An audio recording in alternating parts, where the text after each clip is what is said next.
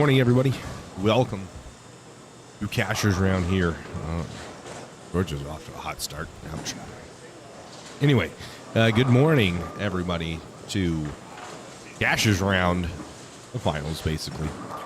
Here at the PBA Northwest Region Drake Mechanical Open. Alongside the PBA guys, the PBA50 guys are also bowling, which we will have coverage of them as well. They are up here on 11 through 18.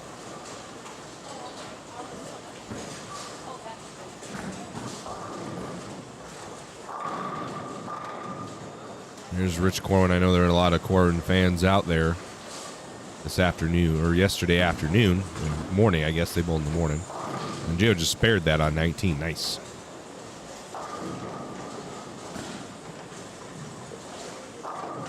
Corwin going to get off to a good start.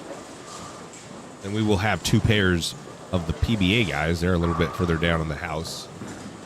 We needed to make sure we covered the title pairs, which are 7, 8, 9, 10, and 11, and 12, which we have covered. Later in the morning, we will have the PBA women coming back. This camera just keeps breathing focus. I don't know why. Anyway, we'll have the PBA women coming back. They will be bowling 2 games of Cashers Round, cutting to 4. Another 2 games, cut to 2, and then bowl a title match. So basically the same format, but they only took the 8 from qualifying. So that's what we're trying to get here with these 4 games in the PBA and PBA50 divisions. We're going to get to the top 8.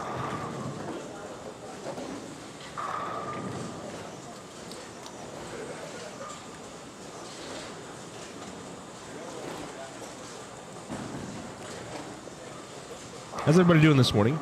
Throw down in the chat. Throw it in the chat. Let me know how you're doing this morning. How is everybody? Sunday morning, this Memorial Day weekend.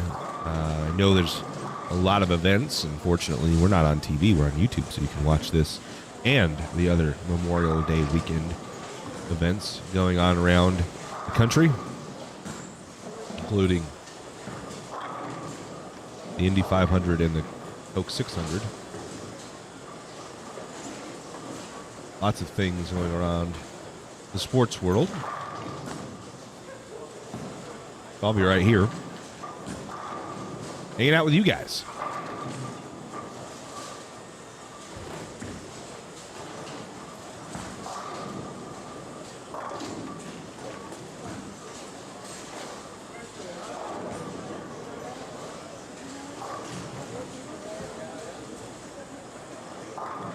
Monitoring, hanging out with you guys in the PBA Regional Tour Northwest Region Facebook page, the Championship Bowling Facebook page. What's up? Jason, Paul, and Dallas, and Trevor. Yep. Same. I haven't bowled in a while. I got to get prepared for Nationals, which is coming up. Camera line now. Yeah, this camera's good now. We can tune in some PBA action. I gotta get prepared for my trip to Vegas for Nationals. I bowled the Bowler's Journal about a month ago or so. I went down there to visit some fam. Decided I'll shoe them up. Get a hit at the Bowler's Journal. Bowled pretty good. Shot 670, and your boy is in the under division in Nationals. Averages 174. I know, I'm a hack. Okay.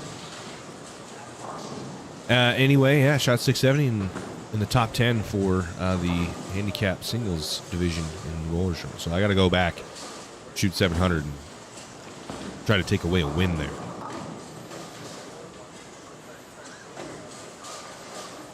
Retry, Patrick. What's up, Pete? Thank you for the kind words. Hey, you know, I build this relationship with the PBA. Maybe do some more. We'll be doing the Lehigh in about a month from now, in June. Lehigh Regional. There was some touring pros there. Ildemaro, Arturo, Darren Tang, Jake Peters. They all bowled that regional in Utah. And we'll be in the house bringing you this action right here. Pretty good deal. Pretty good deal. Alf's about to... Funny story about Alf and Kenzie. She's basically at this point... Oh, Alf goes to the face. Anyway, Kenzie basically at this point is a co-owner here at Championship Bowling. She puts in a hell of a lot of work. Thank you for watching, Christopher. And she goes out there and takes videos of guys, so we have content to post on our other social media channels.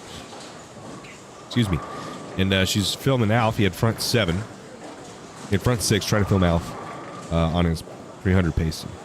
Missed the 6 because apparently he goes too fast. He just sets up and goes. So she missed the 6th strike. Well, he sets up. She's ready this time for the 7th. He sets up for the 7th. Is filming and just chucks one in the ditch. So Alf threw a gutter ball on front 6 or front 7. Was it front 7? No, it could have been the 8th from. I can't remember if it was front 6 or front 7. Through a ditch while she was filming it. So you guys are probably going to see that if you want to follow us on TikTok and Instagram. You're going to see that mishap because we did have it live, but it's buried, and that's why we capture those moments. Oh, Willem said it. Nice split pick. Come out, brother. The West region is where the Lehigh... Well, is it Northwest on the Lehigh? I can't remember if the Beehive Open is West or Northwest. Anyway, you should, brother.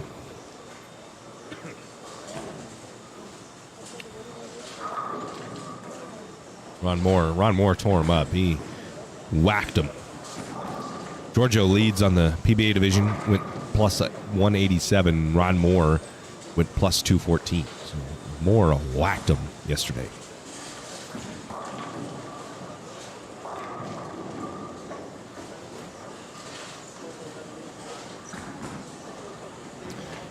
Al throwing a Nova. Yesterday's from the Proton. That's a Nova. That Paxton is a much better ball. Pick it back in with our PBA guys. Clean as Archibald, Miles, Zach Stone. There it goes. Need to set some like manual focus on this. I thought I did, but maybe I didn't. So it will not keep changing. Giorgio at the spare. Yes, sir. There's a few sounds that match the sound of a solid strike. Obviously, a bat off the ball, a ball off a bat. In baseball, a wood bat, catcher's mitt. Flushing an iron in golf, that's a pretty sweet sound. But bowling pins, yes, it's loud.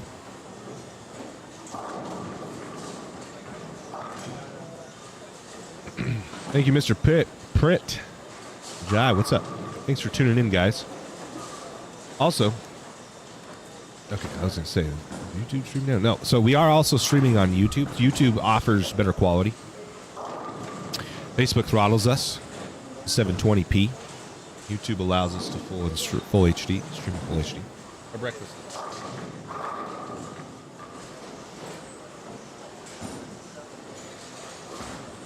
So if you want to watch it on YouTube, we'd appreciate it. Also, YouTube pays us. Facebook really doesn't. So it's always helpful when you support us on YouTube. YouTube's a little more user-friendly from what I've heard as far as watching a live stream and being able to switch between screens. So yeah, that's just a friendly tip from your boy, Mr. Worldwide. Rocky Anderson, let's keep going today. JT, good morning, everybody. What's up, brother? Who's JT? Thomas? Right? Jim Thomas? Is that who you mean? From New York? I would assume that's who you're referring to. A couple folks from New York made the trip.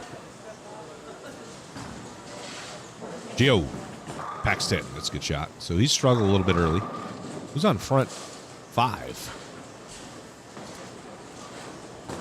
Is that Jim?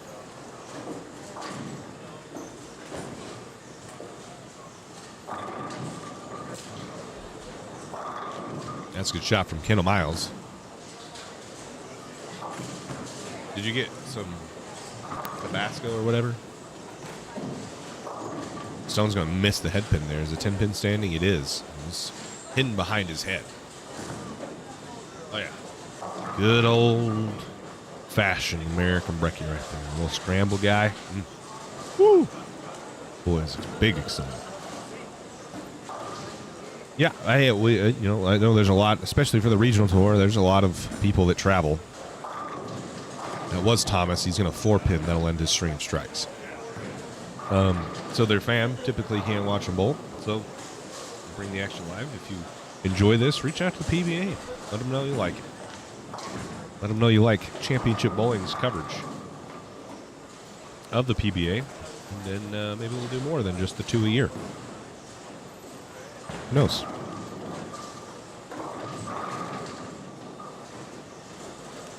Never know. Experience here. Hang out on the championship bowling live stream. We try to keep it real and fresh. Not as stale as some other bowling content seems to be. If that's your style, this is where you want to be.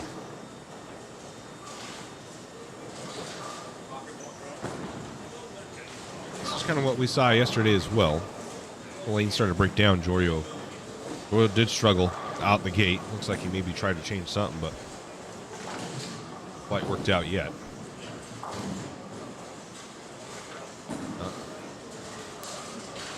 We're going to watch Giorgio's shot. We're going to bring you over here to Ron Moore, who is again tearing him up. Giorgio packs 10. All right. Ronnie Moore. Here we go. Ron Moore is on front 7 and stepping up for his 8th frame, so we're going to keep it right here.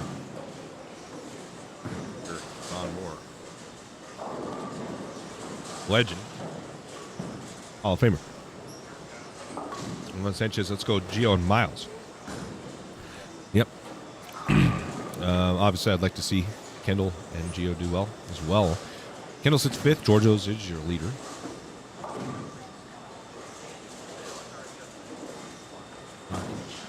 Let's keep Jim Thomas from, New York. Polsky and Archto. I don't know who those are, Anthony. But don't think they're here today. That homie just backed off. Who's this? David Leverage. Something messes me. No one's bowling on this. I don't know what's happening.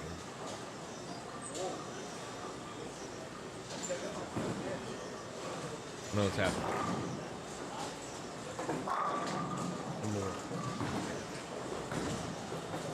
He was just walking over here. I don't know. Comes back here, having a discussion with somebody. I don't know what's happening. Drama? Hustle?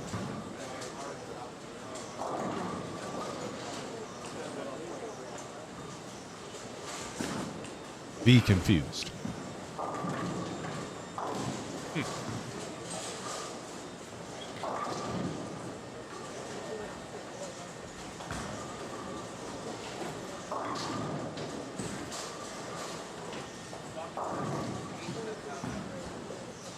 I don't know what just happened, but Ron walked over 2 pairs to talk to somebody.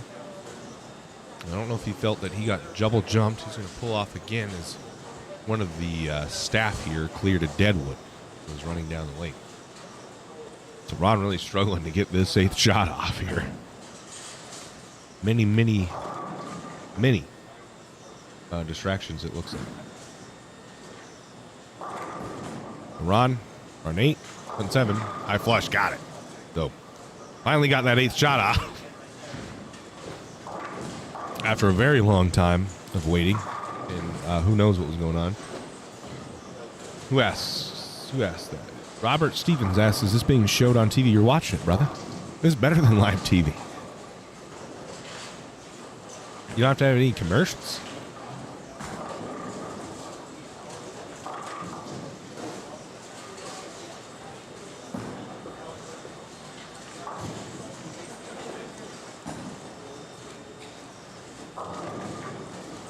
But no. Right here. Live stream on Championship Bowl. D-Fresh, all about style. Morning from Montana. What's up, brother? Mixer got it. Alf's going to shoot at the 2-8-10. Not get a jump out of the pit. Although it did look kind of close. It's no break. We'll head on over here to see Kendall take his shot and bring back for Ron Moore. No packs 10. So Kendall goes spare open, strike spare, strike spare, strike. So he hasn't really been able to figure out how to strike on 22. Georgia, that ball's way left off his hand. Needs to shim. It does, and it wraps a 10. That ball looked way left off his hand.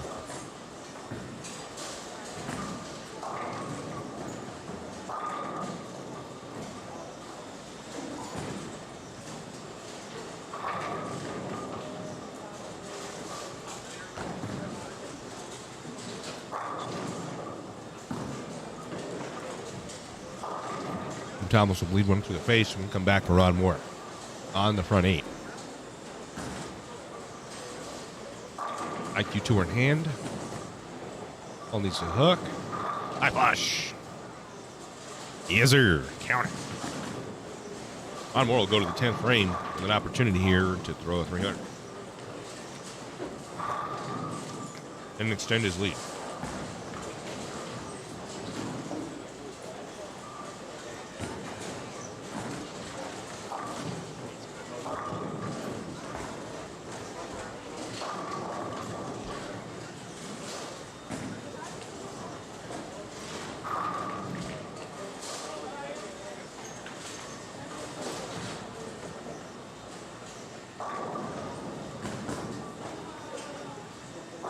It is a little too late, Chris. It is, unfortunately. We got a lot of games to bowl.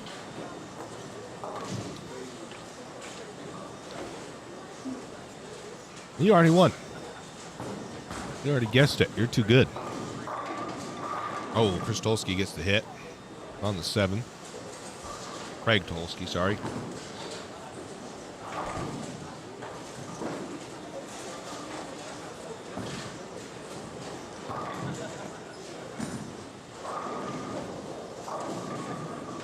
Not a lot of logic in that, Robert. You watch TV, and sneak a phone. What's the difference? Obviously, that's not your choice, but just thinking out loud. Not a lot of logic backing that. Deal. Ball's way even more left. It's going to go through the face. He'll leave a 6-pin. All right, Ron stepping up. First ball in the 10th. On front 9. Big shot, Ron Moore.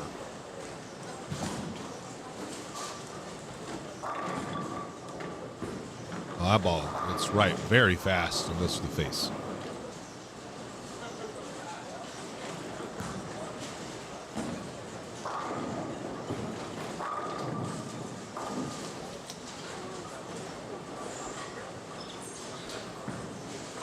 Pretty odd to miss right and go through the face. But there's a lot of friction where he's throwing it.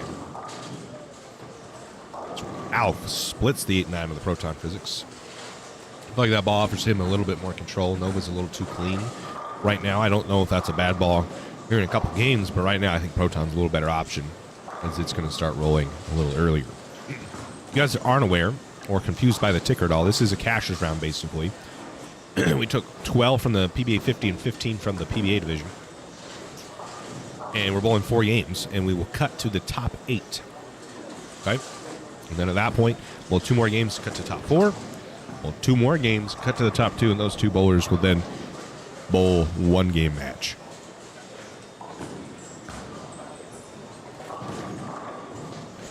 Hornberger through the face. So with this bunch hooked up to the right, you're creating a lot of entry angle. There's a lot of guys throwing reactive right. You're generating that kind of entry angle, and you miss you're going to split. We see a lot of red numbers up there. People either striking or not having trouble kicking the corner out because they're hitting the pocket, or they're splitting. There's not a lot of in between.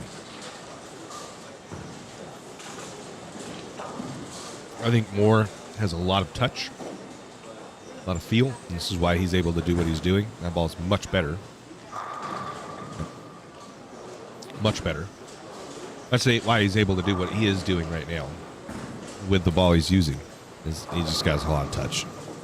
And back over here, as the PBA guys finishing up.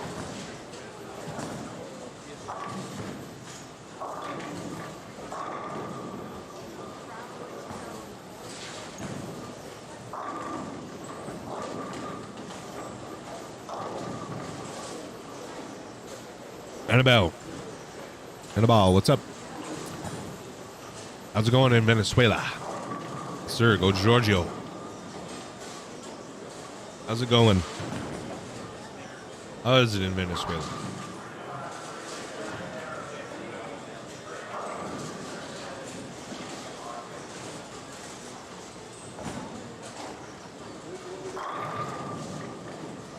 Raps a 10 pound, pretty good ball. Looks like once he settled in the third frame, hit the pocket, just couldn't get the ball to go through the pins the right way. Is that so? That's what I've heard.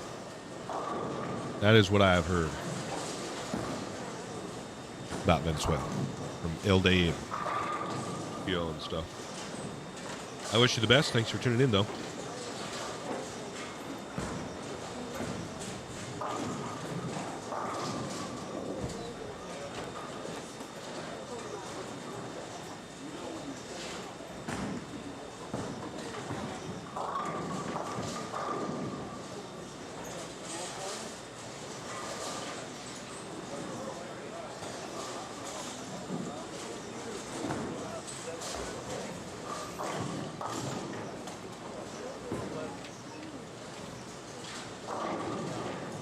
I'll tell you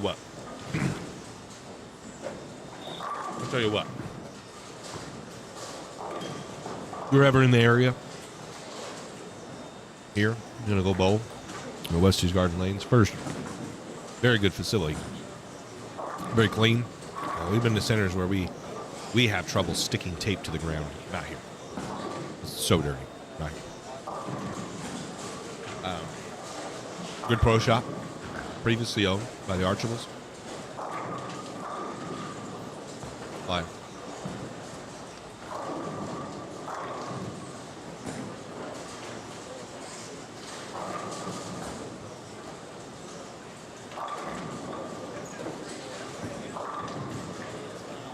That is correct. It's never on you.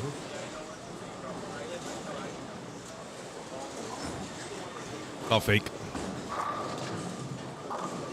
But yeah, that pro shop is now owned by the Simpsons, Wayne Simpson. Josh Groves does a good job running this facility. But this breakfast scramble do be busting. That shit's gas. It is very good. So Ron Moore ends with 278. It was 9 bagger, 8 spare strike. So he's just going to keep extending his lead. The C bowler, which what I believe is 6th place, Joe Goldstein. Shot 250. But it's going to be hard to catch Ron Moore, who was already 60 pins over 2nd place. Hornberger, Paxton. So he's going to shoot a $190, almost $199. Not a bad game for Hornberger. He's sitting in the top 8, so he's going to be fine. Be happy with that game.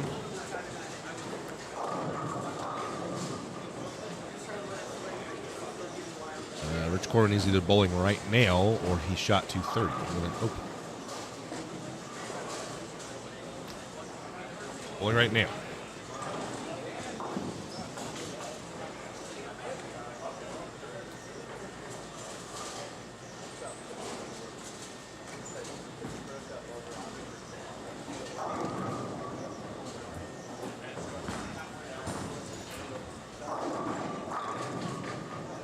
One Pax 10. You can save a 203 here with another strike. Basically has 2-0 locked up. Just needs some good count. Craig Tulsi led a lot of the PBA division yesterday in qualifying. He'll be overtaken by Giorgio. And that's typically how Giorgio rolls. As they break down, he gets really good.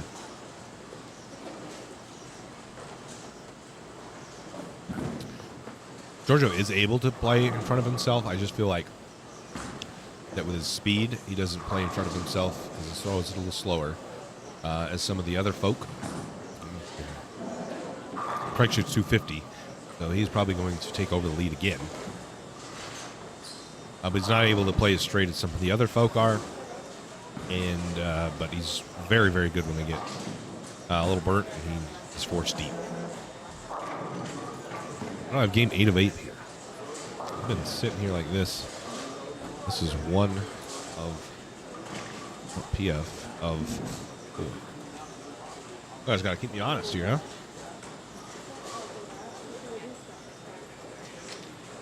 What did Danny Underwood asks, what did Manny shoot this game? Manny was on 23 and 24, so I can't quite see exactly what his score was.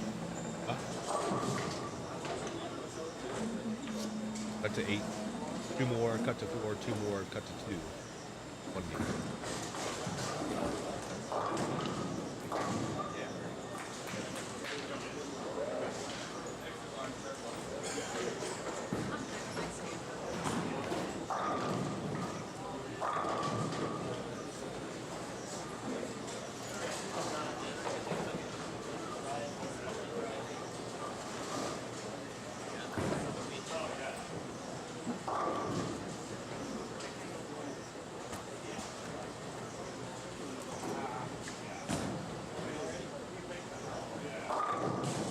All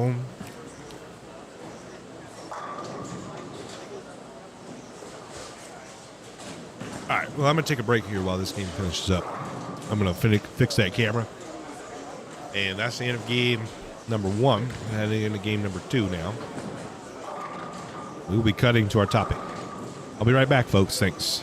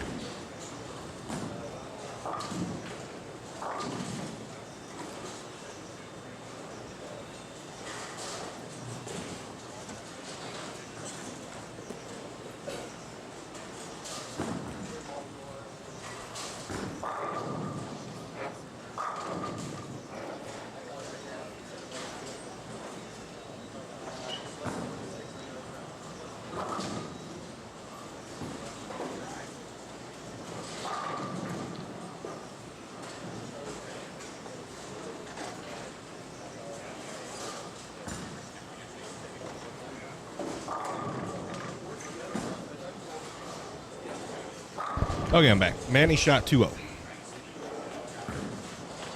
Charles, thank you for that kind comment. I appreciate it. You're you have one friend, so I would assume that you're just a troll here.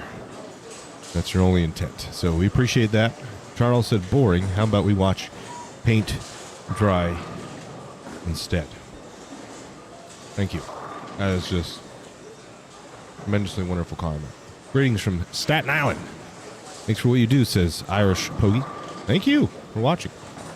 And that's a cool comment. Appreciate you. Joe Goldstein, is that what Ricky Olsen said? Yeah.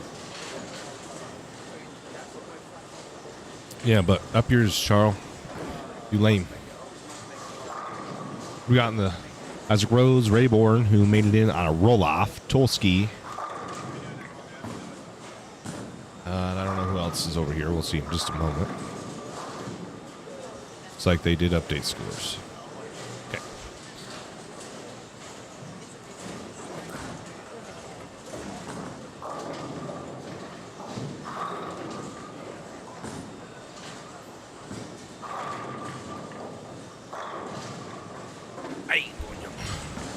Yeah, scores are updated. Let's get that updated on the ticker for you guys. There it is. Okay, so the cut now for the PBA, plus 46. Cut for the PBA50, plus 70. 50 guys are having a pretty solid time. I think what happens is they're just able to stay more direct and able to use that bump right more than the kids are. Their higher rev rate forces them in a little bit, and then that bump becomes less and less effective as Kenny shoots a messenger that takes out the 9-pin. We have Stephen Hahn. I know there were some Steve Hahn fans out there. Good afternoon. Steve Hahn also from New York? No, he's from Washington. I know there were some Steve Hahn fans. What's up, Mark? Manny shot 2-0. Whiskey Packs 10. Clay Reeves, Papa Reeves steps up. Clay's got a little bit of digging to go. Clay went to minus 11, so he's got about 50 sticks he needs to make up in 3 games. Manny, we should have on the pair's next game.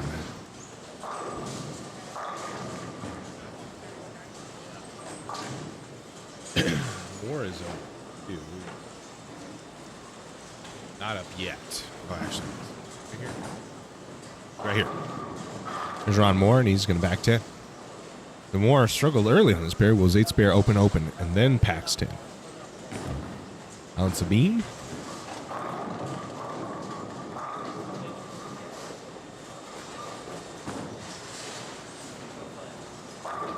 Good shot from Allen. Kennedy, is this Michael Kennedy? Right? He will make the 6-pin. Back here to Kenny. He's going to slap the 10 out. No. Bring up Isaac Rose.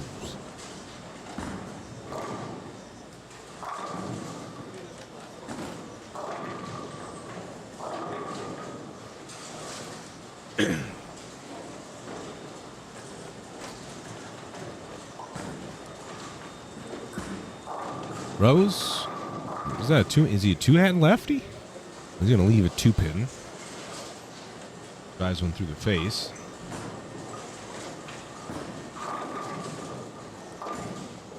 Rayborn, ooh, purple hammer. It looked like a little shinier purple hammer. Basically all day yesterday. He might have thrown it with his fresh surface and just stayed in that ball. What game is this? Second game. Second game on a ball. Second game. Also, folks, if you're watching on Facebook, I encourage you to head on over to our YouTube channel and watch it there. That's where we get a little bit of a kickback. We don't really get any kickback from Facebook.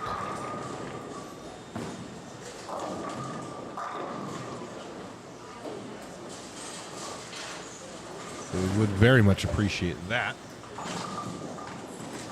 You could watch it there.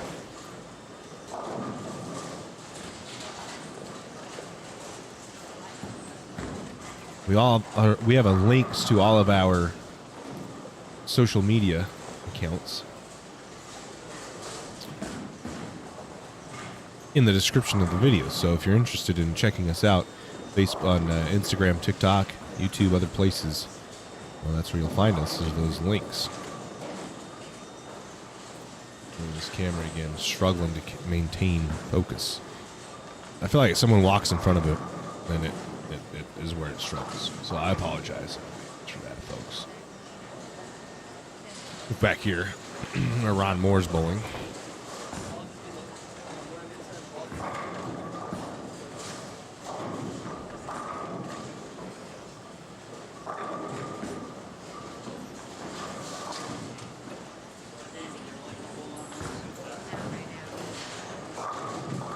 There we go. So we are on Championship Bowling. That's our Facebook page and YouTube. Also the Northwest Region Facebook page. A couple of different places. Yeah, it's not be on the YouTube.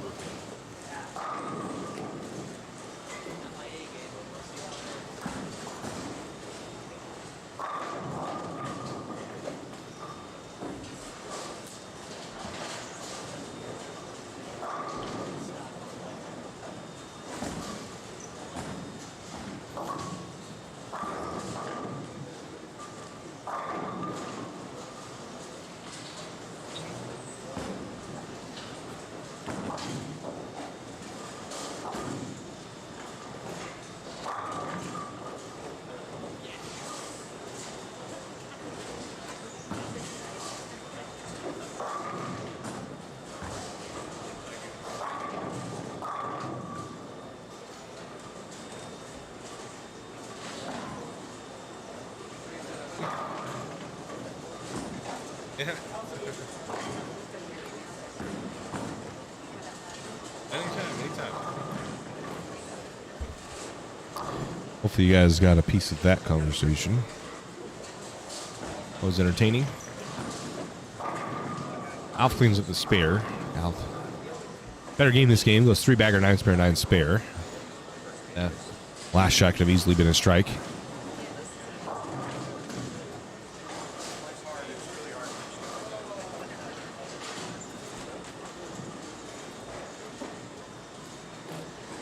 Bowling on this pair. Stephen Hahn will be first to go here. And he'll mix one up. All reaction has been a key part to scoring. Finding the right ball, and obviously that's kind of always a thing. But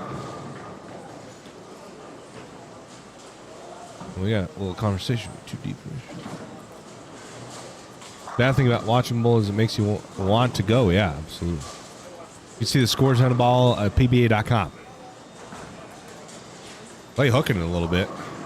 That's going to 2-8-10. That's the issue with hooking it. When you hook it, you either strike or you split. There's not a lot of in between. You have a trash knee, is that right, Irish? That sucks. Thanks for answering that, Irish.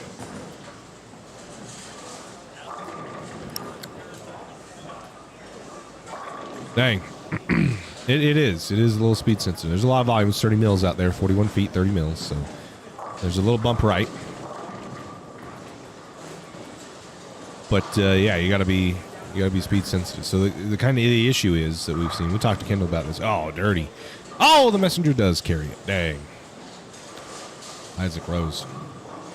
So yeah, we kind of talked about the difficulties.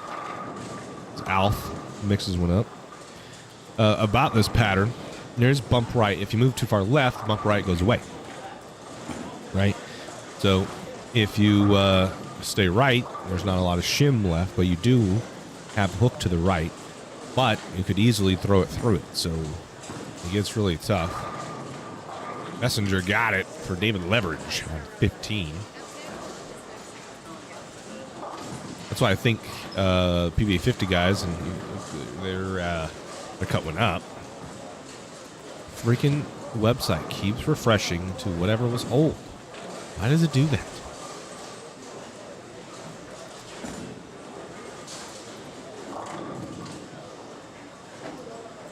And you can see the PBA 50 guys are cut one up.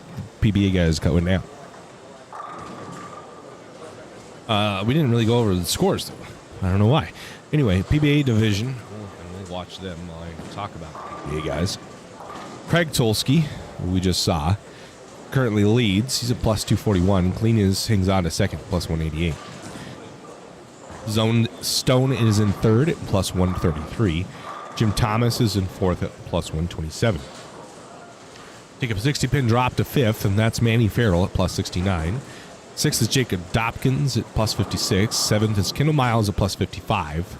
And Scott Archibald is the man on the number at plus 46. Payne Stumpf is the first one out at plus 44. Chris Tolsky has climbed his way back to plus 23. Stephen Hahn at plus 12. 12th is Clay Reese at minus 11. Andy Kinney's 13th at minus 33. Isaac Rose is 14th, minus 55, and he's tied with Jeremy Rayborn. So this is the bottom six right here, and that would be Tolsky, Hahn, Clay, Kinney, Rose, Rayborn that we're seeing. But Tolsky is currently making a run to the lead. You can see Jorio just packed 10 right there on 23. Heading over to the PBA 50 side, Ron Moore leads that at plus 292. Michael Kennedy is second at plus 189. Third is Joe Goldstein at plus 143. Fourth is Alf at plus 125. Fifth is Alex Arzala at plus 107. Sixth is Hornberger at plus 95. Seventh is David Leverage at plus 85. And Hornberger's 95. Leverage is 85. And Greg Thomas is the man on the number at plus 7. Rich Gordon's the first one out at plus 31. Glenn Smith at plus 15. 11th is Robert Harvey at minus 12. And Alan Sabine is at minus 92, sitting at 12. That rounds out the scores for everybody here currently in the Cashers round.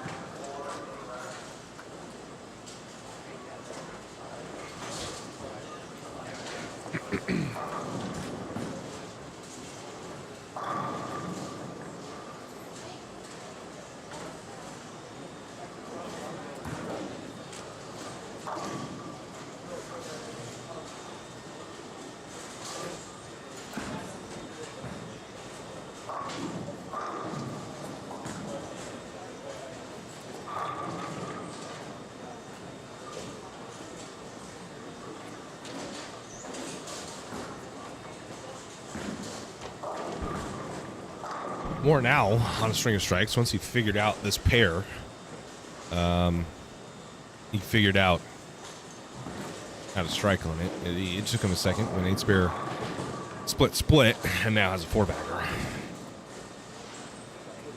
Moore, world-class bowler for a long time.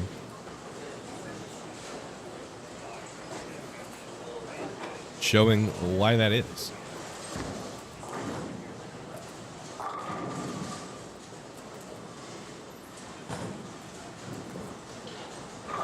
Man, he has got a look.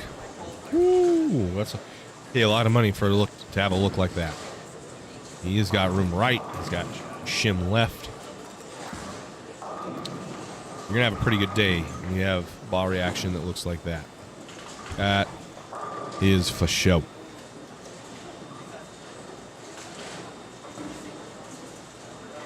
Halfway through this second game, only 4 games to make up the pins that you need, and then they did carry over from yesterday's qualifying.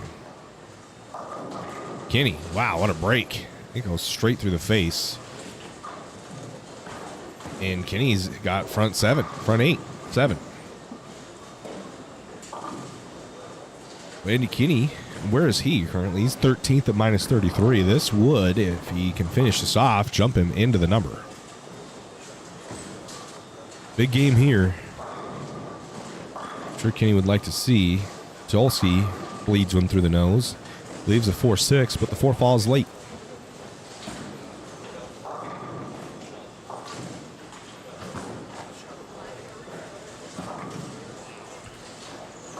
Be the favorite to win the Super Senior Classic in Vegas in a few weeks. Yeah, isn't that his tournament? Am I mistaken? He is railing him. He is bowling well. Well. Playing needs that ball to shim's not gonna. It's gonna move to base. He leaves a 6-10.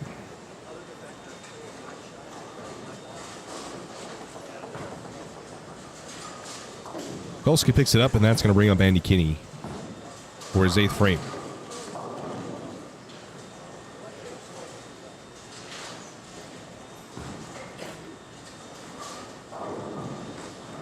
Isn't Ron? He lives in Vegas, so he'd have a. Yeah, he would have a hometown. He bowls over there, but I thought Ron Moore like runs that. That's like his tournament. He runs it. I could be mistaken, but that's what I've come to understand of that Super Senior tournament. That's Steve Hahn? I believe so. Just packs 10. Rayborn will be first to go. I'm going to bleed one through the nose and leave something ugly. USBC event. Oh. Doesn't Robert Moore also run an event? Play will make the spare, and now Kinney up on front 7, looking to extend to 8.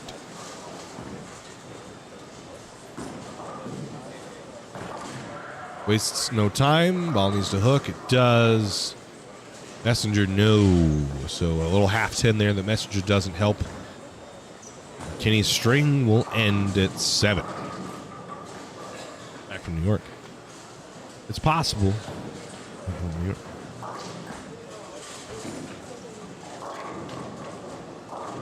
I see. That makes sense. I know Steve Klim can talk about their turn. He goes to Moles Ron's tournament. So I just assumed that's what it was. Apparently that is not correct. Ron left a 8-pin here. He's going to go ahead and clean that up. Heading into the 10th frame as we wrap up this second game here. I just want to let everybody know as we have if you could like the stream, that helps us out a lot when you like it. There's about 87, 90 people in the YouTube stream and only 7 likes, so we would really appreciate you liking the stream and watching it on YouTube. Also, we have a couple of cool things going on. Derek Tate says more is really good. Yep. Leverage, David Leverage, he is sitting 7th at plus 85. I don't know where exactly. Only next to Hornberger here. So Leverage can shoot 215, looks like, if he punches.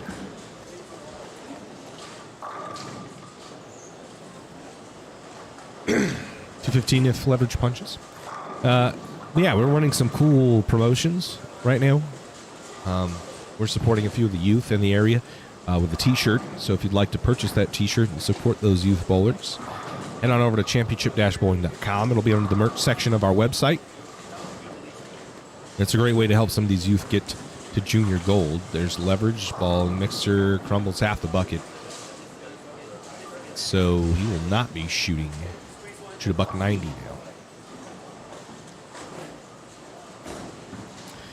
now. We also have regular t-shirts for sale, as well as some stickers and other merch. So championship-bowling.com. That's linked in the description of these videos. Head on over there. Take a look. Also, you have the option as well to donate on Facebook and YouTube. Facebook uses stars. YouTube just uses straight donations. So if you'd like to help us out, we would greatly appreciate it. And that is an option. It's pretty easy to do. And it helps us out an absolute metric ton. So there's that. Super Senior place week before the USBC Senior Masters event. Ah, I see. That makes sense. Leverage. Not make the spare. Ouch. Steve Hahn. Using that hook. Doesn't quite get the ball back.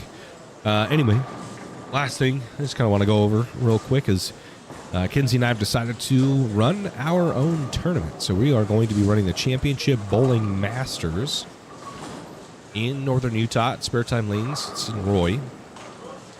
September 16th through the 18th. So if you're interested, that information can be found at championship-bowling.com. The 9-pin does not fall for flight. $5,000 is guaranteed to the winner. They have quite a few sponsors on board already. We're actively looking for more, though, obviously. Never going to say no to more added money. But we are going to show you guys our vision of what a tournament we think should look like, and we're really excited to share that. September 16th through the 18th. You can sign up now. The first 50 bowlers to prepay will get a $15 gift card to Rumby Island Grill, one of the sponsors of the tournament. Han misses the 10. That's going to hurt a lot.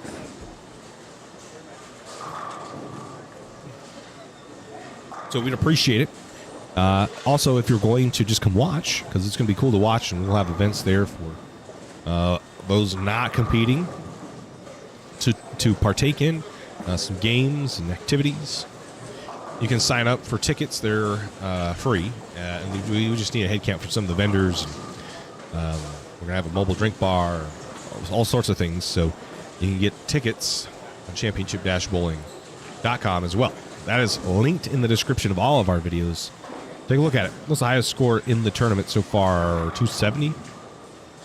I think Ron just had it at 270 just shot.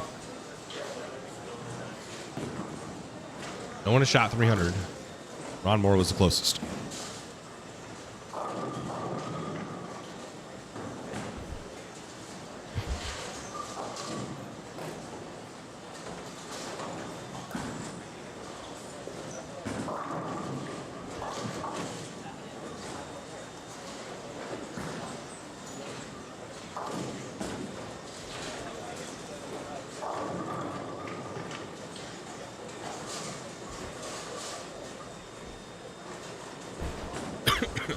Those are the only type of commercials that we're going to push to you for now, unless someone wants to purchase some ad space.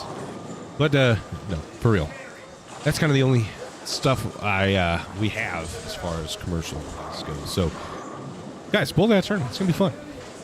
We're going to pay out a lot of money. It's Kenzie and I's pride and joy. We cover tournaments in the Midwest, right? If they ask, yeah. The tournament, if the tournament director or proprietor would like us to, we're open to get them on the schedule. So if you know a tournament, I would suggest I thought I got a copyright strike. I was gonna be mad. Anyway, yeah, we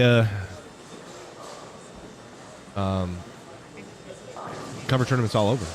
We travel quite a bit. So if there's a tournament you'd like streamed or like to see streamed, get with your tournament director, get us their information. We'd love to talk.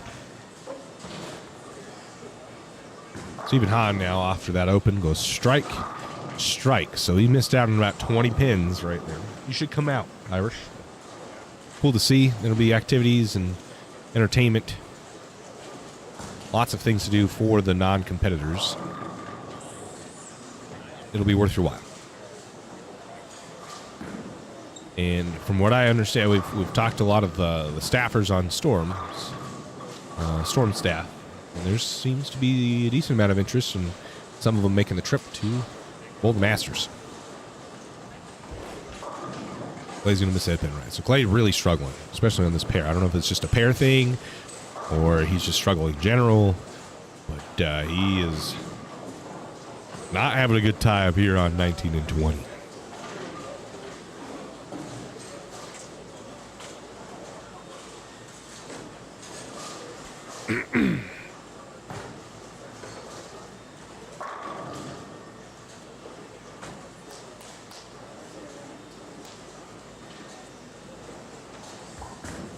You should come, Irish. Yeah. This is my day job, is the technical customer service representative at Storm HQ, and that does entail taking people around and showing them headquarters. So if you'd like to come, Come on by. I'll give you a tour. Steve is also my boss.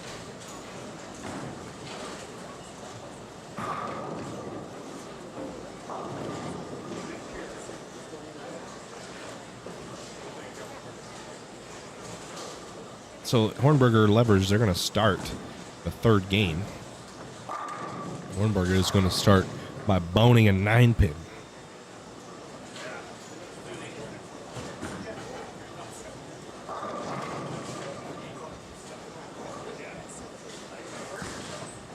She does, yep. They are currently at the SYC. Her and Leanne and Blair. That is correct. Moore will start off his third game with a strike.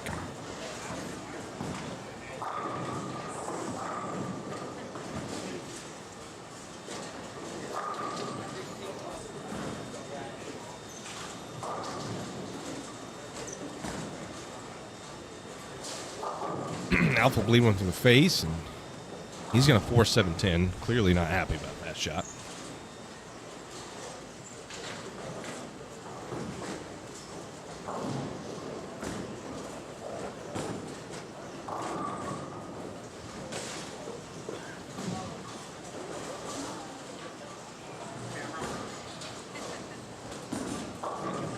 Yeah, Mark's a great guy. I'm going to be at the Storm booth at least a day or two when I go to Nationals, and I bowl Nationals July 1st and 2nd, heading down there Wednesday the 29th. So might be working Thursday, and then maybe after my bowl I'll be sitting there talking, chit-chatting to people. If you're in the area, come say hi.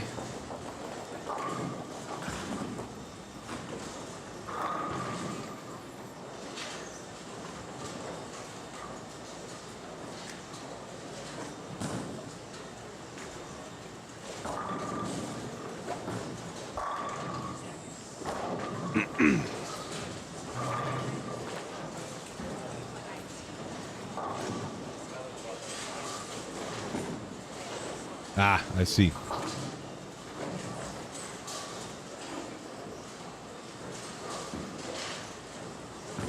I don't know where they're like corporate HQ. They make the manufacturing facilities in Mexico. So, but I don't know where like corporate HQ is for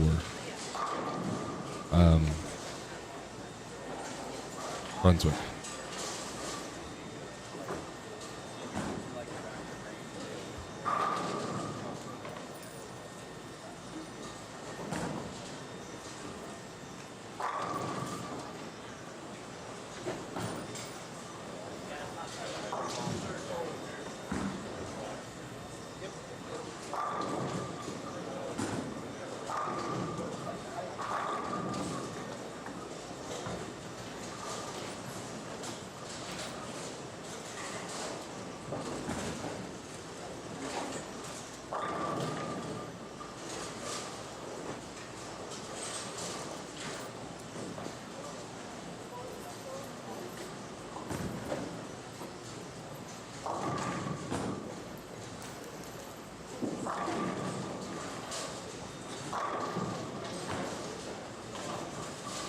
It's your corporate office in Kentucky. Well, Cam Foster, what's up? What do you do? I don't know where they used to be in Kentucky. That's where Ebonite used to be. Ebonite used to be in Kentucky. So I don't know if they took that over or what happened.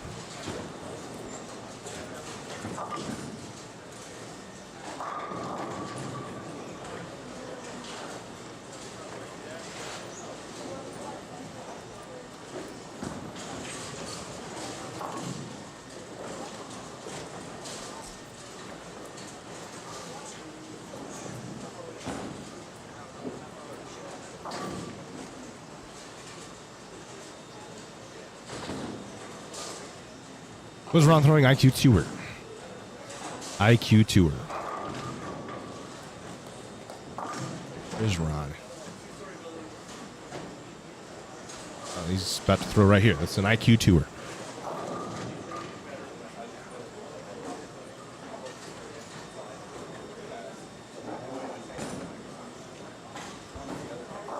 There you go. And there goes Ron. Let's start with a 3-bagger. Brunswick HQ's in Muskegon, Michigan, says Cam Foster. I see. There you go. Bang. Now that, from what I understand, they don't make the balls there. That's just their corporate HQ. So I guess I don't know how much there would be to tour there if that was the question. The only other ones that are in the U.S. would be Motive is out back east somewhere, forget where, and Big in Washington. Warburger packs 10. Oh, well, maybe you could tour the test facility, I guess. Where they shoot all their videos, I would assume. We haven't updated scores yet. Newser. Someone had asked about David Leverage. Goes front 3, 9 spare. And he's going to have 4 pin there. We have Manny Farrell now back on the stream, and then Clay, so we should have Manny for probably 2 games. Bear says, met Ron at a PBA50 event in Fort Myers, Florida. Yeah, he's a pretty cool dude. Manny strikes. Manny been bowling great. Last year, this event, he took second to last in qualifying. And then, thanks to Tyler Lopez, so Tyler, if you're watching this, I'm sure Manny is very grateful for your support of him. Manny is now in the number to make it to the next round. Christian Ashcraft says Jeremy Roy shot 279 in qualifying, so that would be the highest game. Ron shot 278. There's been a 279 and 278. There you go. Thanks, Christian.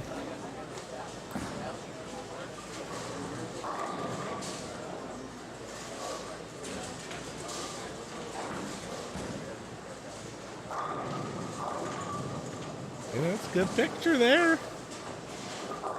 So while we sit in this fourth camera, I'm going to leave it on Ron Moore for a second. I'm going to take a quick break, and I'll be right back, guys. Thanks. It's going to be top 8, Michael Kelly. Top 8, and right now the cut's plus 68 for the senior update now. Ron's plus 303 all of a sudden. Yeah, did update. So let's update the ticker, and then I'll go take a break. The PBA cut, plus 49, and the 50 cut is plus 68, and down 2 points. There you go. Numbers: David Leverage at plus 68, and Christopher Tolsky at plus 49. He's tied, and Kenny is 3 pins back. Glenn Smith is 20 pins back. I'm going to take a break, and I'll be right back to review scores.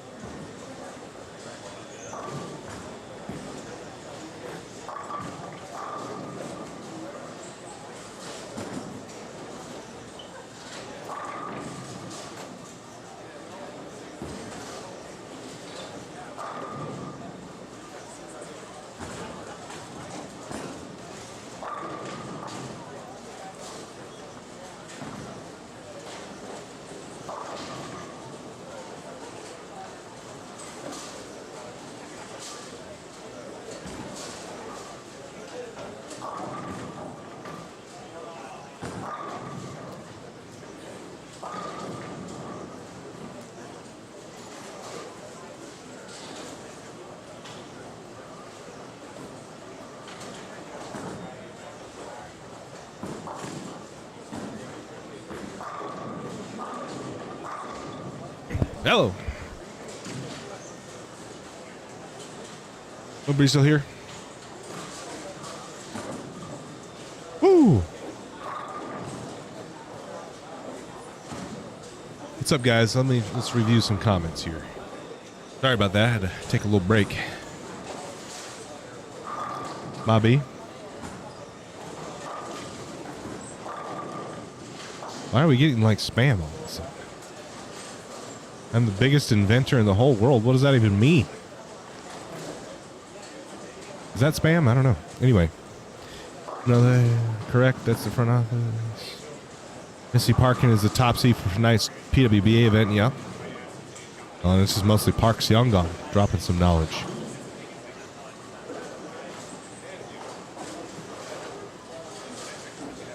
We have updated scores. Oh, let's refresh. No, not yet. Oh, we had updated scores.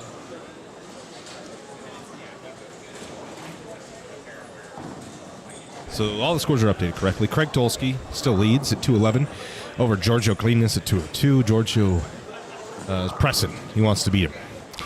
Zach Stone third, plus 158. Jim Thomas plus 77. Fifth is Manny Farrell plus 62. Peyton Stump sixth plus 59.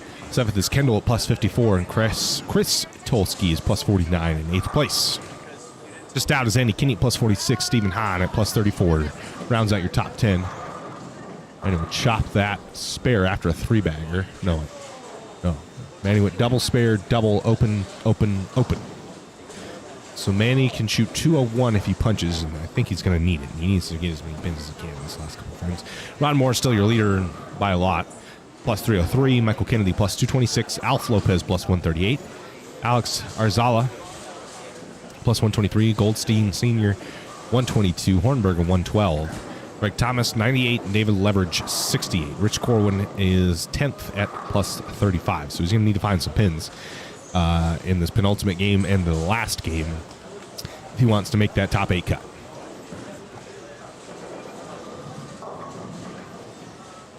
Here's Leverage right there. He is the one that's on the number. And they are starting their fourth game. I do not know what his game before that was. He's in a Pac-10. He's on the number. That's Kennedy right there. Just made the spare. He shoots a $190. I think that he was bowling with Moore. I think Moore shot 237. Moore's just going to run away with this one. I think Moore's got this locked up in the bag. I mean, the fortunate thing is they go away. Pins go away at the end in the title match. This is one game match. Anything can happen. But as far as getting there, I don't think that Moore will have any trouble getting to the title match. Stump and Farrell are battling it out on the number on the PBA division. Close to the number at least. Stump is 59, Farrell 62, so they need to get going. Manny's going to crumble a bucket and leave the 2-pin.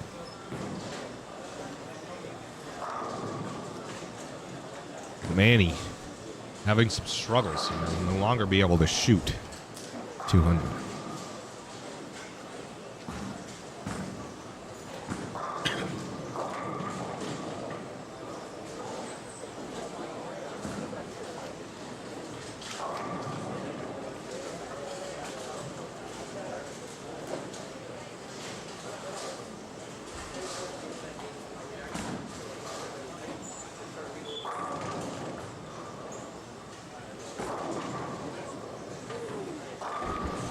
Stump likes it. I didn't catch that. I was looking at something else right when he threw that ball, so I don't know if that was a good fist pump or it was a lucky fist pump.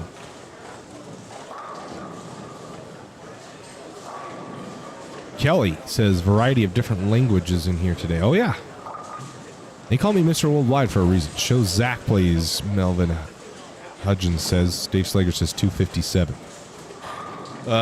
Yeah, right now we only have one camera on the PBA guys, so sorry about that. I do apologize. We should have more of them here after this last game. Zach has not bowled in front of the camera yet. So, again, I am sorry for that. It's just the way things shake down. We'll have some of the women. We'll have some of the PBA guys. We'll have some of the PBA50 guys. PBA50 guys are bowling right in front of us. So they're taking up a majority of the cameras. There's Corwin and leverage. Corwin left the 3-6. Leverage about to throw here, working on a double. Doesn't impact 10 yet. The seniors, they just have a better look because the referee's on the side. Legit, that is the reason why they have a better look. No knock or anything, like no disrespect, but that is just what it is.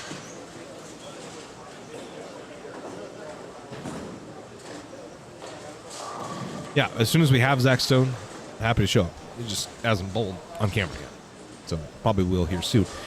Finishing up, Manny really needs to fill the 10th. He needs 30 here. He'll shoot a $190. If he shoots 190, I think he'll be okay. He'll need to put together a game. Can't have another 190, but it's 190 here. Not too much pressure. Proton Physics needs a hook. Does. Got it. Big shot from Manny. He needs a couple more of those. Stump can shoot 230. That would jump Manny if we were able to pull that out.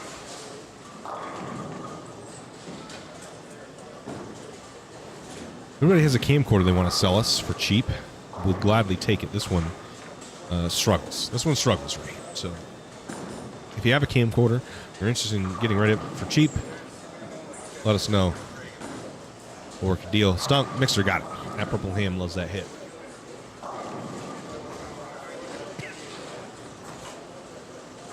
What did you say to him? What did you say to Josh?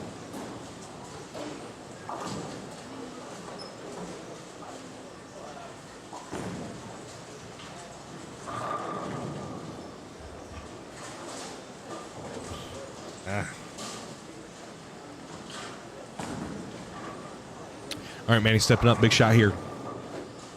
Really would like to be able to get 30, at least, or more than 20. Ball's left. Needs a shim. Oh, wow. Really an 8-7. Goodness, 7-9. That was a little high on the head pin, but tough. So Manny will shoot $180.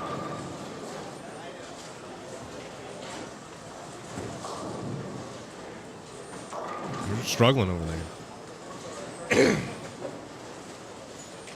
Why not do whatever you're doing on the clear table?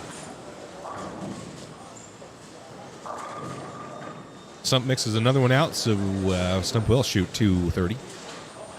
Most likely. High 220, 230. I think. Do I know what pair Gio's on? Or do I have the pair? I have one pair of those guys. Or two pairs. One camera. Huh? Did he? What did he shoot? 59 from Giorgio, so he might be jumping Craig again. I don't know. Separated by 9 pins. What? I mean, that's decent. True. Sounds like Tolsky shot 2-0 and Giorgio shot 250, so Giorgio will reclaim the lead on the kids' side. Corwin just packed 10. We have scores. No, because it just ended. We might have scores on the senior side. We do. That cut is now plus 108. That jumped a lot. Not 18. 108.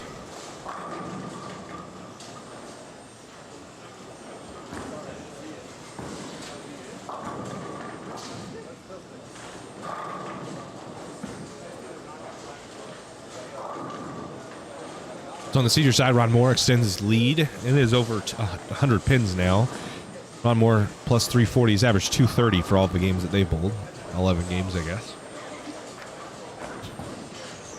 Michael Kennedy plus 216. Goldstein Senior 151. Hornberger 134. Greg Thomas 127. Leverage 125. Alf Lopez 108, and he's tied with Alex Arzala for those final two spots. Tied for 7th. Glenn Smith is plus 54, so he's about 50 sticks back of the number. Don't have scores from Kid Store because they're not done. So we're going to have Kendall again.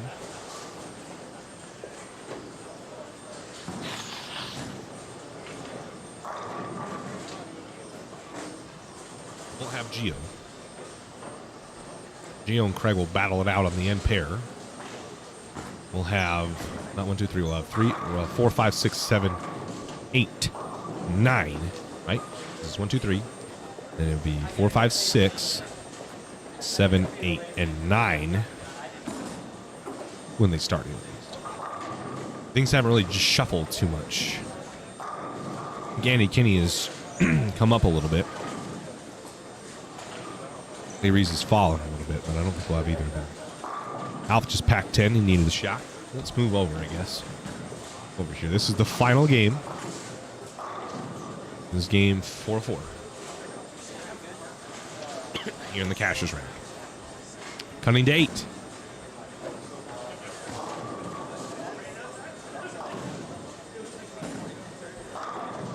Folks over in the YouTube chat, we've got a lot of you in here now. I appreciate y'all tuning in. It's awesome to see how many people come.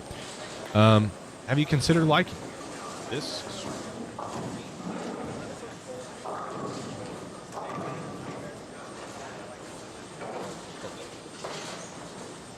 You were ending that. I don't know why that happened. Don't answer the poll I just posted. Have you considered liking this stream?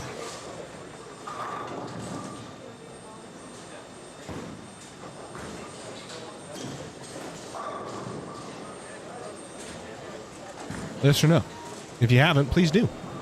It helps us out a lot in the algorithm when you like the stream. Sabine, Alf, Moore, Fitzgerald, Kennedy, excuse me.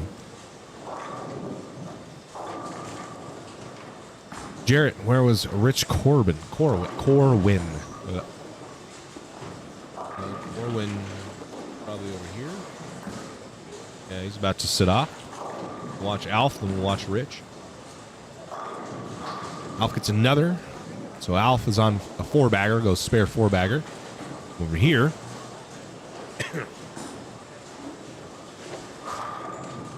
Corwin's on 14.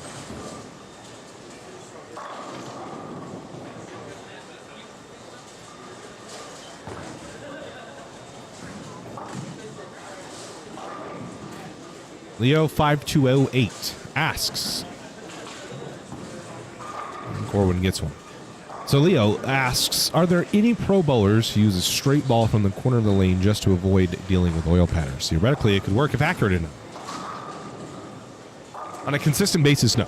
There's not, because your percentage of striking goes up significantly if you can get the ball to enter between 6 and 7 degrees, compared to the 1 degree you'd get from the corner.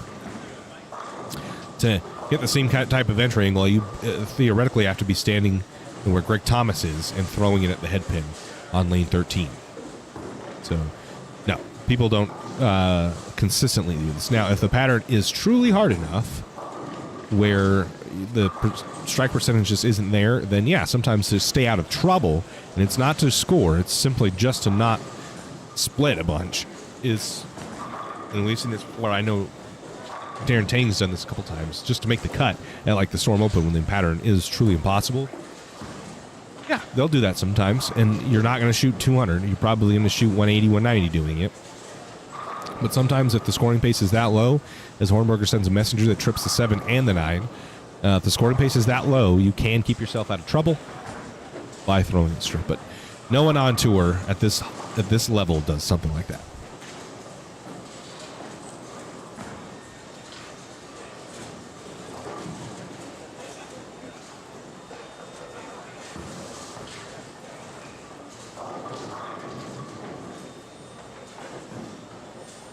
Yeah, so things like that. The Peterson Classic is obviously unique in itself, but there are times where that has happened, and it could be beneficial, but on a consistent basis, no. These guys are they're that good. They're that good. It'd be like going on like the PGA Tour and just hitting iron off the tee.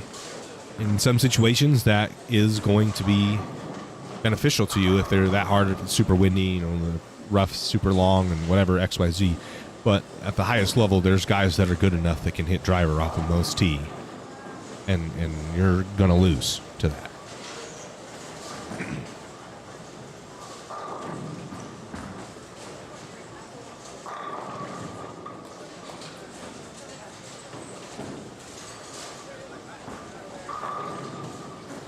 Senior packs 10 right there.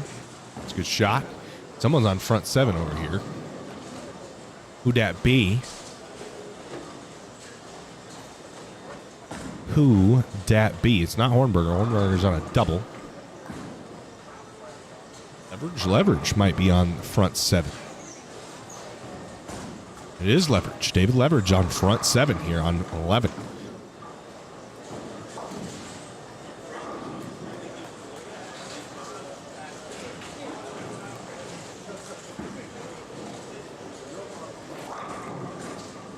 Hornberger packs 10. That's a good shot. Hornberger now on the 3-bagger.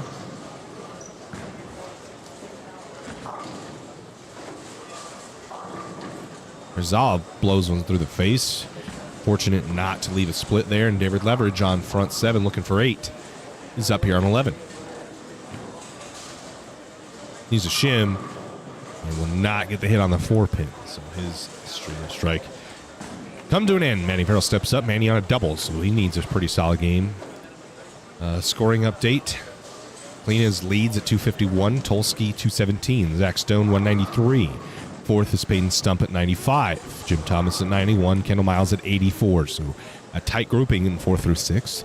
Seventh is Tolsky Chris. Tolsky at 62. Kenny at 60. Ninth is Steve Hahn at 47. Manny Farrell at 42. And then Isaac Rose is 11th place at 15. The rest of the people are minus. I don't think they have a shot with 1 to go. So this is going to be interesting. Manny Farrell outside looking in. He's down by 18 pins. Stephen Hahn is minus 13 pins off the number. Andy Kinney is currently the number at 60.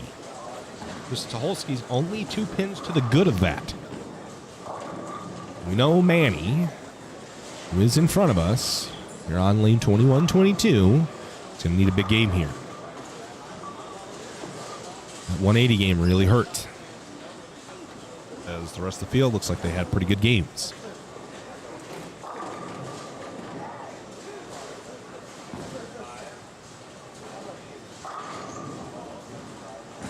This is Jim Thomas. Kendall Miles also. Kendall's about 20 pins over Chris Tolsky. I don't think he's 40 pins into the number. It's Hahn's 47, so I don't think he has much to worry about. Just needs to avoid disaster.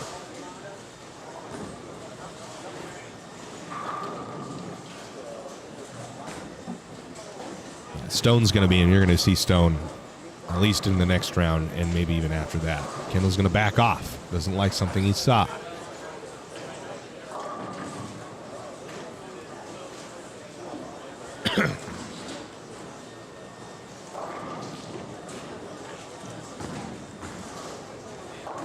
Do they do the plastic ball tournament on tour anymore?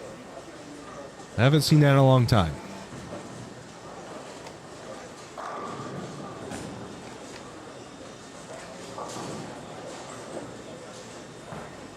Manny, good shot. And it just does shape for him, leaves the 2-8 on a 3-bag. So this is where Manny really needs to dig deep and make some spares. And just revert back to something. It's like we might have had a scoring update on the senior side, and well, Rosala is the number at +108. Tied with Alf. We have that number correct, right? Yeah, +108. Oh, the Kids Store is no longer +29, it's +60. Stop, Mixer got it. So Kendall's in the number. Manny is just outside the number. Stump is in the number. Kind of really did not give the lefties the advantage you get here. The lefty, you have a pretty significant advantage, and we have not seen that on this pattern. It is asymmetric. It's like 1-6-1 on the left and 1-8-1 on the right. And he will make the spare. So that is where he's really going to need to, buckle down and focus. Is making those spares, especially here. He goes 3-bag or 8 spare. That's not bad. He needs to shoot, 220, 230. And that's how you're going to, opening there is not going to allow you to shoot 230.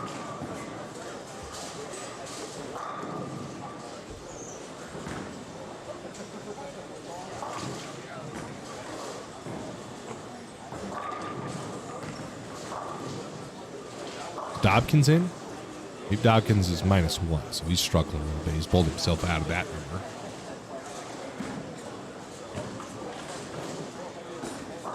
It's Jim Thomas, who is well within the number as well. Like over here, Leverage is going to have a pretty big game. Corwin had a 5-bagger in there. Yep. And open. Corwin is going to need a huge game. I think Corwin's out of it at this point. The cut being 108 and Corwin at +39. He would need the cut to come down to him and shoot 270. Too much hook, nature said. Where's there too much hook? I don't know. There's not a lot of hook here. That's for sure.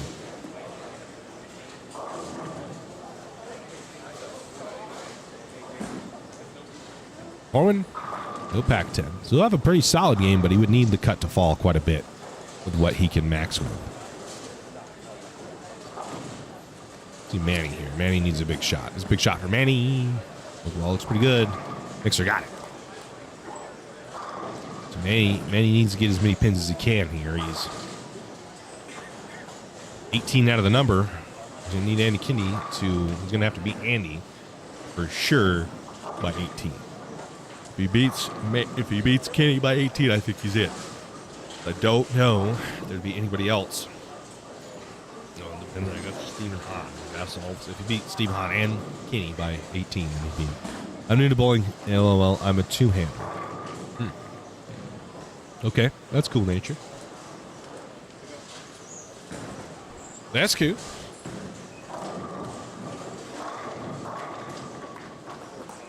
Stump strikes again.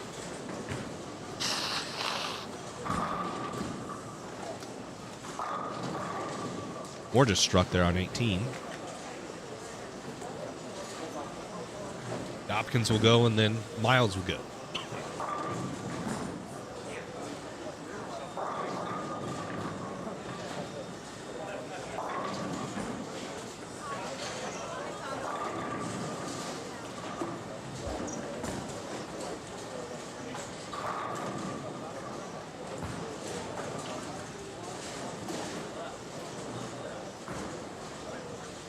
Miles. Sticking with what he's been doing. Messenger got it. Yes, sir.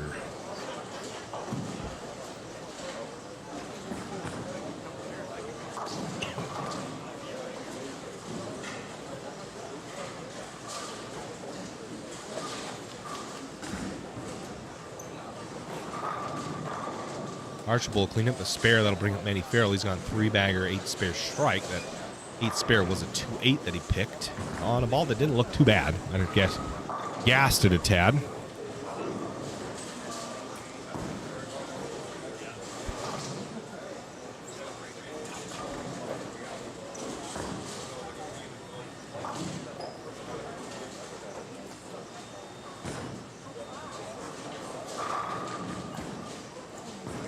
The camera's going to give us fits again. It's too important of a shot for me. You can't leave. Come on, camera. Everybody wheel the camera to focus again. Thank you. A little bit more. Oh, Messenger 9-pin got it. Huge shot from Manny Farrell. He doubles up. He's got a big game on the way. There it is, right after we needed it. There, my Bobby. So like I said, if any of you are in the market of trying to sell a camcorder, we would probably purchase from. Yes, sir. Thank you, Nate. Sure, I'll tell Manny that you said that. Because it was indeed a nice strike. The final game here. In Cashers round, we're cutting to 8. Well, 60 is the number for the PBA side and 108 for the PBA50.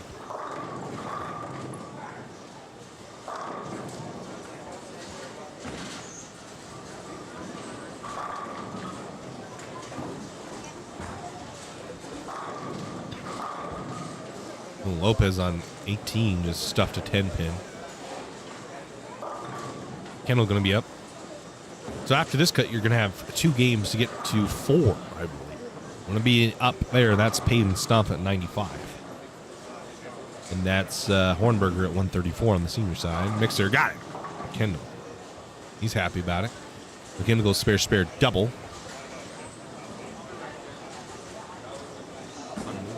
Pick his spare. Corwin there in the corner. Messenger, no help on the 7 or the 10s.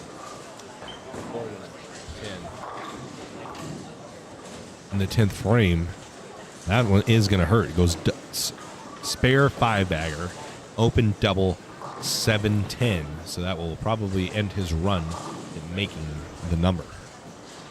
Back here, Farrell, stump.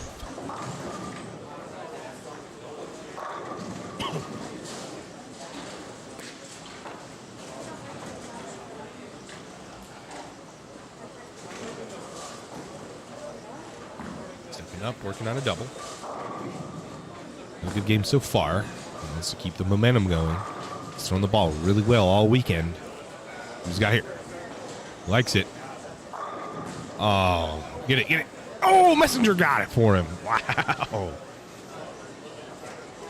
Massive shot there for Manny. Messenger when he absolutely needed it. And he has a 3-bagger now going into the foundation frames. What a break for Manny. That was such a good ball to wrap a 10-pin and then get the Messenger onto the 10. The nice slow Messenger building a little hype for my man Manny. Lindsay's calling me. This is me. Hello. Gio has the front 9 apparently. Okay. Is he on the very end pair? Okay. Hi. So apparently Gio has front 9 in this final game. He's on the very end pair, which I would twist his camera, honestly, if it was anywhere close, but it's not. It's going to be on, like, 29 and 30. Unfortunately, I'll give you an update on where Gio is. It's not going to really matter a whole lot to the cut number, but Gio is on front 9 currently.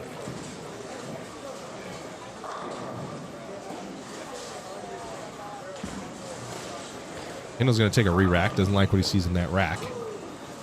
And this camera wants to continue to, unsure what it wants to do with its focus.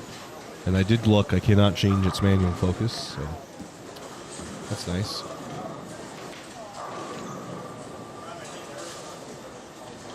But every time Manny comes up and he needs a strike, here we are. Clearly there's something to focus on, but it won't focus on the people. Anyway, Manny, this is too important of a shot to switch.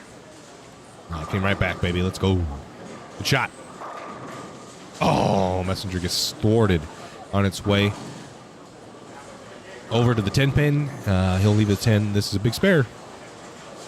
And he's right there. He's right there. He's setting up to throw himself a decent game. He needs the spare. Kendall rumbles the bucket, but the 8-pin stays. YouTube keeps switching to other videos. Why is that? Tell YouTube to stop it.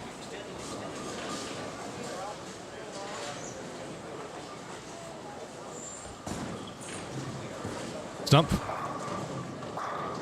Oh, bones a 9. That was a good shot.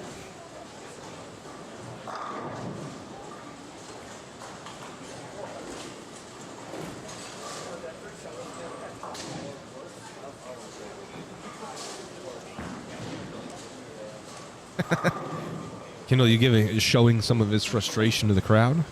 Big spare for Manny. Oh, Manny.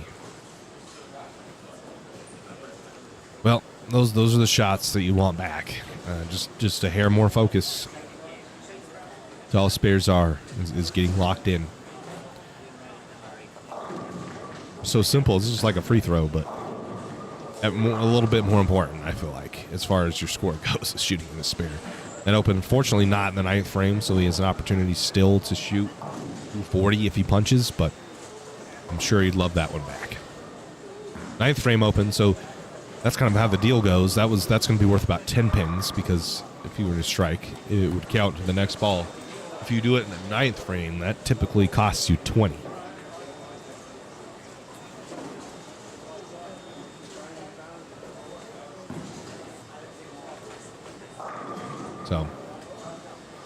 striking, well, compared to striking. So if he would have struck in the ninth, spare in the ninth, obviously.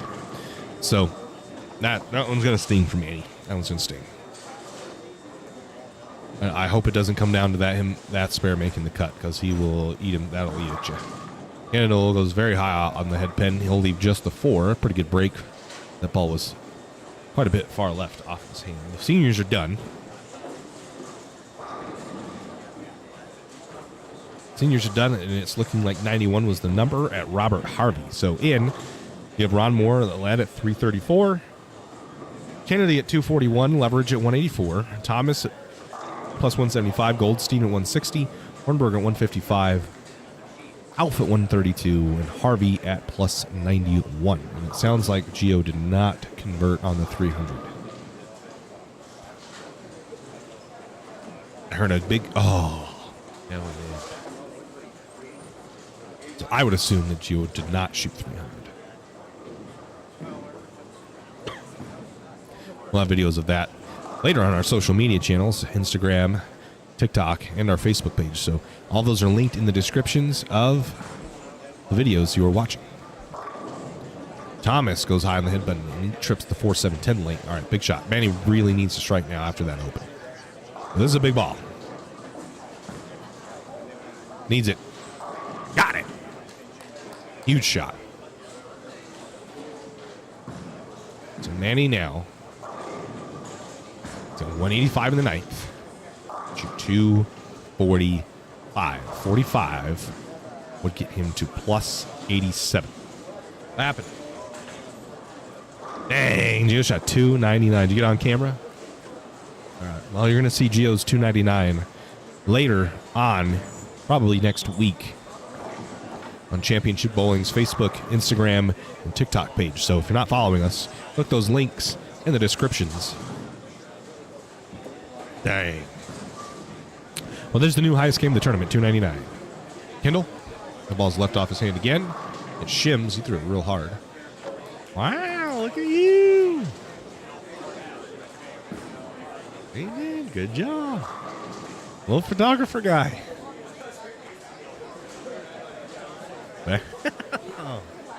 Good job.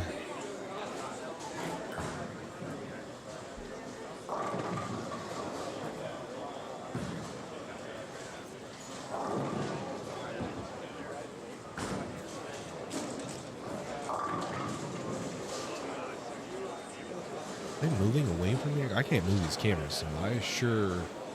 Oh.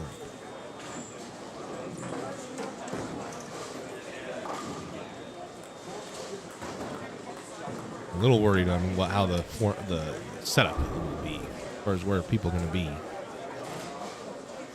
This is as far over as we go. We don't go any further right than 22. Okay, big shot. Manny Farrell's stepping up. He needs to fill the 10th. He needs. You know what Kenny shot, Kenzie? You know what Andy shot? Kenz. I need to know what Stephen Hahn shot, Kenny, and Christopher Tolsky. I have no idea. Manny, bad ball's left. Oh, it's going to go through the face. That's disappointing. Really wanted that one. The first one was probably the most important one. And try to piggyback off the ninth frame. Doesn't do it. Tugs it off a little bit. Kenzie's going to let me know what Tolsky and Kenny and Han shot. Stupid freaking camera, man. God, it's so annoying. You don't understand when anytime when it's not zoomed in a decent amount, it loves breathing focus. Stump. Got it. Kendall, bringing on a strike. Kendall just needs to avoid disaster, which he has done pretty well. Ball's better. He's going to strike with the mixer and double up.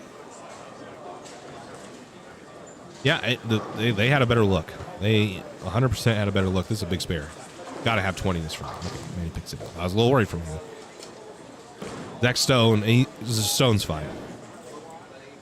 I don't know what he shot, but he's not in jeopardy of missing the cut. Ooh. Oof. Stephen Hahn. Yeah. Well, Tolsky and Kinney shot 240, 230. Kinney shot 240, Tolsky 230. So that miss right there from Manny, he really needed a punch, and he needed to make that spare. I think that spare would have kept him if he punched out. I think Manny's going to miss this one.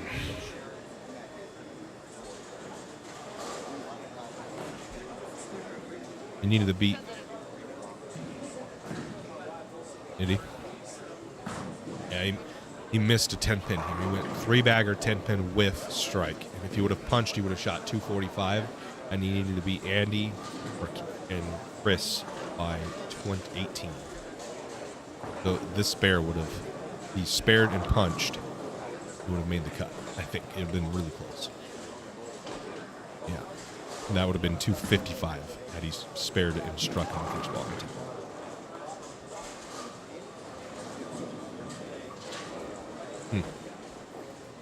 So 30 pins right there left on the table for Manny at the end of that game. That I'm sure that he wished he could have those 2 shots back. And they're going to end up hurting him. They are going to end up biting him. Good run by Manny. Manny is a youth bowler. Telling us to go live on Geo. We couldn't. Oh, you should have done like a grab live or something.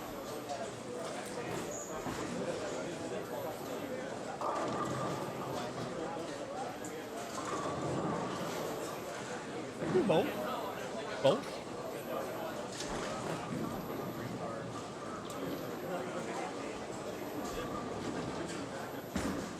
There.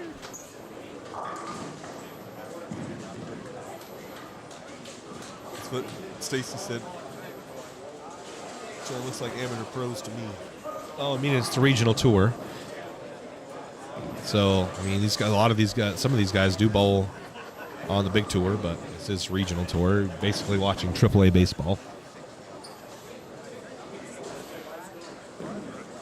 I mean, Giorgio's going to average 230, so I don't know how amateur that is, to be honest. Why aren't you out here, Keyshawn? Look at this jackwagon earlier.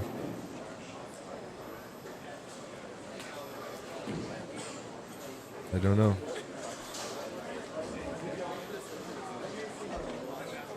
Keyshawn Gibson from Kansas City, Missouri, huh?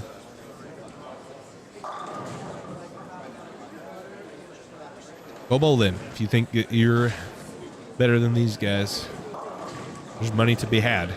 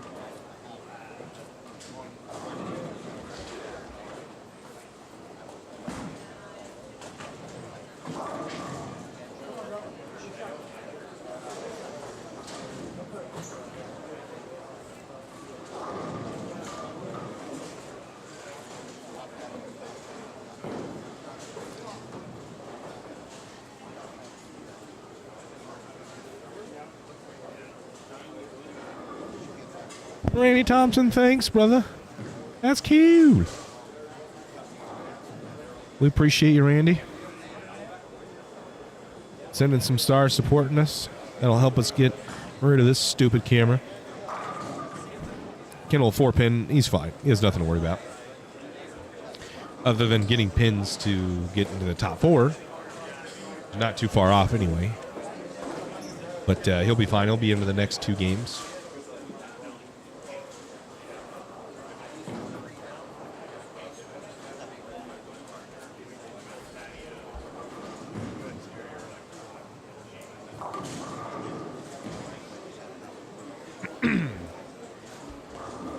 Come on.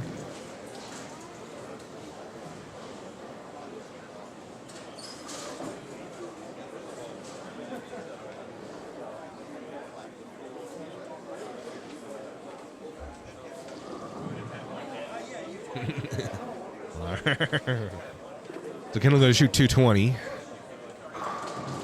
Good game, Kendall. That's exactly what he needed to do. Looks like they're playing a little softer now.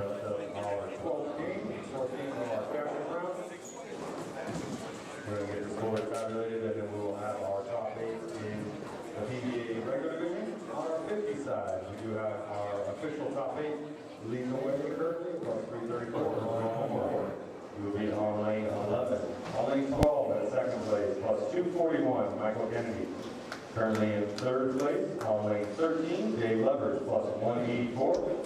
On lane 14, plus 175. That will be the top line. Currently to be Greg Thomas on 14. 15 will be Joe Goldstein Sr. And 6th place at plus 160.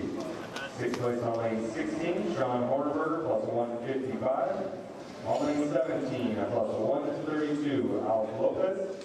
And our last in the final on lane 18 at plus 91, Bob Harvey. Ladies on lane 3. Looks like it'll be the same type of deal.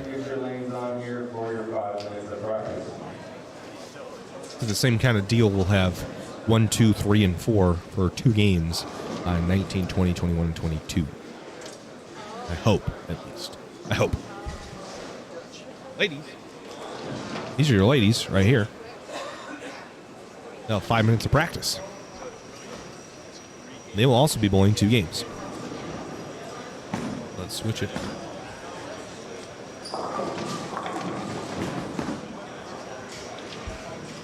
Liam, me napkin. 2 or 3.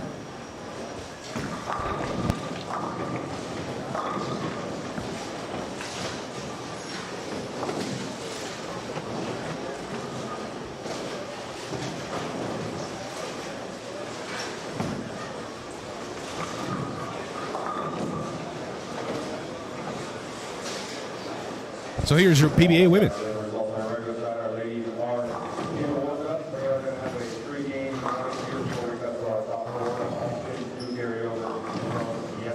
So they're bowling 3 games. So this is going to be a little confusing here. This is going to be a little confusing. So we got 1 of 3 over here. I don't know if we're going to be able to keep the games because we've got 3 different events going on all at the same time.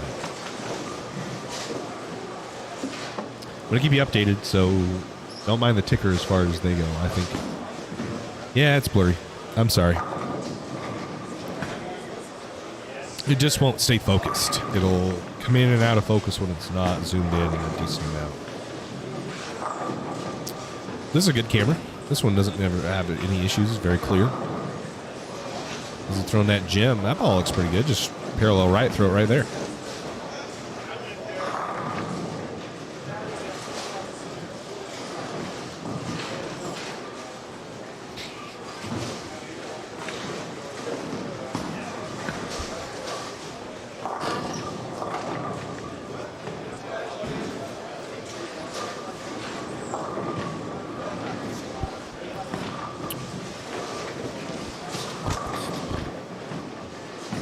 But hey, everybody, be like Randy Thomas sent 200 stars. When you send stars like that, it helps us out tremendously.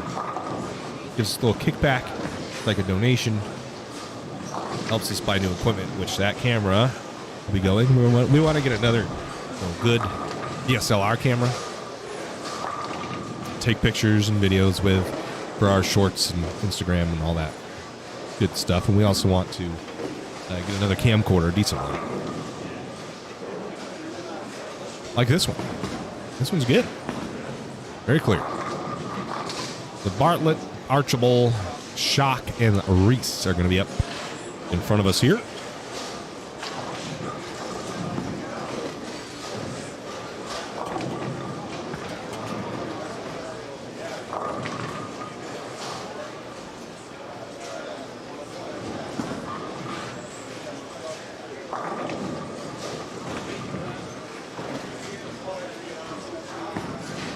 We have scores for the PBA event. bring him up.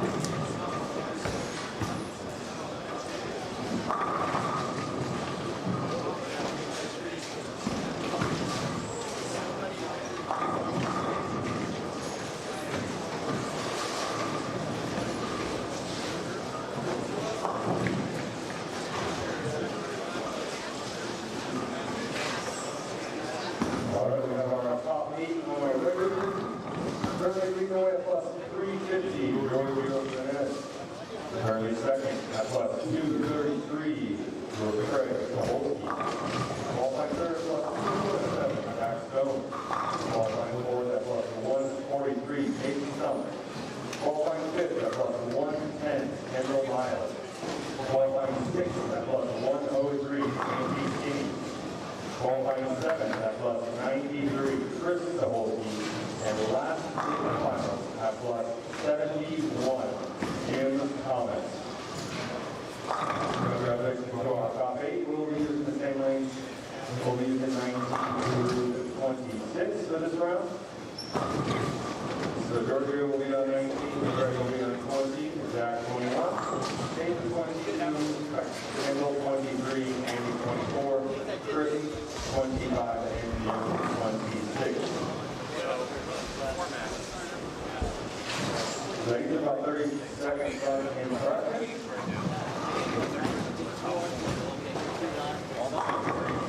People with not the top 8, please give me about 15 minutes. I get this round off and I'll get checked for you guys. Last but not least, congratulations to Joe back here at West all weekend for putting on 3 terrific events and supplementing you to be great mechanical for sponsoring this event again.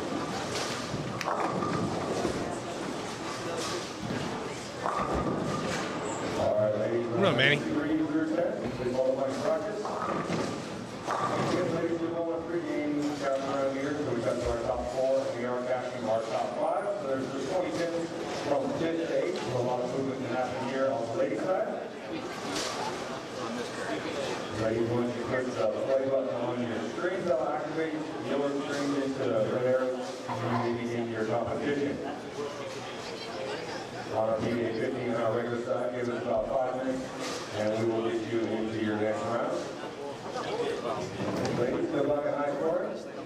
Again, 3 games. There's 10 carryover from yesterday, and we will touch our top 4 after the third game.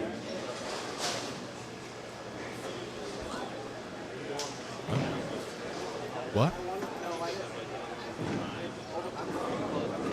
You if the TV's not refreshed, can I refresh it? Huh? What?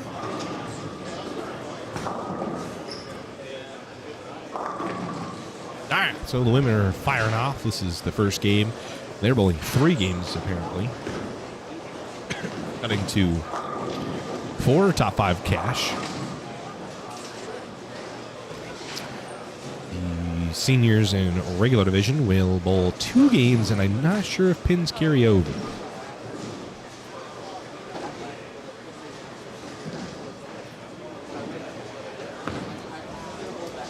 The women are going to be different. They're following a different formula.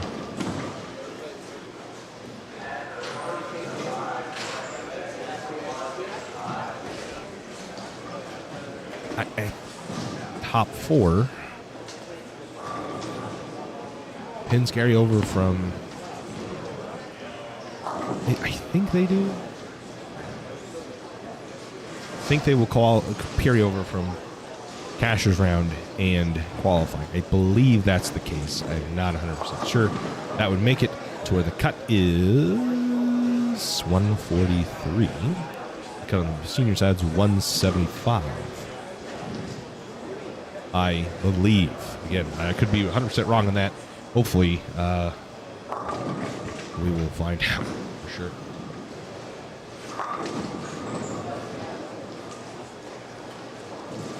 Streskova beats. I'm assuming that's her name.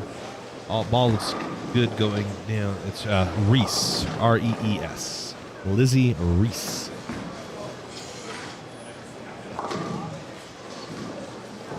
Lizzie Reese.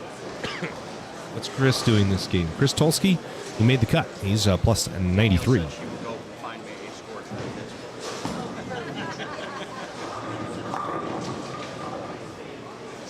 Oh, you're good. You're good. Kind of does look like a bee.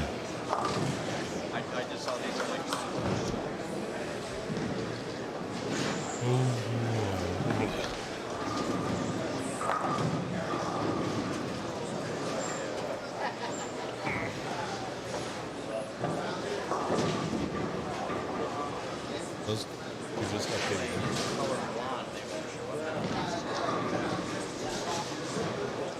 143 and 175 are the respective cuts for the PBA division. And regular division, 11 through 26, your lanes are going on for 5 minutes of practice.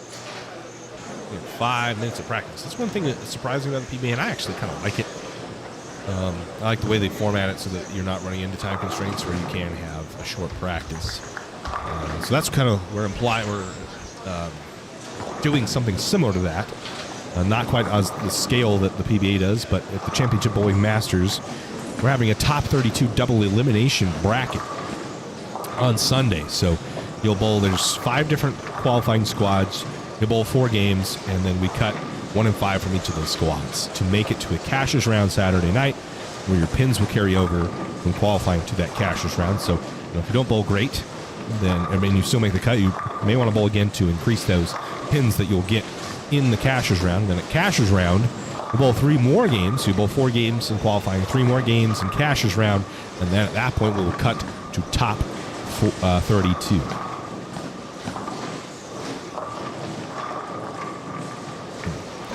Those top 32 will bowl. Oh my gosh, dude, I'm such a bad speller. A lot of reading this. Those top 32 will bowl 2-game best of 2 matches. So kind of like how the PBA League is and the finals were, or not the finals, but the playoffs were PBA playoffs. Best of 2 matches in a double elimination bracket. So if you split, then it goes to a 1-ball sudden death roll-off. You'll get obviously practice for the first match. After that, you will get 2 balls on each lane, each competitor, before the match actually starts. Because I want you to have some practice, some idea. When we're bowling for that much money, 5 G's up top. So I think it's pretty cool. I think it's going to be very dramatic. There's going to be a lot of high emotions. It's what we want. We want to show that these people care, because they do. It's a lot of money, and they love bowling. Love the competition. So stick all that together, you're bound to get a good show. I'm going to take a quick break here while the men practice. You can take a look at the women here. I'll be right back. I'm going to try to maybe adjust that one camera so it won't stop. I'm going to zoom in a little bit and see if that helps. I'll be right back. Thanks for tuning in, guys. If you want more information on the Championship Bowling Masters, head on over to championship-bowling.com. Linked in the description of all of these videos. And you'll find a website that we've worked really hard to make videos overall of the information. Thanks, guys.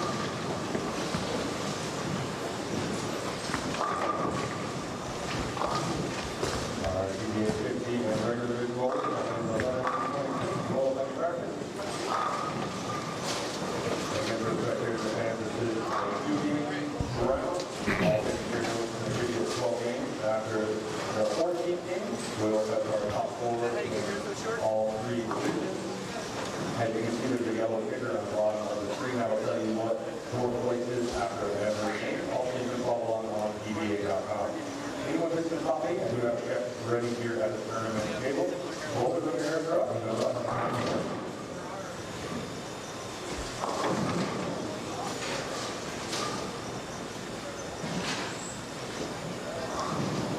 Okay, so I think I did fix the issues we had as far as focus is concerned. Oh man, this looks leaps and bounds better. Bang.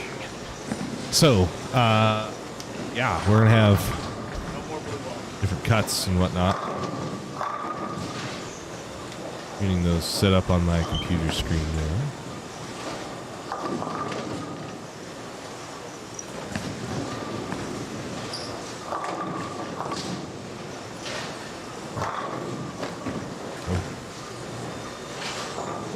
No.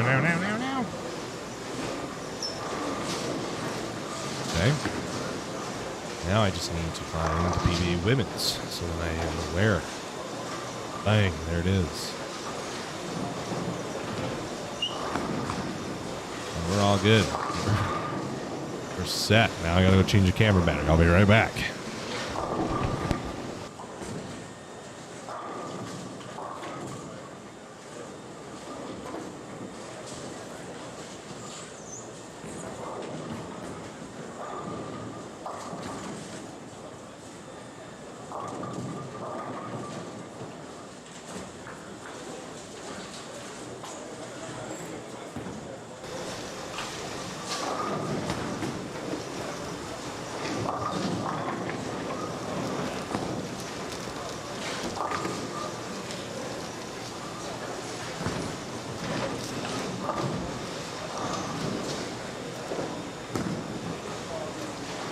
Okay, there we go. So, minus 168 is the cut. That's Sabrina Groves. Catherine Ross are in the leads. Valentina Cruz, KT Simpson, Sabrina Groves. That's your top four in the women's division. Men's division, or the PBA 50, Ron Moore, 334. Michael Kennedy, 241. David Leverage, 184. Greg Thomas, 175 is the number. Do I have that right? Yep. And on the kids' side, isn't updated. There it is again. Cleanest plus 350. Tolsky plus 233. Stone 207. Peyton Stump 143. Stump is in the number. Then it's Miles at 110. Kenny at 103. Chris Tolsky 93. And Jim Thomas plus 71. Peyton Stump packs 10.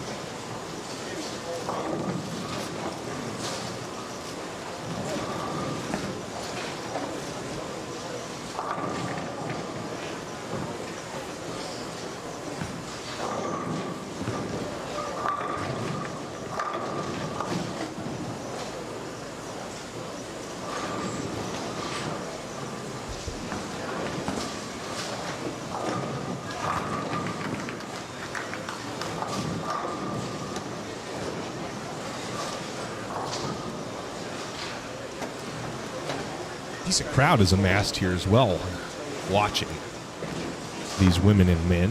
Women. We'll see Gio first, and then we'll move over here to the women. Dude, that ball needs to hook a lot. It does. Messenger, no. No help on that flat 10. Move over here to the women. Lizzie Reese going to step up. Shock has struggled. She went 8 spare, open, all splits, and then this finally found a strike. Reese went open, spare, strike, spare, and then picked a split, what I would assume was a baby split, but I'm not sure. Ball's left off her hand, crosses over, and leaves the 5. Bartlett has struggled. She has no marks other than strikes. And Archibald doing fairly good, and she stuffs an 8-pin. That's tough. Over here on the senior side, you got your 1, 2, 3, and 4 seeds. That's Moore, Kennedy, Leverage, and Greg Thomas. Moore starts out 7 spare with a strike.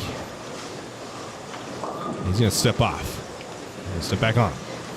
Leverage goes front 3 to start.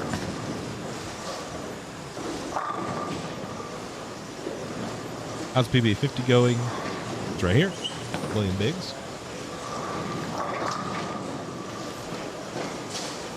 More strikes. Thomas at the 10 pin.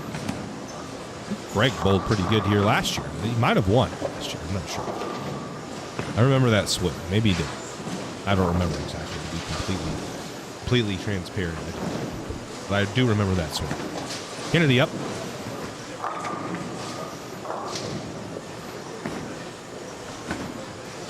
He's currently sits second. That's a mixer. Goes. Being Schlegeled.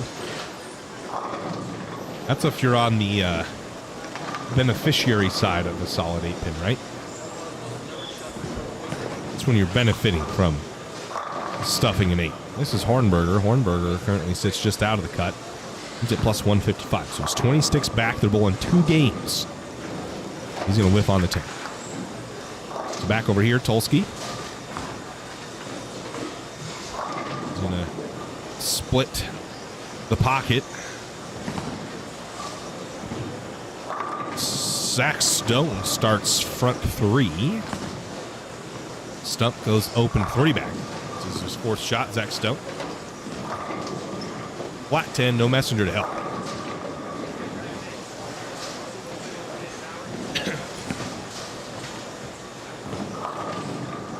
Folks, if you're over in YouTube land watching, go ahead and like the stream. It helps us out a ton when you do. Back over here to the women. Archibald throwing at the 7-pin. She'll clean it up. Archibald having a strong start to this first game. She's got some ground to make up. She currently sits minus 234. So she'd have to. They're bowling 3 games from what I recall. And she is minus 234. Cuts 116. So she's got a lot of ground to make up. Struck. Zach Stone makes the 7-pin. That's going to bring up Giorgio on the other side here. Go to the seniors as Ron Moore's about to go. Who'll be first, Ron or Giorgio? Giorgio looks both ways before stepping on the approach. He will be first to go. This is PBA lane courtesy, so it's a pair to your left and a pair to your right. Giorgio. Getting very steep. This is what he did yesterday to hold on, to take the lead and hold on to it. And it seems to be working today as well. Stone will go. We haven't seen much of Stone. That ball looks pretty good, and he's going to get a mixer strike. Alf leaves the 7-pin. Ron Moore just pockets 7-10. He'll step up to the next side, wasting no time to get his 2 shots in. Only 2 games, and the pins are carrying over from Cashier's round and qualifying. Ball's in a little bit. Wants to hook. It does. And Giorgio now has a 3-bagger. Giorgio's fainting right now. He is bowling good. And he's got a very good.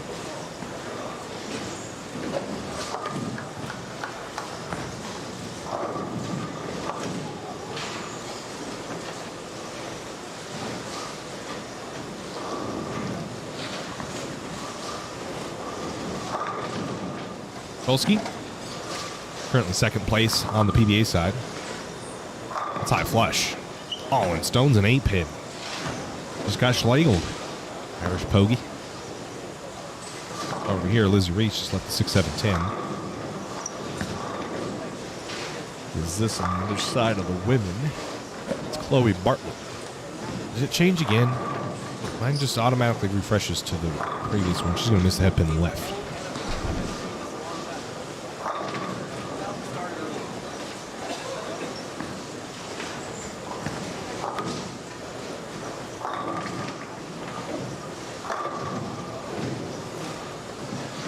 It is with the PBA website, but it freaking keeps refreshing back to a previous page. So I have to refresh it again, and then pops up what it currently is. But man, that is so annoying. We've got a TV up here that shows scores for the folks in attendance and the bowlers.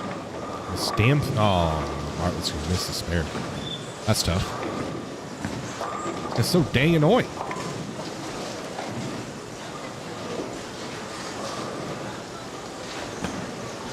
Lizzie, better ball, better result. She needs to strike a couple more times if she wants to make up any ground. Over to the kids. Polsky asked that to quit. It did, and he's going to be left with a 10-pin.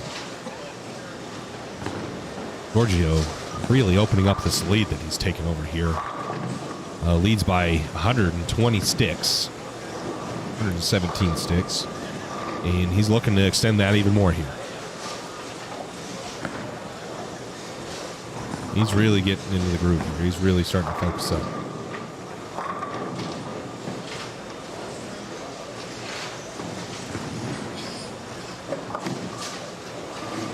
Had the AirPod in, he's taking the AirPod out. Must have forgotten it when he stepped on the approach.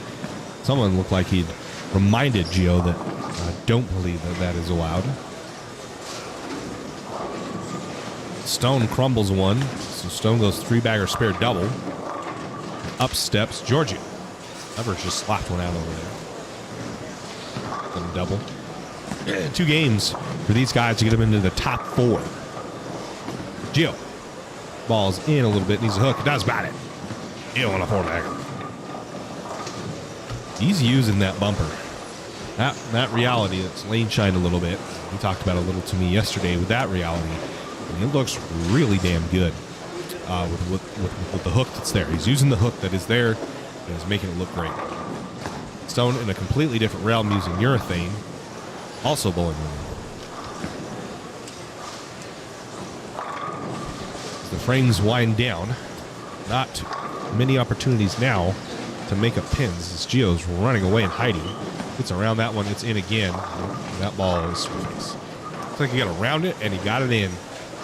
He's going to bleed one through the face. Got the 10 pin out, so that makes it significantly more sparable. We'll head on over here to the win. Lizzie Reese and Brianna Archibald. Archibald mixes one up. She strikes. She's having a really solid first game here for the women. Again, I believe they are bowling 3 games. That I'm not 100% on, but I believe that's the case. Reese up on a strike here. Really looking for a double. That ball is terrible. Mixer, 7-pin stands. Ron Moore. See what Ron Moore's doing. He's struggled a little bit. Has a couple opens. Threw a ditch in there. Whiff 9, strike, double. Yes. Moore also has a commanding lead of 90 pins. Gio and Moore, not much to worry about now. Leverage is in 3rd place at plus 184. Only 24 pins to the good. Messenger right in front of the 10 pin does not get the help he was looking for. Kennedy up. That was Goldstein on 15, and he's just outside of the number in 5th. Well, this is Alf. Alf's at 7th, and he's 43 pins out of the number. Needs a couple good games here. He's going to get a strike there, and Alf has the opportunity here to throw a pretty good game. Looks like the scoring pace for the seniors is starting to slow just a tad. Stump strikes. Tolsky at the 2-4-10.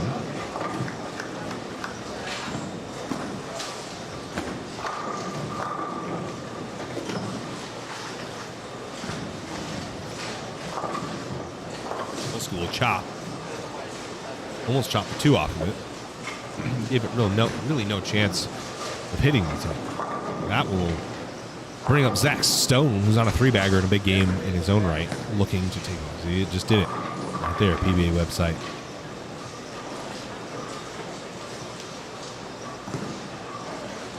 Hasn't done it on my laptop yet. Zach Stone, 4-bagger. He's feeling it. Zach Stone gets amped up when he's feeling it. He definitely. What pin left was the 299 of Giorgio. I don't know, Annabelle. If you follow us on Instagram, Facebook, or TikTok, we'll post that video of him shooting the 299. Kenzie was down there with the video camera taking it. Fortunately, did not get on the live stream. Stone up now to set up his 10th frame with a 5-bagger. Looks pretty good, and it is. He's getting pumped. Cleanest now. Are these amateur pros? Who was that said that? Are these amateur pros if you're still in here, Keyshawn? That's an amateur pro right there, huh? 7-10. Eat my words. Anyway, Gio averaging 230. The pocket 710 is going to put a pause on Gio's run. And Zach Stone's going to make up some pins. He is 207, so he's probably going to jump Craig. Start chipping away at Gio's lead. Top face. Ooh, kicks the 10 to not leave a split. Gio at the 710. We're going to have a 710 pick. Come on. Boo. Back to the women. Let's do men. More Paxton, so he goes 8 open on split. Whiff, or gutter 9. 3 back. So more figuring something out. Greg Thomas, high flush, runs over the 9 pin. Goldstein Sr.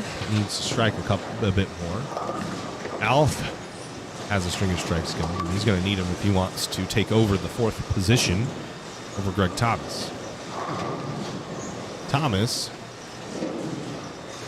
is going to shoot a pretty solid game here. He's probably going to jump. Leverage, 184 over. He's going to get, Thomas was only 9 pins back of that, so Thomas is going to jump leverage. It'll be leverage Goldstein. Lundberg. Leverage mixes one up. Solidify his game. Tolsky has not even thrown his next shot yet, so Tolsky's taking his time.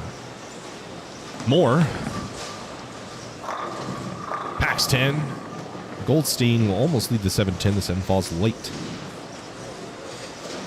We're going to have KT up in front of us here in the next game. I have a funny story of KT. It happened yesterday.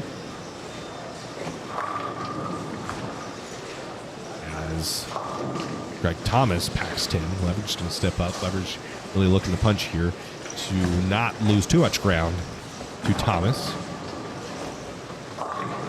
Kennedy has struggled a little bit, although he is about 80 sticks, well, 60 sticks ahead of leverage.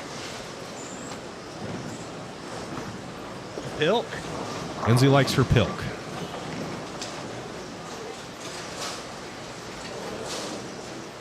Thank you.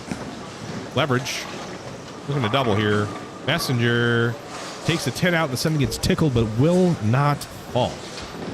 Then over to the guys. Tolsky blew one through the face, and he leaves a 6-10. Gio struck in the 9th frame. Tolsky goes open strike spare heading into the 10th. Tolsky's going to lose a lot of ground, and Zach Stone is throwing a huge game.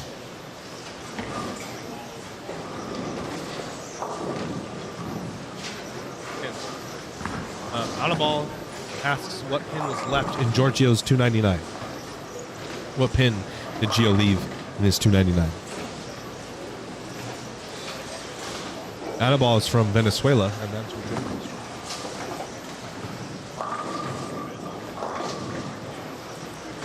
is. Kenzie says 9 or 10 pin.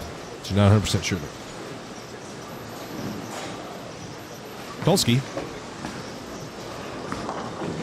needs to hook a lot. It's not gonna 2-pin. Reese, we almost came in on a messenger. Sabrina Groves is the number currently. I don't know if that's changed yet. Things are moving fast here. Multiple divisions. It has. Now the cut's minus 155. Like a 9-pin on a ball. 155 is the number now for Sabrina Groves. She has a 70-pin-ish lead over Brianna Archibald. Rossthorn did not have a good game. She went from plus 12 to minus 2. Cruz is minus 87. KT's minus 106. And Sabrina's minus 155. Lizzie whiffs on the spare. No update yet as far as the kids or the 52. Back over here to the kids. Stone. Bang. Stone with he's going to shoot 279 here. This is a big game for Zach Stone.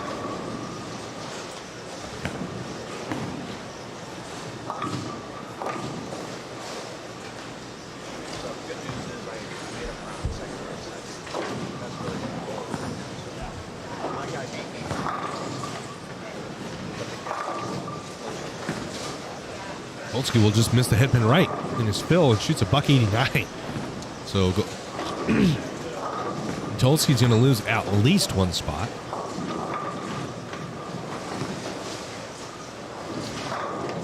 Zach Stone shoots 279, so he's going to eat into Gio's lead and jump Craig Tolsky. It's a good game, Zach Stone. Again, we're getting the top 4 here. Bang, got it. 9-pin falls to the left. Not sure what hit it, but big shot for Gio as he wanted to fill the 10th frame with that strike of the 9th. So he can shoot 235 with the ear to punch. And still lose about 40 pins. Zach Stone. Which would still be 100 pins over if he does punch.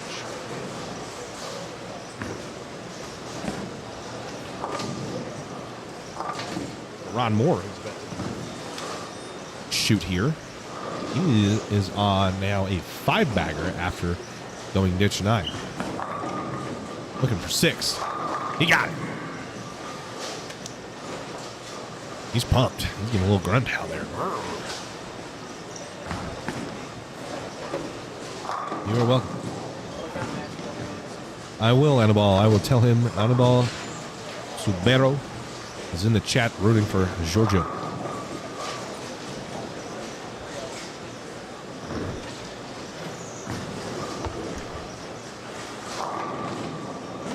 Switcher.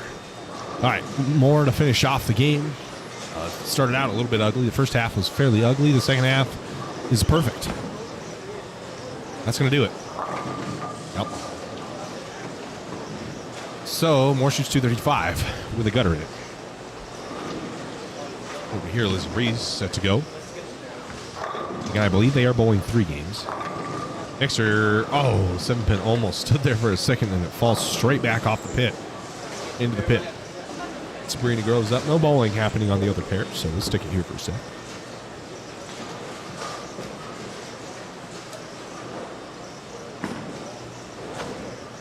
Rhodes, got it.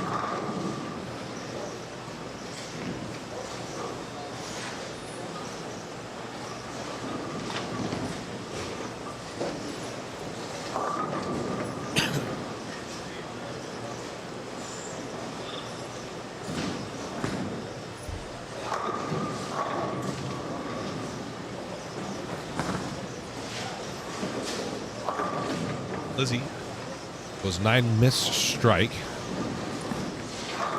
Ball is pretty good. And Messenger takes the 5-pin. 5-pin was rolling over to the 7. The Messenger takes it out. 7-pin stands for Lizzie.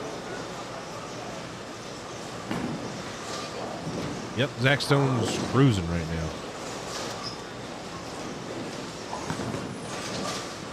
Chris Tolsky packs tent.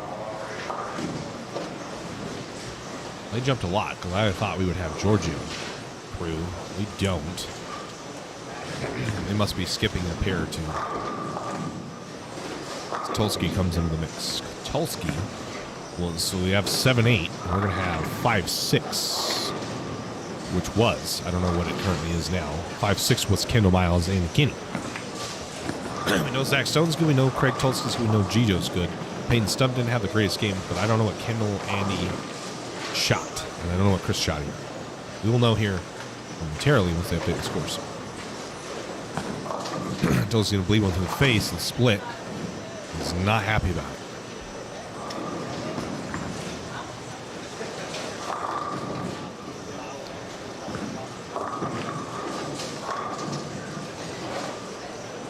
Shout out to all of you in the YouTube chat. We have over 200 of you. Rock freaking on, baby. It's championship bowling here. I appreciate every one of you tuning in. Tolsky will get 1 off of that. That is going to be disappointing. KT, 2-pin. So, on the subject of KT, she goes 9 spear strike 9 with a 2-pin there. Telling a story last night at dinner about how she didn't have the greatest of days. I mean, obviously she made the cut, but she didn't feel like she bowled all that well, or scored all that well at least. Used a lot of balls during her block. In the PBA here, you have to write down what balls you use. So apparently, she used so many balls that she filled out a page and then a half of another page. So she needed an extra page to get it all in. All of the balls. So it makes a spare. And one of her friends, Bagaro, apparently was peeping over her shoulder while she was filling it out. and made the comment something along the lines of, "That's a lot of balls you used there. Did you find the one that worked?" And KT was not enthused of that comment. So it's tough out here. This pattern is beating the girls up pretty good. Nothing Ross or the best out of all of them, but trying to work it out. I think it has updated.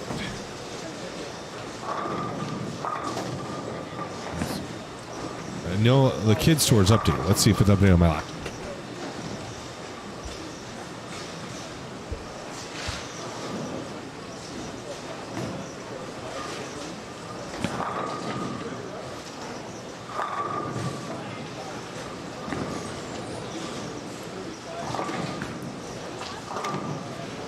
The kids' tour is updated.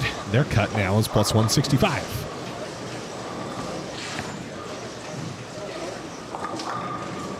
And, yeah, okay, then they have both updated because there's no position change. The cut now is 210. That's David Leverage. It's Ron Moore, Greg Thomas, Michael Kennedy, David Leverage. 369, 224, 212, 210, respectively. On the kids' tour side, Green Groves is set to go. At the kid tour side, Clean is still in the lead by 90 pins, 99 pins. 385. Zach Stone, 280 plus 286. Third place, Craig Tulski at 222. And then he dropped 80 pins almost to Peyton Stump, who's in fourth at 165. Kenny at 112. Thomas at 84. Kendall Miles at 83. Christopher Tulski at 73.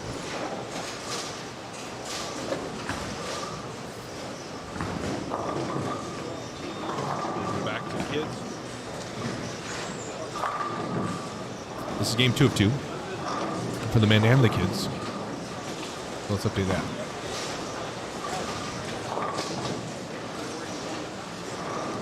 Kendall up. Kendall needs a huge game here if he wants a shot.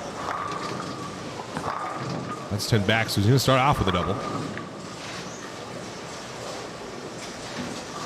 What is your YouTube channel? The lead? Is it really? Bruh. It's just if you search Championship Bowling, you should be able to find it on YouTube. But I thought I fixed that issue, bruh. That's so annoying.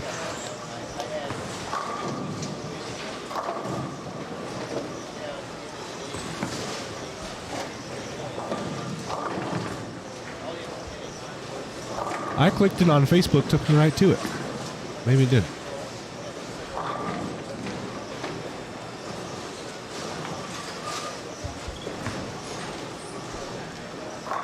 Takes me to nothing. That link worked. Why isn't this link working?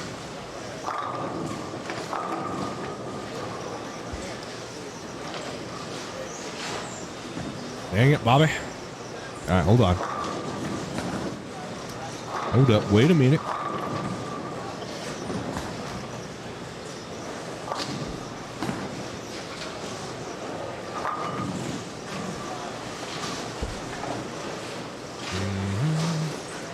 What do I see? Oh, right here.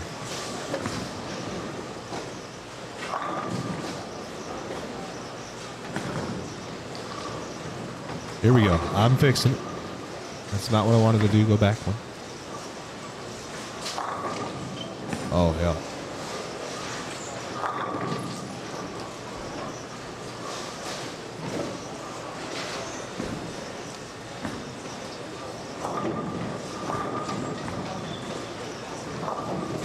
Okay, let me know if that works.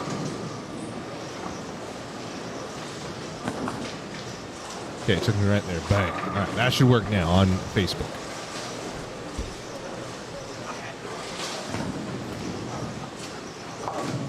Kenny makes a spare. Where's Kenny at? He's just out. He's out. So Kenny's the one outside looking to jump Peyton. Needs to beat Peyton by 40. Thomas needs to beat Kenny by 30 to jump Kenny, and then 70 to Stump. So they've kind of separated themselves on the PBA side. men's side also is fairly separated by 50 sticks from Goldstein leverage. Kendall starts off the front three.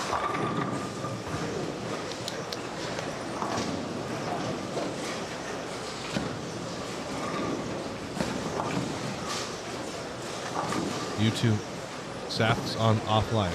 Works on if you type it in YouTube and not Google though. I could be wrong by this, but I think if you type in Championship Bowling on Google, you'll get our Facebook page first. Which you should be able to find our YouTube through our Facebook as well. But I don't know why the SEO doesn't work like it. Anyway, here we are. Kendall Miles up, front three. He's going to step off. The most Kendall thing I've seen in a minute.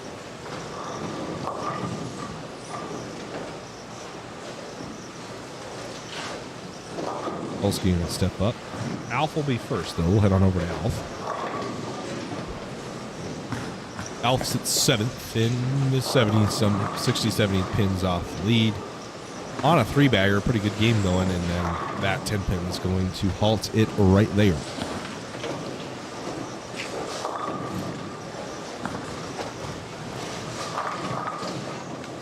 Hamburger makes a spare. Thomas, 8-10, does not make the spare. Alf did make the spare. Groves just struck.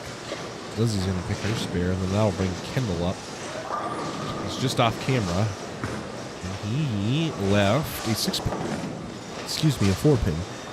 Jim Thomas up. Jim was up in the top 4, top 5 pretty much all day up until the last 2 games, and he's fallen quite a bit. So he goes 4-bagger open strike.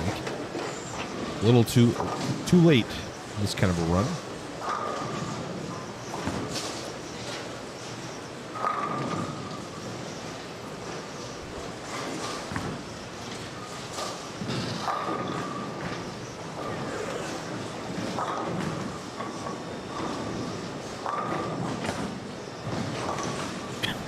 Women, slow rack. Nope, not slow enough. 10 pin's going to stand for Sabrina Groves. Lizzie will step up. She goes open strike, spare, strike, spare. She's looking. She's going to need to strike a little bit more here. Again, I believe the women are bowling 3 games. This is still the second game, but I believe they're bowling 3. Excuse me.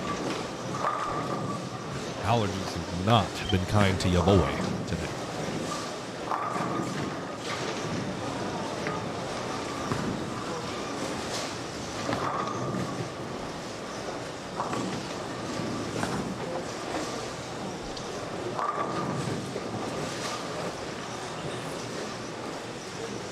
Folks, if you're on YouTube, if you haven't already liked the stream, go ahead and do so. It helps us out in the algorithm.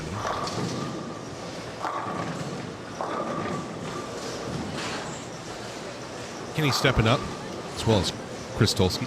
Chris Tolsky won this tournament last year. That was bowled on Dragon, though, and this is Bar. Bar be showing his teeth today. We'll see KT. She's going to blow one through the face in 6-10. Tolsky, unfortunately, doesn't really have much of a shot at making the show. He sits 8th place. Check. But at this point, I don't believe he's got a shot to win.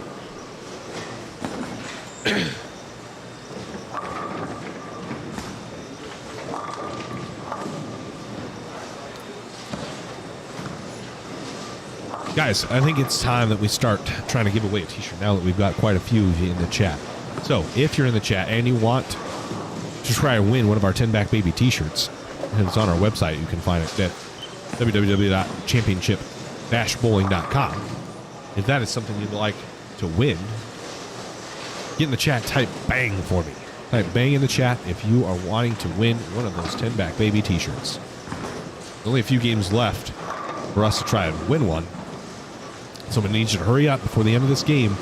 Get in the chat, type bang if you want to win a t-shirt. There we go. Let's see it.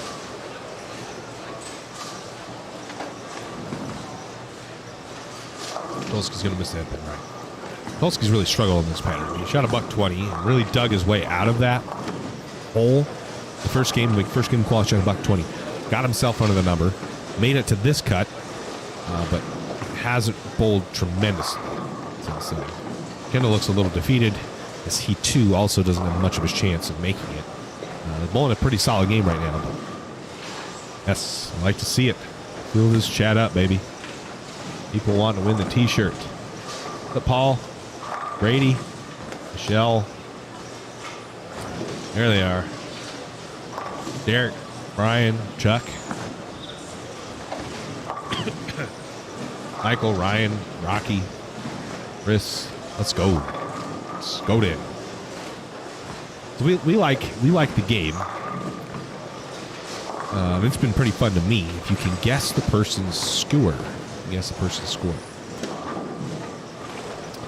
So I think we're going to play that game again. I don't know exactly yet whose score we're going to guess. But we're going to guess a score.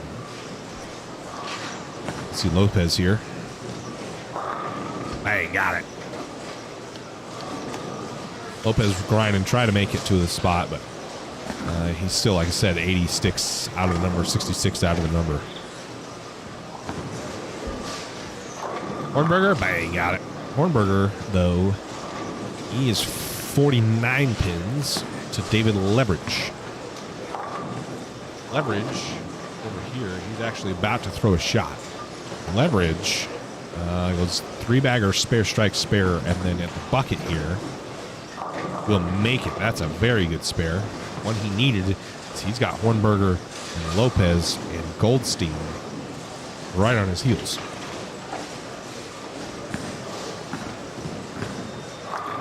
Kennedy wraps a dirty 10 pin. He sits in third, only 2 pins above Leverage. So Goldstein, Hornberger, and Alf don't have much of a difference between fourth and third place. So if they can have big games here, they could potentially have 2 spots open. Anything could happen. David right now could leave a 7-10 in the 8th. That would really hinder it. He's not gonna. He's gonna send the messenger that wasn't needed. Strike. Greg Thomas, he sits second. He's not worried about nothing. The kids, Kendall Miles steps up. All looks pretty good. Yeah, it is. Sent a messenger, didn't need it. Joe, you want to win one, huh? DJ Longo? We'll see. I'm sure we'll see Giorgio late. Giorgio right there. Backs 10. Splits the 8-9. Back to Lizzie. Oh, looks pretty good. Having trouble kicking that 7. She's left it a couple times. CKT working on a strike. Let's see what she's got. We're going to have Catherine Rossword come up in front of us here in just a moment. She's your leader in the women's division. First Kendall. He's going to almost cross over, lead the 6-10 back to KT. Only a shim. It does. Got it.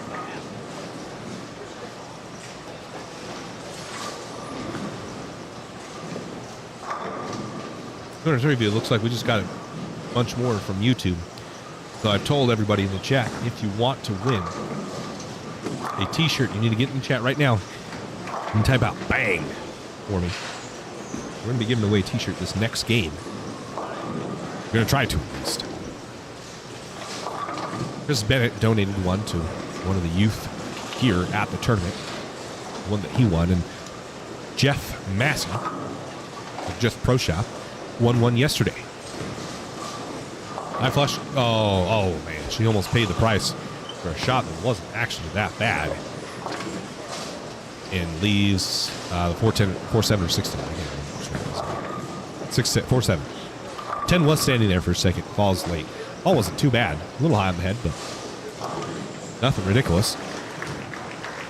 Some girl just took a split off camera, hitting through the face. And that's going to end. Bang bang, says George Ewan. So Kenny was just out. I don't know what paid the stomach shot. I have to ask Kenzie what paid the stomach shot. Houston hometown bowler says bang. And Thomas will strike. Jim throws a huge game here. But as I said, it's a little late at this point. Oh, and this could be big. He is sitting 6th place out of the number, but it's a huge game. He was 80 pins back from Payton, and he's going to make up a lot right here. Rock on. Thanks, brother. FB doesn't do much for us. YouTube does. Obviously, we're part of the partner program and can get paid from them. Right over here. Sabrina Rose throws a shot. Mixer, yes, sir. Yes, ma'am. Thank you. Yeah, YouTube gives us a kickback. We're part of the partner program.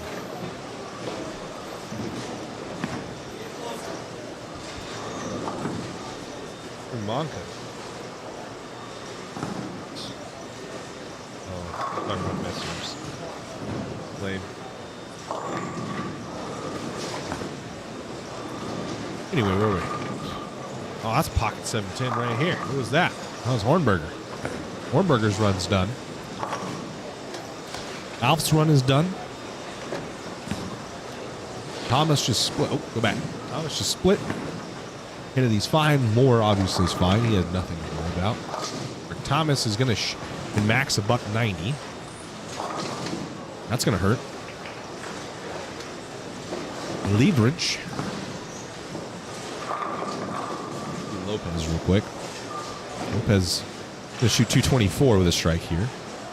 That gets it. So 224 for Lopez. That would get him to plus 140. No. 20 be 159, so plus 160. Not going to be enough.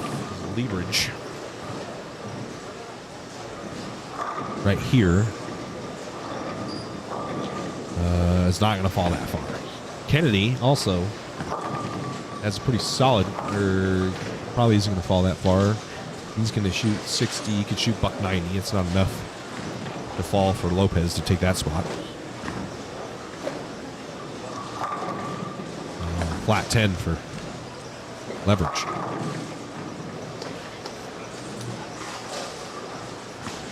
Here, Kendall. Base splits.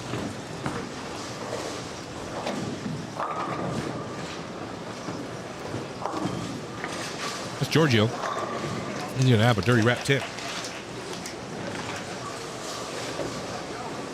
A decent crowd showing up. Decent crowd. Decent.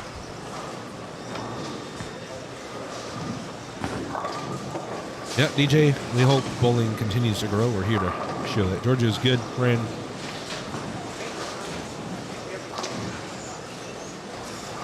Did you? That's awesome. I'll have to let them know.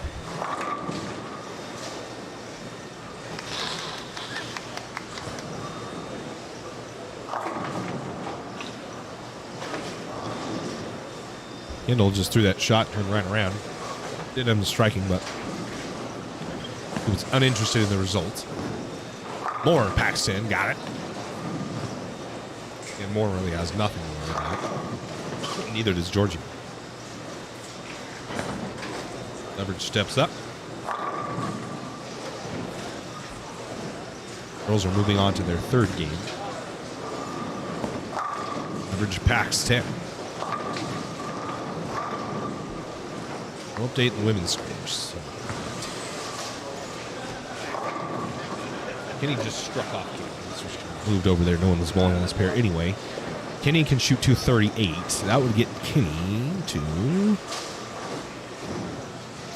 150. Kenny punched out and get to 150. Payne Stump would have had to shoot 16 pins less than 200. What's that? Absolutely. Bubbles is goated. Bubbles is goated. That score, I'm not sure.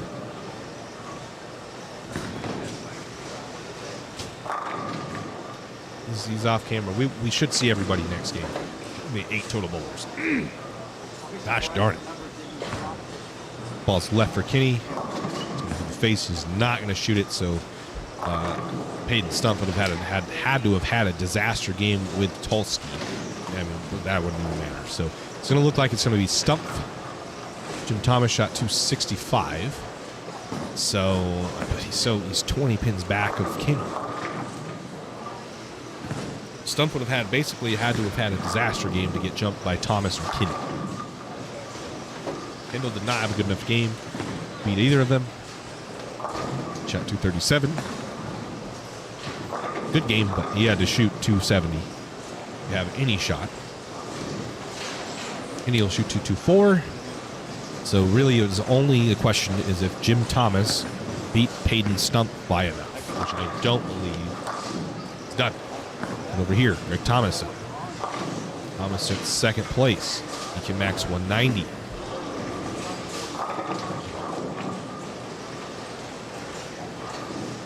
Liebers. Right here, this is Hornberger. I believe Joe Goldstein. Goldstein with a shot 203. That is not enough. As Lieberage is not going to bowl that bad of a game. Or didn't, he shot 220. More, Pax 10, and Kennedy's fine, Greg Thomas is fine. So you're probably going to see the top four of Ron Moore, Greg Thomas, Michael Kennedy, and David Lieberage. We'll be streaming the final. We'll be here until the tournament's over, Houston. We ain't leaving. Melissa Hare wants to win a t-shirt. Eric Gomez wants to win a t-shirt. We're going to be here until the tournament is over.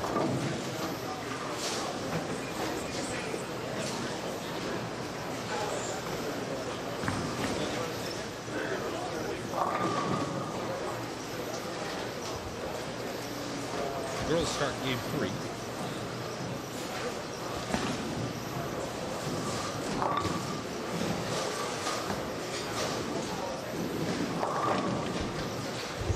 The women have scores in it. They do.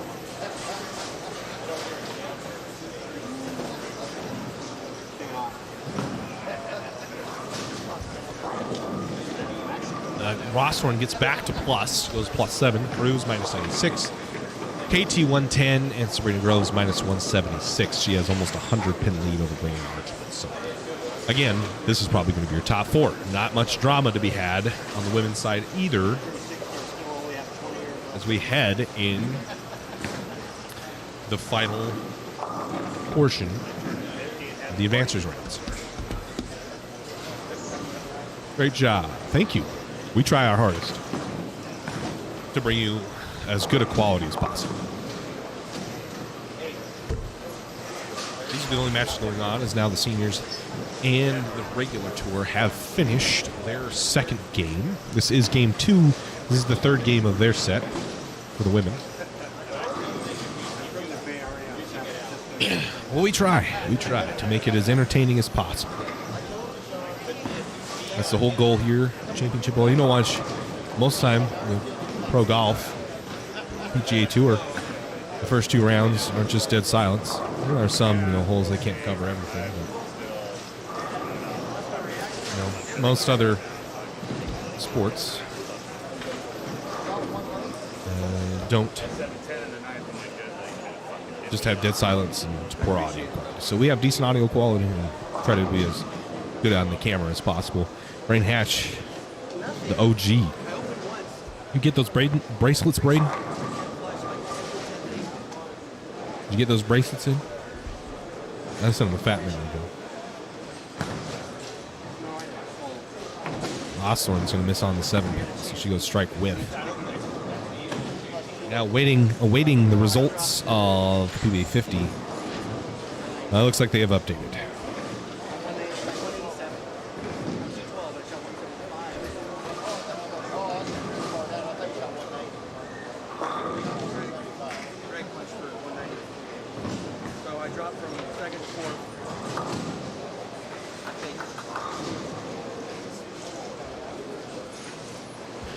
So, Craig Tolsky's in, plus 215, Thomas plus 149, Kenny 136, Kendall 120, and Christopher Tolsky 82. Your leader, Gio 434. He's going to be in the title match, I would assume. Heading to 2 next. It's the round of 4. I don't know how many games are going to be played.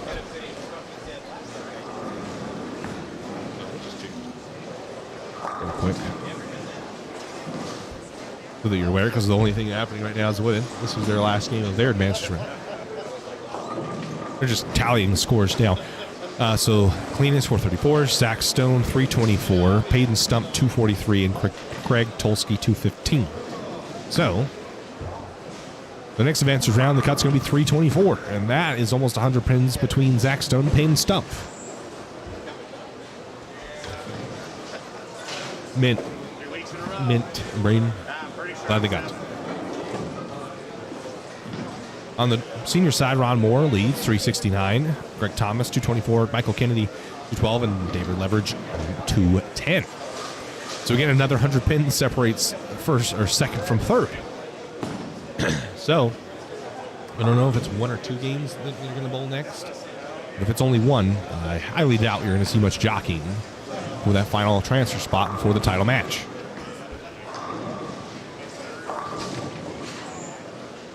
Kimberly Erskine sent 99 stars. Rock on. Thank you, Kimberly. We appreciate your support. Very much so. Very much so. So whatever games we're going to get next, we're going to give away a t-shirt on the kids tour, on the regular tour. Don't know who that's going to be yet. It's going to be Gio, Zach Stone, Peyton Stump, and Craig Tolson. I want to make sure we're going to be able to see them. As soon as I have that knowledge, we'll decide who we're going to guess the score on between those 4.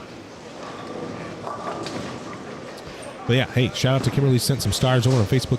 You can support us by donating just like Kimberly Erskine does, or did. And sending stars or donations on YouTube and Facebook. They help us out a ton.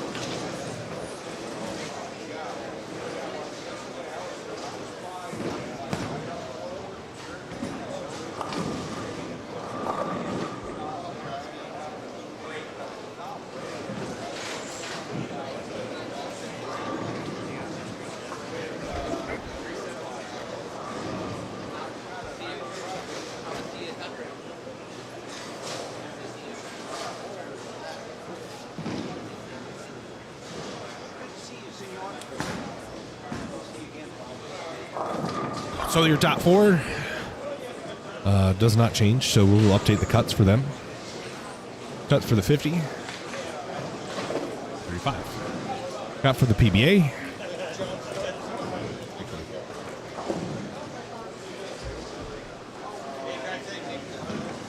Cut for the women. 176.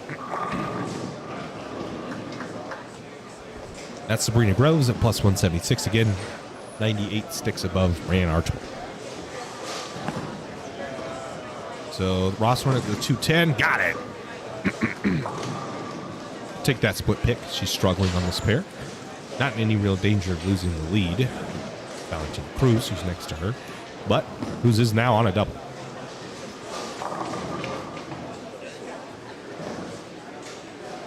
I'm going to take a quick break while they're tallying scores. I'll be right back, guys. Thank you.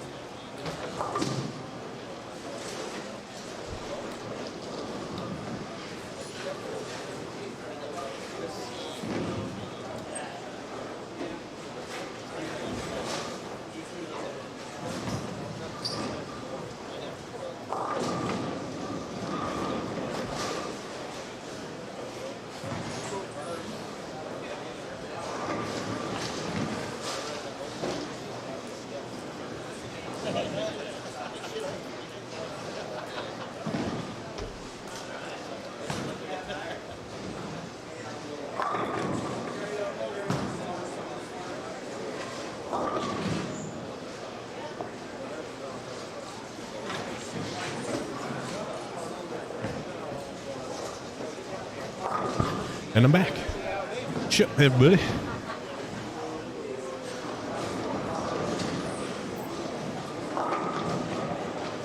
Yes, sir.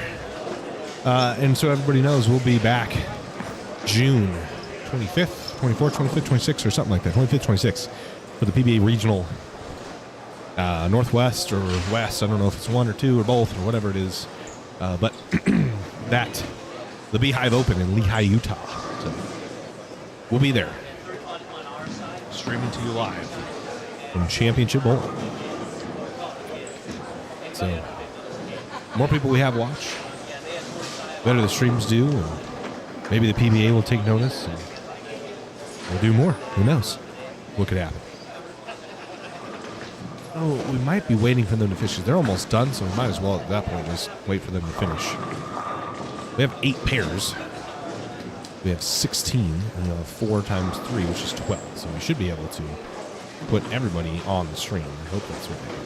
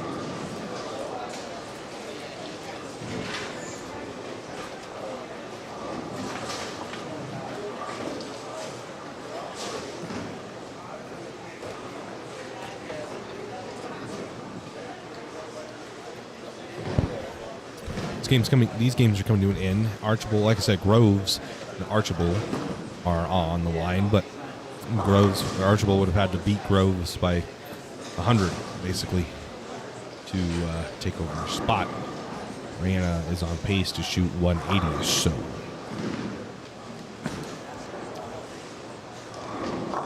Groves about 100 pins back of Rossthorn, so there's no jockeying there, and KT was 66 pins above Sabrina, so there won't be much movement of position. They've all spread themselves out. Brand Archibald packs 10 there.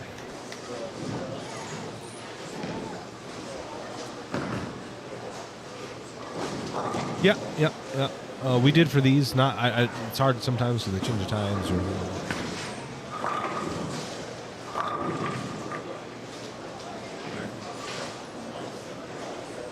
So, we will. Once we have our times and confirmed and everything, we'll schedule the live stream out and be able to notify yourself and everything like that.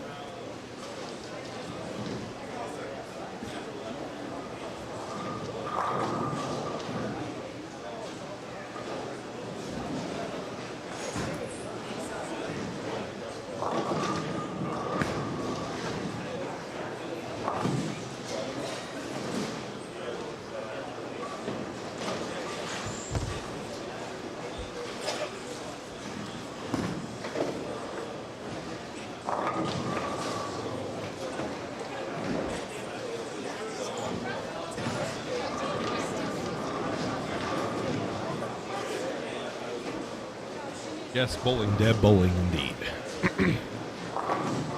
Bartlett currently has not had a good day today.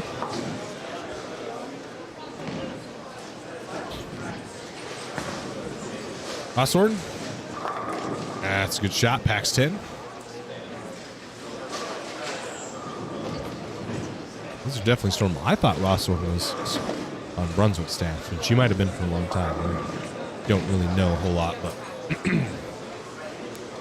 she's now definitely. That was definitely an accident. I thought she was throwing Nova yesterday. That's definitely an accident.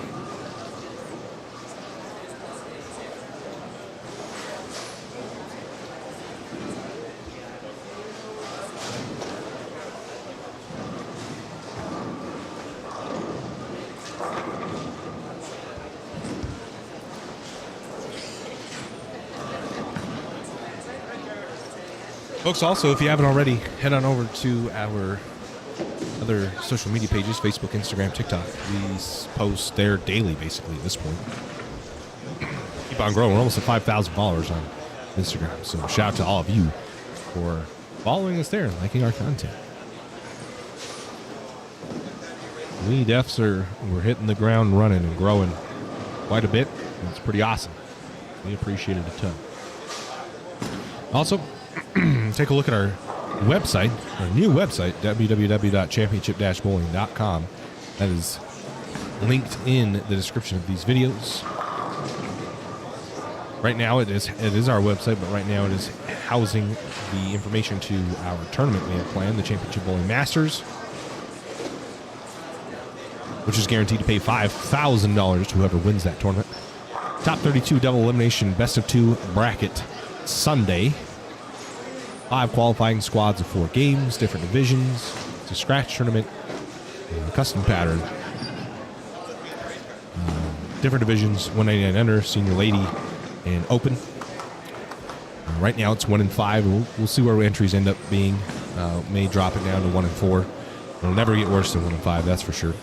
We'll take those folks over to Cashers Round Saturday night. We're both 3 more games from your pins carrying over from qualifying to cut to that top 32. Bowl on Sunday. So if you haven't already signed up or known about the tournament, head on over to that website. You can sign up. The first 50 prepays will get a $15 gift card to Rumby Island Grill, a restaurant just down the street from the bowling center. They have hopped on board and sponsored our tournament, added the prize fund, and given you guys some meals. So we have 6 of those gift cards already taken by prepays. So if you want to secure your spot, head on over to the website, find that information, and get your prepay in and signed up for the tournament. So you can get some free rugby. Pretty damn good.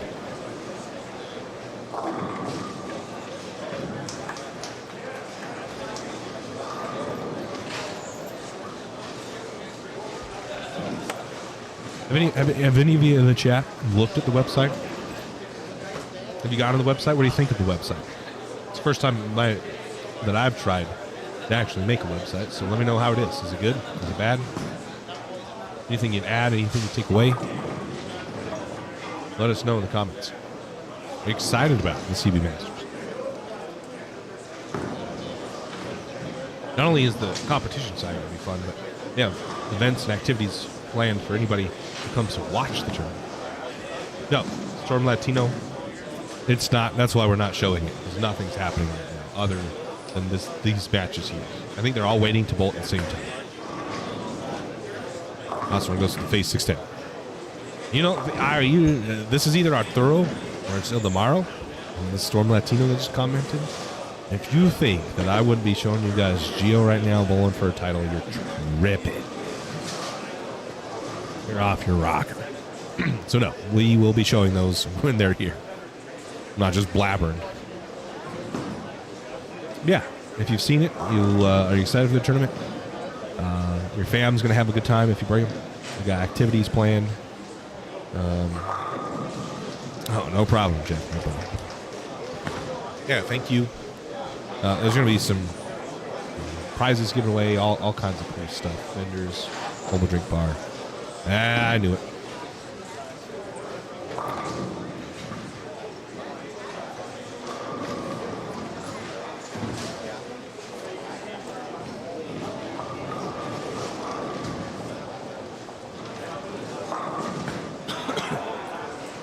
Rosshorn, Mixer, 7 pins. Rosshorn and Valentina Cruz makes up some pins. 65 pins to be exact. Not enough to take over the lead. But it does close that gap between Rosshorn and herself.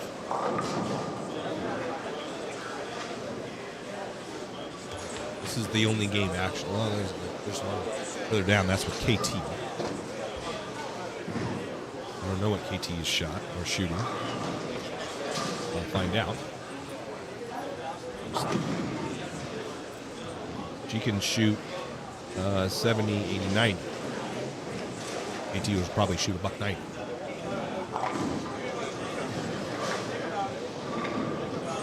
The PBA website is refreshed. Gone back to previous version.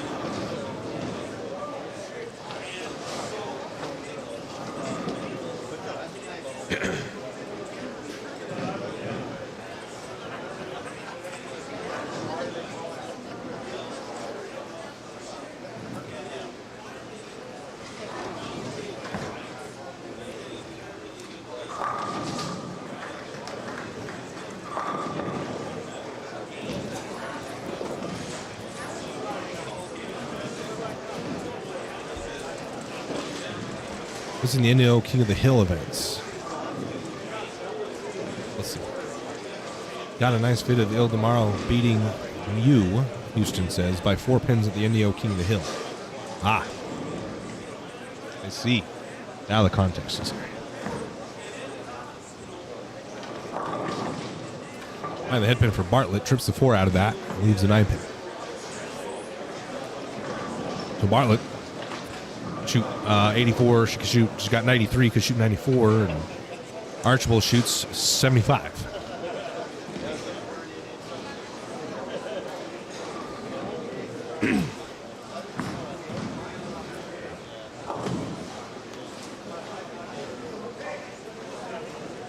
That wraps up our last round, last game of that round.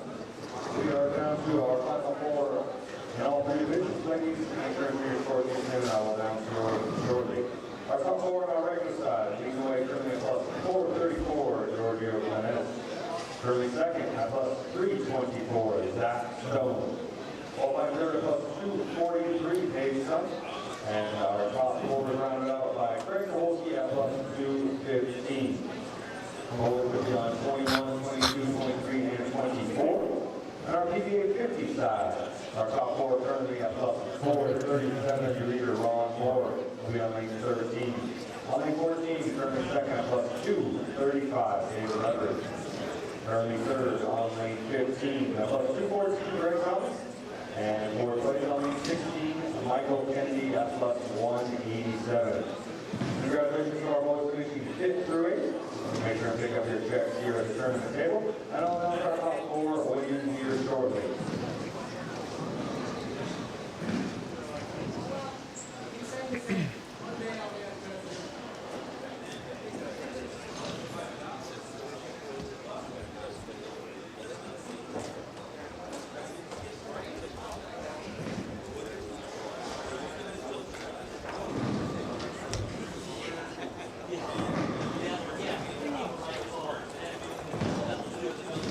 Got to figure out where they're going to be. I want to say I heard they were going to be on 23 and 24.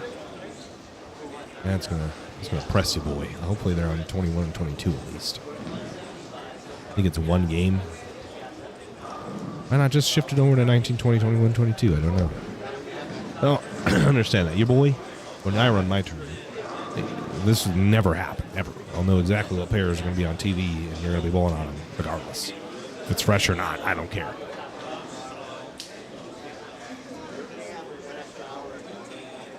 Don't understand that thought process personally. It's all for the show, baby. It's all for the show.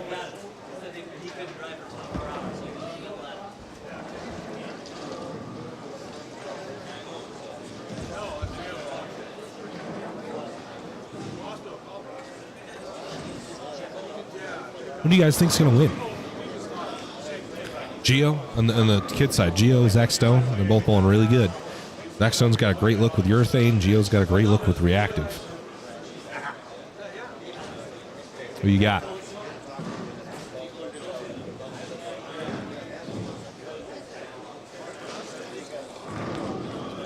Who do you got? Sergio Rascala? He smacked the hell out of the ball. He has been. It's pretty insane if you watch his ball reaction. I don't know how long you guys have been watching, but he's throwing at the gutter, reality, the shiny reality. He didn't shine, it's just lane shine, but probably 10 feet in front of the arrows. And he's just throwing straight at the gutter. It's doing some pretty amazing things. We have our top four in our league. Currently leading the way number 23 is Catherine Hawthorne. Currently second, minus 61, Valentina Cruz. Third, Caitlin Simpson, minus 120. And running out our top four at minus 187, Sabrina Groves. Ladies are on 5 and 6 and 7 and 8. So Catherine and Valentina 5 and 6. Caitlin and Sabrina on 7 and 8. We're going to get a game Finishing fifth for here. $250 We're going to get 7 and 8, so I might twist that camera over just a hair. No, I'm going to do that. Hold on one second. Thank you very much for competing. We're going to go top four in all three divisions. So again, ladies 5 through 8, seniors 13 through 16, and our regular division 21 through 24. Bowlers, we're going to be getting your lanes on here for 5 minutes of practice. Again, 2 more games, all pins carry over, and we'll have our championship match.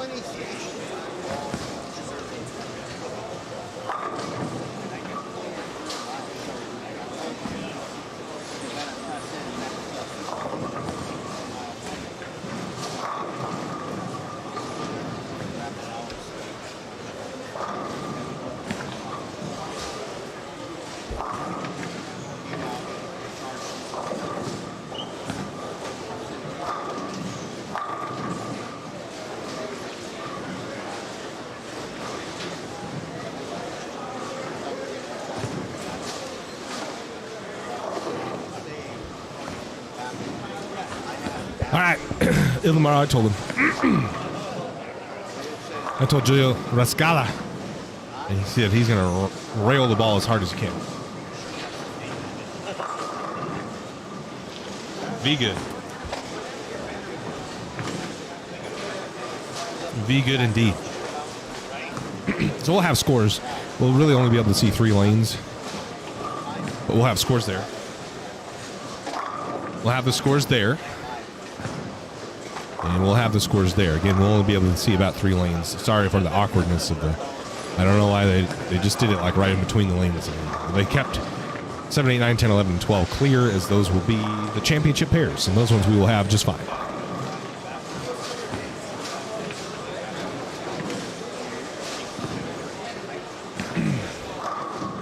There's Zach Stone. He's throwing the ball real good.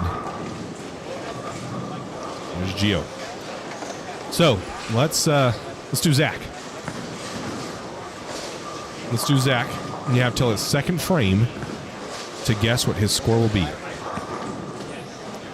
have until Zach's second frame to guess what his score will be. You have to put score-ZS. Score-ZS to be eligible. What's up, Josh? To be eligible for the giveaway. Score-ZS. What will Zach's score B. We only have 2 games left. 214 says Travis, or Travel. Arepa Power.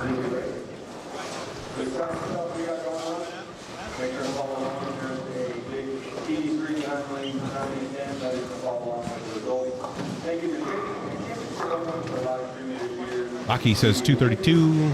Aaron says 231. Score-ZS. Score-ZS 230. All right. Well, I didn't mean the actual. See, now you got Chris Smith's confused. It's the score that you want to, and then it's the score-294-GS. Wow. All right.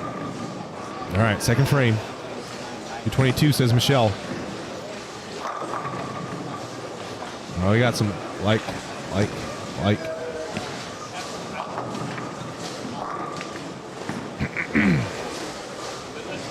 Eric says 238. Tony says 226. Chuck says 236. 245, 234, 242, 294, 234. And we can't have 234. We can't dupes. Michael Altman. Yeah, change, Michael. There's a couple 232s. Come on, man. It's in the same chat.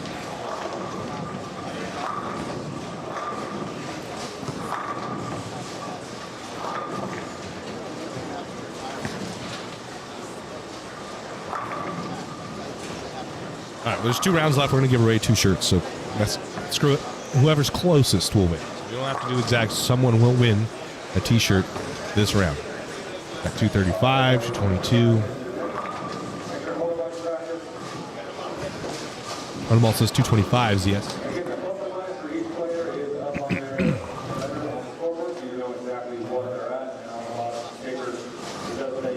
It's 235 and plus minus 61.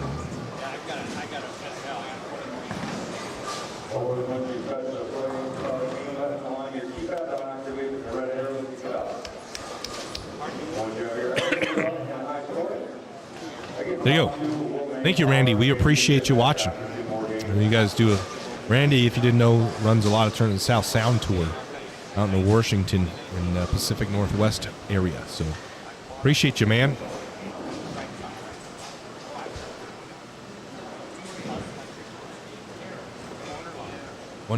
Casey Max says $1 Bob. Gil Brown's at 217. Daniel said 218. So you have till the second frame. Second frame, someone will win.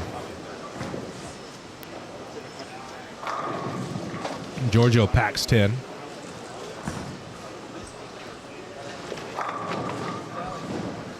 Stump steps up. We got action everywhere.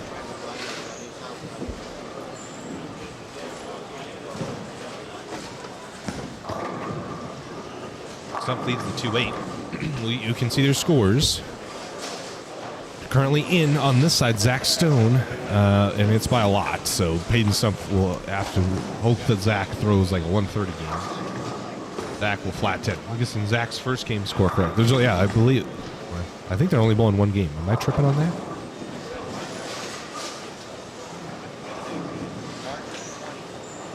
Am I tripping on that? I think they're only bowling 1 game.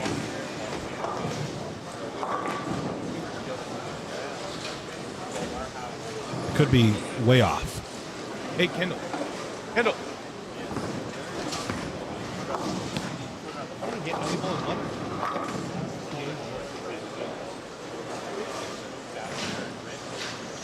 I don't care. I've been saying it. I've been saying all kinds of stuff that ain't true.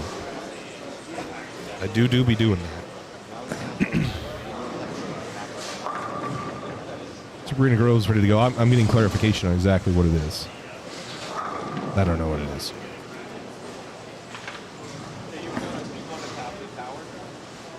Bro, it's packs 10. Good job.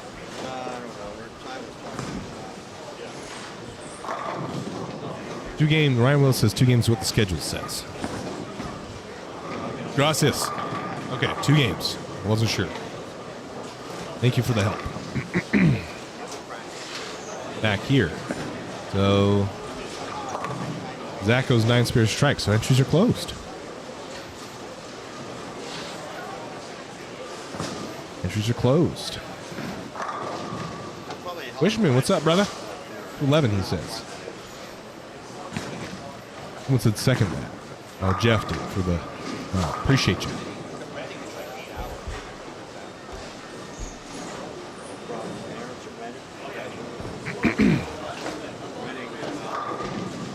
Slaps the 10 out for Giorgio. Folks, if there's a duplicate score above yours, we'll go back and verify. Yes, you are correct, Ryan. It's one game for the chip. If you have a duplicate score above whatever is up there, I'm going to go ahead. Whoever has said it first. If you had a duplicate score, I'm not going to police that. There's too many of you now. Pain stuff goes to the face. If you had a duplicate score, I'm going to go with the first one that came through on the chat. The only way that I can do it. Do it. So, if you have, I would make sure and check if you have a duplicate score, and yours was on underneath somebody else's. Well, that person, whoever said it first, will get it. It's whoever's closest. Whoever's closest.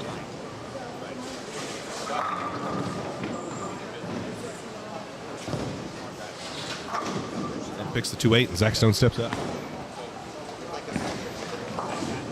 Gregory moves. What's the contest? This is the PBA Northwest Regional Drake Mechanical Open. It's the semifinal game. 2 games. We'll cut to the top 2 to bowl a championship match. Zach Stone just struck.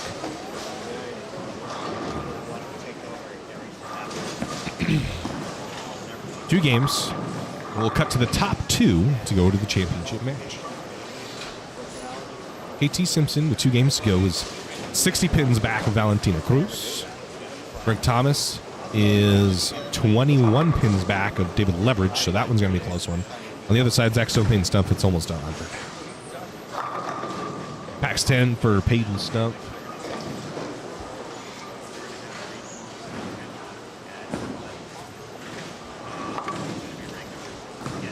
Zach Stone. Mixer, ooh, 5-7 was standing, and the 5 pin was sitting. Yeah, I know that, but what was the guessing contest? Oh, so if you guess, scores do continue to carry over. That's correct. Until the championship match, there are no scores carried. Gregory, it's for a T-shirt. A T-shirt. So if whoever guesses the closest score to Zach Stone's score, you get a T-shirt. Again, if someone above you has the same score as you, that person will be the winner if they're the closest. Zach Stone spares.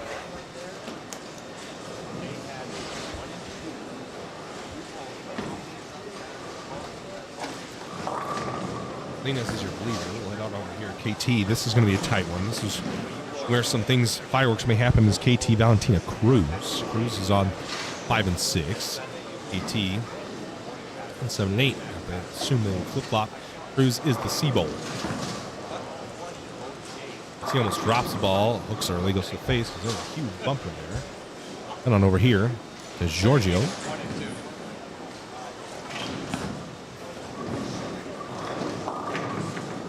That's to the face. 7 pin will fall, and the 4-10 is left. Take a look here. Greg Thomas, this is going to be a tight one, too. So Greg Thomas is only 21 pins back of David Leverage. Leverage is over on 13-14. Thomas here on 15-16.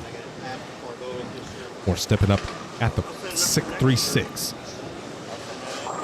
It's all right. Only Zach Stone. So whichever one you dictated Zach Stone's score to be is the one that will be used. If Gio can make this spare.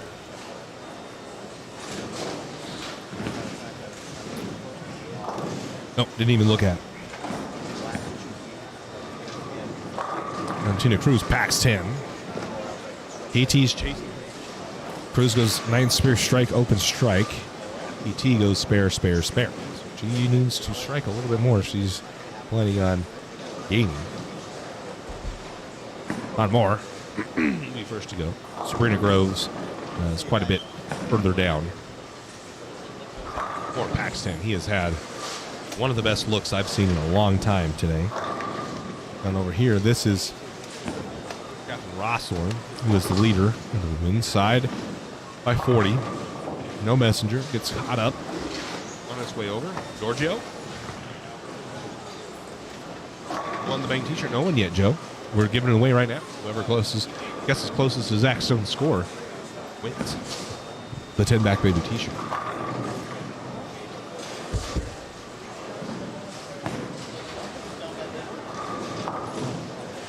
We're about to find out. Pin stump at the 4 pin. Wins it up easy.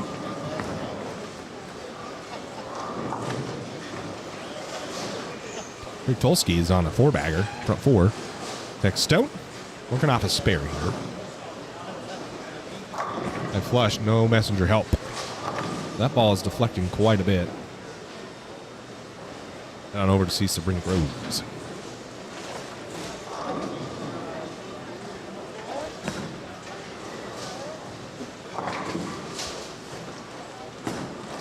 Groves moves to hook. Goes in behind the head pin. Crumbles the bucket but leaves the 2. Tolsky just went through the face. And does not look like the 7 pins there. Nope. So 3-6-10 left for Tolsky. Sabrina, Catherine Rosser tripped to 4.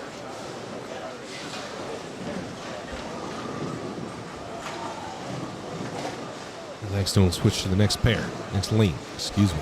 I would assume they just flip-flop pairs once this game's over.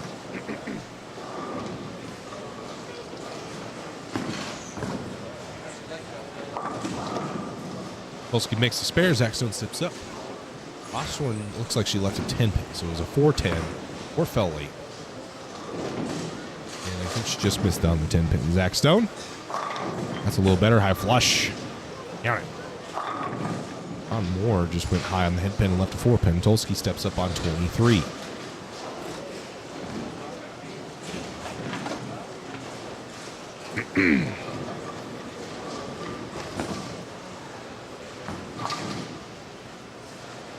Tolsky 23.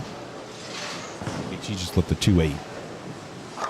Bang! 10 back there for Craig Tolsky. So it was 4 baggers, 7 spare. Craig's got a little bit of ground to make up. He's plus 215. Stone is 324. And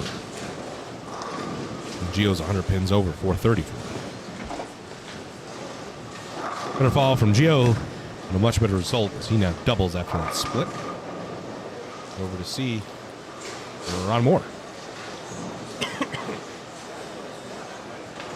Ron was bowled good all week. Went 3-bagger, 8 spare strike, 9 spare. So hasn't had any issues here on 13. He's going to wrap a 10 pin now. That touch that Roar has really seldom through. Now Giorgio has caught up. He's only 3 pins behind Moore. They're both averaging 231. Gio, much better ball. Mixer got it.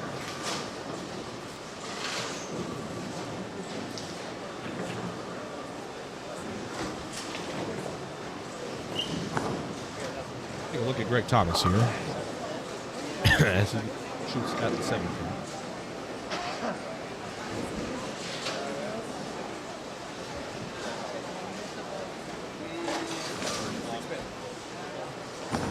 Cruz just threw on the women's side. She's going to miss the head pin to the right. That's going to bring up David Leverage. Ooh, Leverage is in the number. Thomas is chasing. So Thomas is currently beating Leverage. 2 games, though.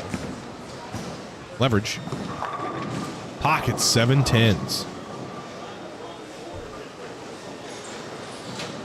I just want to know who wanted to win a t-shirt. Make sure that we even wanted to do the contest if you type back.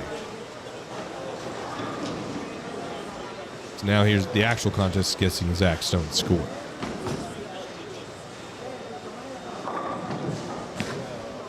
Cruz makes the spare. Kennedy is struck. Kennedy is out of the number right now. That's looking huge. Leverage will not convert to 7-10. We're here to Stone at the 3/4 bucket and makes it. Stone goes spare, double, spare, spare, strike, spare. So he's on a 2-0 pace right now. He needs to put a string together to end this game. He wants to meet some of the scores that were guessed in our chat.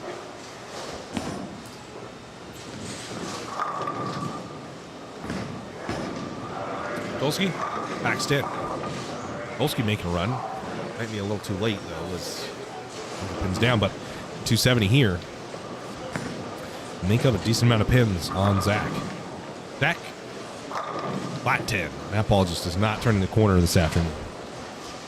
It was pretty good yesterday, but right now, Sabrina cannot get the topple there. Thomas, Mixer, 2-pin. This one just picked the 4-pin. Tulski's going to be up.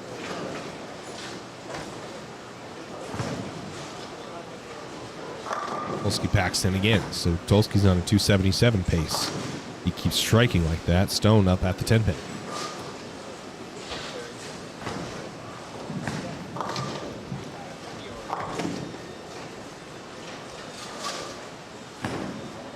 Giorgio being deliberate. You can definitely tell when he gets focused because he gets pretty deliberate.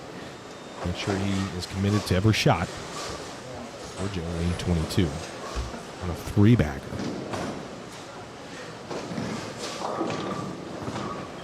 Giorgio uses it to hook.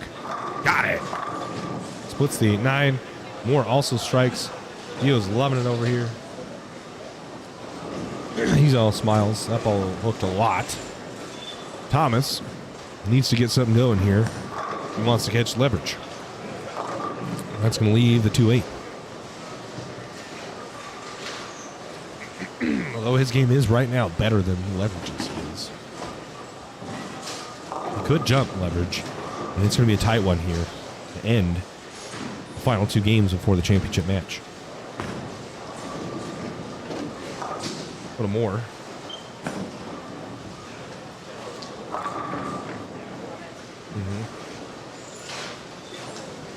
Heading back to Gio. Payne Stump makes his spare. Giorgio steps up on a 4-bagger now. You show me or are we waiting for him to show me? I didn't know I didn't know if you were gonna show me or not. Giorgio to the left, he's hook.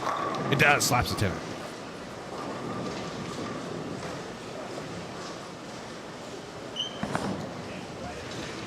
Son do this little.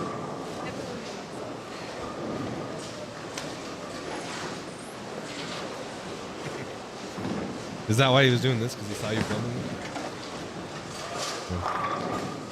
All right, Stump. Zach Stone.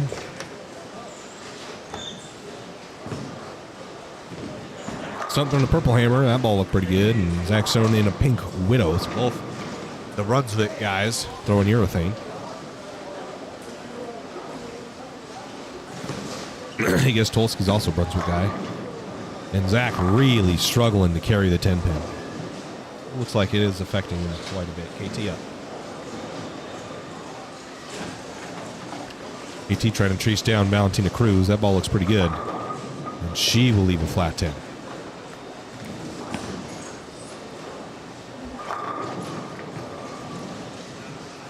She sets up at the spare. Comfortable lead over KT. And I'm sure your swing's got to be fairly loose knowing KT is struggling right now to strike. Ticker's wrong. 2 games. Leverage just packed 10. He liked that shot. UT at the spare. Let's see Craig Tulski. Also a Brunswick guy.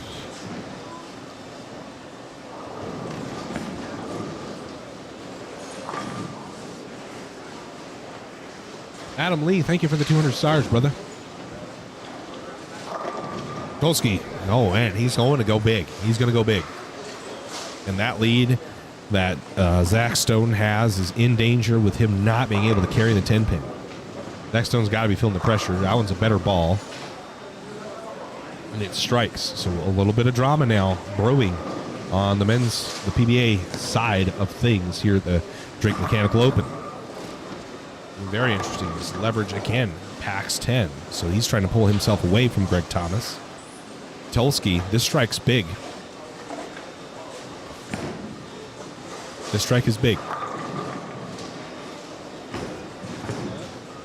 He's a hook.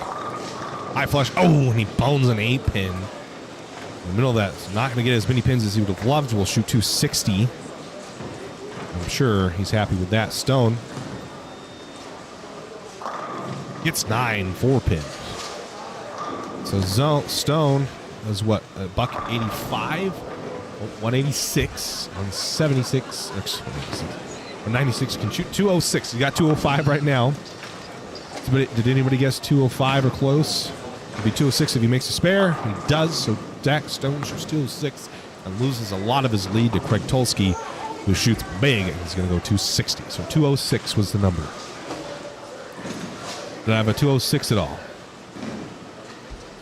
Not in Facebook Championship Bowling.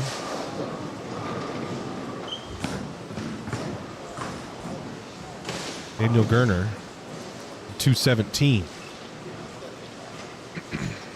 You said 208. 206 or 205 or 207. Is there any of those? Not seeing it. 208 was closest right now.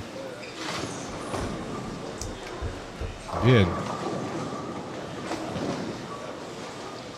Oh, we got other chats too. 5 to 38.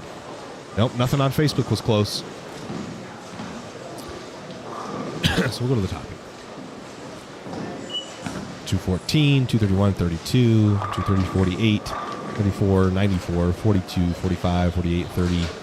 And it was Daniel Greiner. 208. That is correct. Congratulations, Daniel. Good guess, my man. Just 2 pins over the exact score. You're the winner of a 10-back baby t-shirt. Get a hold of us on either... Gil, get the hell out of here. This guy. Get a hold of us on either Facebook or Instagram. Send us an email at livechampionshipbowling@gmail.com. Whatever's your best method. Just need to know the size you want and your shipping address. Congratulations. 208 wins it. So 256. Is that right? Am I seeing that right? 46. Yeah, 256. 50 pins chopped off of Zach Stone's lead. So Craig's going to need to go huge again. Gio is running away and hiding. He shoots 260.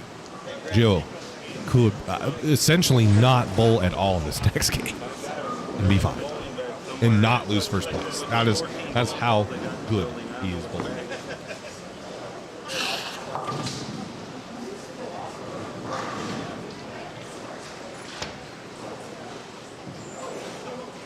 Look here, David Leverage. They're starting their next game. I don't know what they bowled there. Switched them. Damn it. Missed it. Well, they did update the scores. That's a 10-pin for. They updated the scores for the seniors. Leverage is 231. Greg Thomas is 219.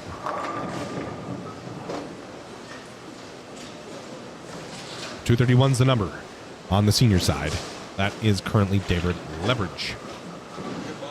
Ron Moore has a 202-pin lead over second place. So Ron essentially, again, could just not bowl at all. Take a break if he needed it, and he would still make the cut. He would still be there. So the pairs are going to flip-flop. They are still, the women are still going.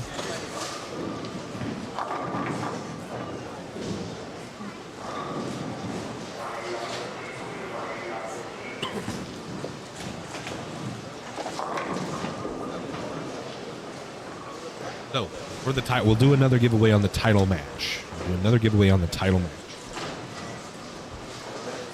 If you want another giveaway on the title match, get in the chat right now and type out BANG. If you want another giveaway in the title match. If you want to end up like Daniel Greiner, type BANG in the chat and we'll do another giveaway in the title match. KT needs a ball. Zach Stone's going to start here, and he's going to start with 3/4 of the bucket. So frustration starting to set in, I'm sure, for Zach Stone. Stolsky chips away at that lead. 330 is now the number. Bang in the chat. Thanks, Jeff. Very literal. Very literal.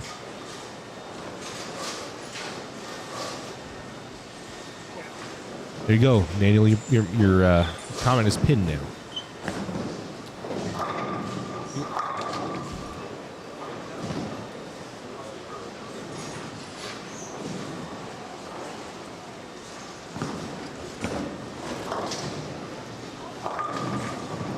So the number for the kids is plus 330, and it is 50 pins. Craig Tolsky needs to beat Zach Stone by 50, and Tolsky will bowl Giorgio in the championship. Giorgio has a 170 pin lead. He's at plus 500. So Stump essentially is a non-factor. He is 70, 80 pins off the number. Tolsky's only 50. He's 49 actually. So if he were to shoot 250 and that zone shoots 200, Tolsky will take it by 1 pin. Go to the women. See Catherine Rosslyn at 2.8. Rosslyn is going to shoot 169. Ouch. Cruz shot 170. So no change there. KT could shoot 190 and eat into Cruz's lead. She's going to need to go big the next game if she does only shoot 190. Or she does max and shoot 190. So we need a big game. So the drama here is Tolsky, Stone battling it out for that last transfer spot. And Leverage Thomas. This KT will need a big game. With 60 back, she'll make up 20 if she punches. And would need another 40 next game. To Gio. Got it. Tolsky steps up. Tolsky starting where he left off with the strike here. Tolsky's feeling.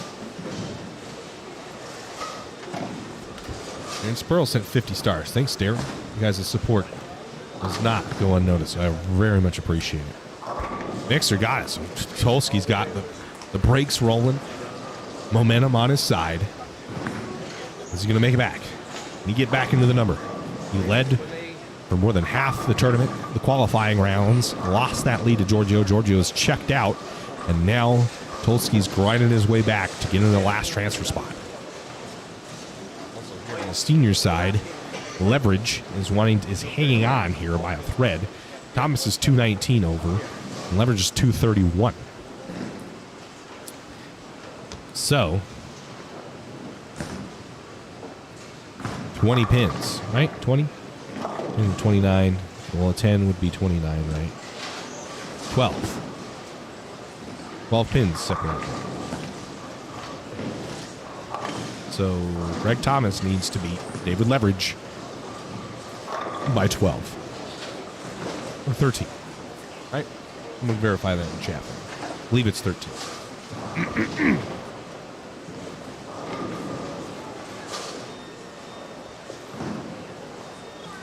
More? Man, he's had such a good look. Gosh darn. I wish I had that. Tolsky leaves the 2-7-8. Makes it. Big spare. So Tolsky knows what the score is. He knows where he needs to go. So does Stone. Stone goes spare, strike, spare.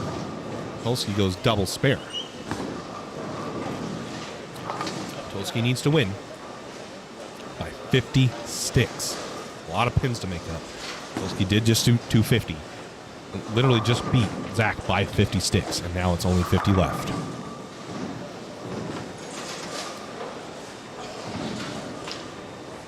So should update the games because the girls are still going. I don't know if they had a scoring issue or what happened. They're taking some time to finish.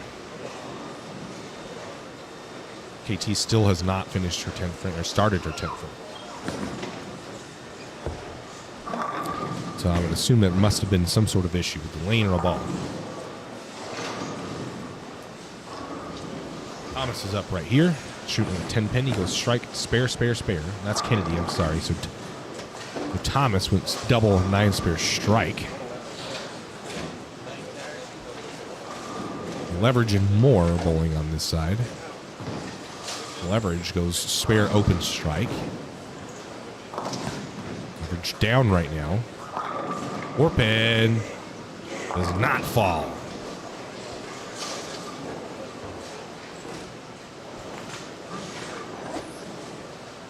Kennedy up again. I believe Thomas is bowling with Kennedy. Kennedy not much of a factor at this point. Kimberly Erskine with the 1,200 stars. Bang, let's go. Thank you, Kimberly. Wow, that is very generous of you. We can't thank you enough. KT's got some pins to make up. She's going to start here. She goes spare. Oh, no, she's going to whip it. Uh-oh. Well, she's going to lose 2 sticks to Valentina Cruz, and she's going to need to make up 61 plus 2, 63, 64 pins. She needs to beat Valentina Cruz by 63 pins. That sets up that match. Leverage up. Leverage looking for a strike here. That ball's better, and it wraps a 10 pin.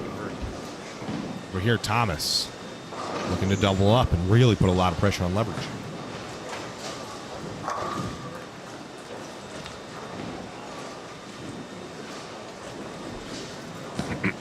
Thomas, looking ball.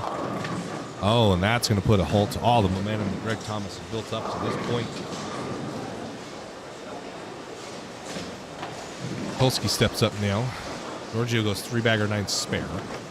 Stone goes 7 spare, strike, 9 spare, 8, leaving the 3-6. Polsky steps up.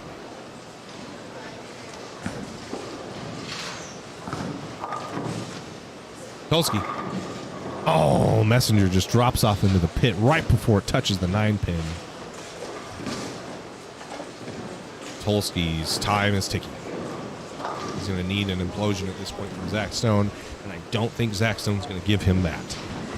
I'm going to have to take it. Polsky's going to have to take it, and time is ticking very quickly. 50 sticks. That's a lot of pins to me. So girls are switching pairs. We'll get to see the end of that game because they're well behind the men at this point. Polsky makes a spare. Zach Stone steps up. Zach's got to be thinking in his mind that there is some pressure here to start striking.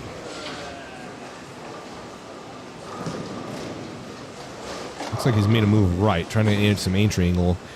Ball comes in behind the head pin, and he leaves the 7.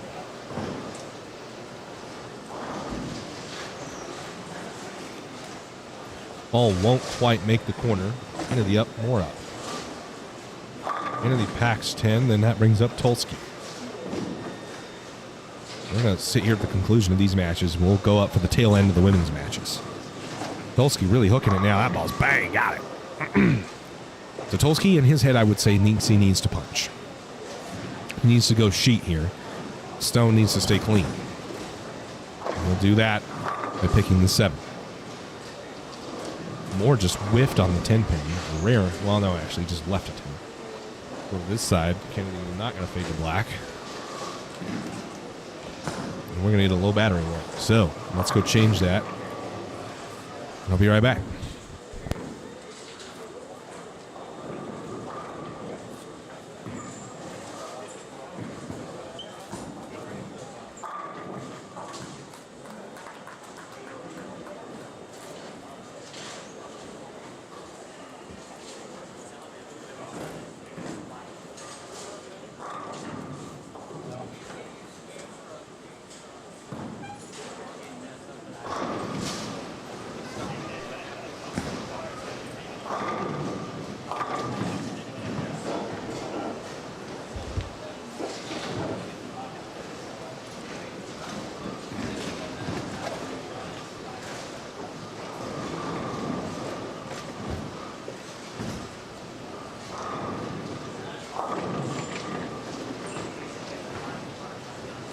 All right, so, bang, got it.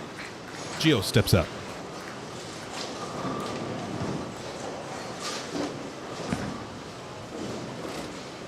Gio on the strike. Goes 3-bagger, 9 spare strike. Hates it off his hand and buries one. Well, that's how you know you're in the right spot, the right ball, is if you can throw it that bad, or look to be. I mean, his reaction that bad, it doesn't look that bad. And still strike. You definitely have ball reaction and the right ball in your hand. Polsky up now. With what I would say has to punch, has to go sheet here. Ball looks pretty good. And he's going to flat 10. And I think at this point he is a little late. As Thomas leaves that split late in this game. Thomas had a really good game going, and now with 2 opens in the latter second half of this game, he's going to fall behind Leverage, who is clean so far. Only 2 strikes. Is he clean, or is that more that's clean? He's not clean. He has 1 open. So this is a big spare. Thomas has to make this if he wants a chance.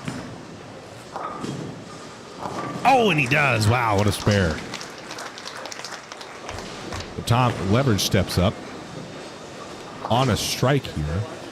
Seeing that Thomas just made that split, this would put a lot of pressure on Thomas. Pretty good ball. Needs to shim. Got it. He's excited about it. Maintain his spot right where he's at. Polsky steps up.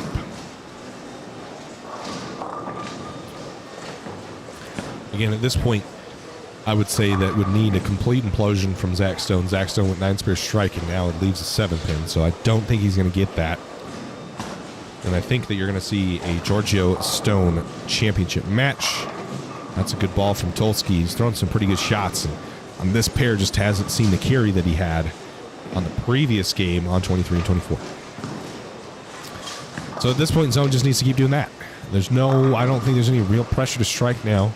Pins won't be carrying over to the championship match. That will drop from what I understand. Could be wrong on that, because if it is, then he's probably not.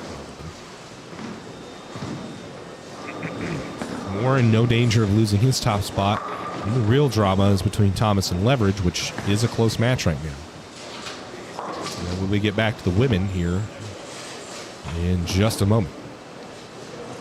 Stumpf packs 10. His ball reaction's gotten a lot better since moving to this pair. We're up. And lane 15. He's going to step off. Didn't like something. Green Rose is going to be the only one to bowl here. Just take a peek. He's going to messenger 9-pin. KT has strike spare back here. More. He's going to wrap a 10-pin into Peyton Stumpf.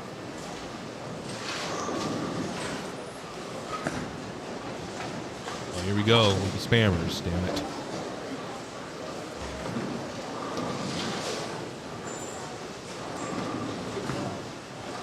Do not recommend any of that.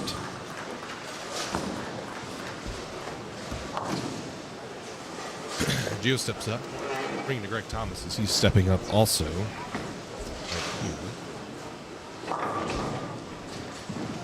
Gio on a 3-bagger, then we'll bring in Greg. Gio, base for 7. Greg Thomas needs it. He's not gonna. He's gonna 2-8. So the gas has run out, I think. Greg needed to beat Leverage by 20 some odd pins, I believe. And I don't think he's going to do it. KT is going to step up. And she's going to throw it a 4-pin.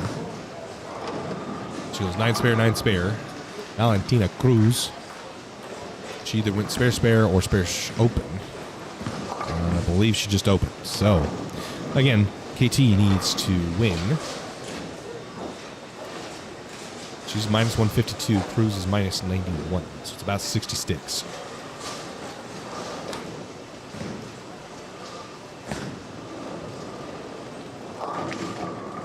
And 2-pin at least. Just a 2-pin. He'll step up on a double.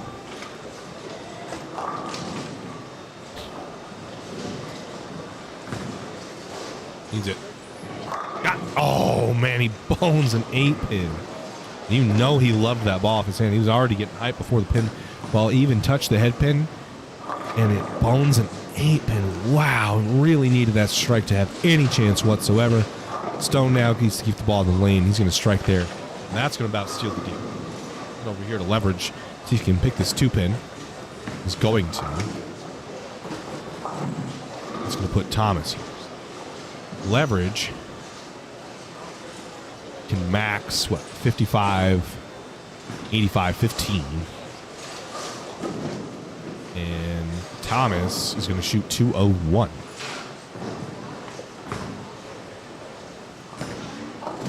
If he strikes him. Which he does, so we'll shoot 201. Back to leverage.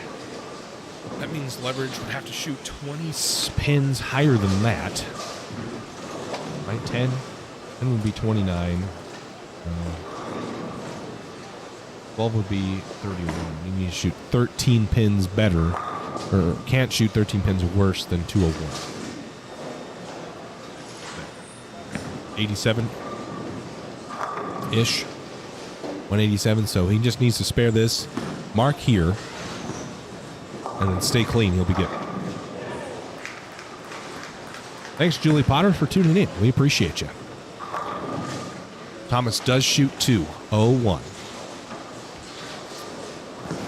And Thomas leverage needs to, he can lose by 12, and they would tie. 11 would put him on to the next round. 11. So that's 189. What's up, Dylan? So 189 is the lowest that leverage can shoot. He has 170. He needs to fill the 10th. He needs to mark.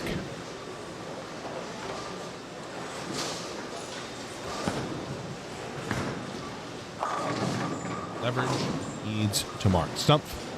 The big string strikes. I think he's trying to catch Tulsky at this point. Him and Tulsky aren't too far out. Well, he's 11 behind.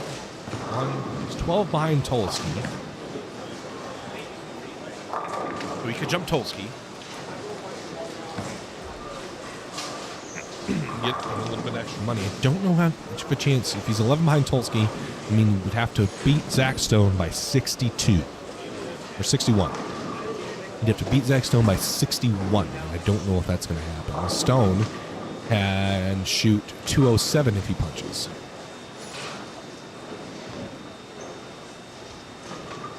So he'll shoot 207 if he punches.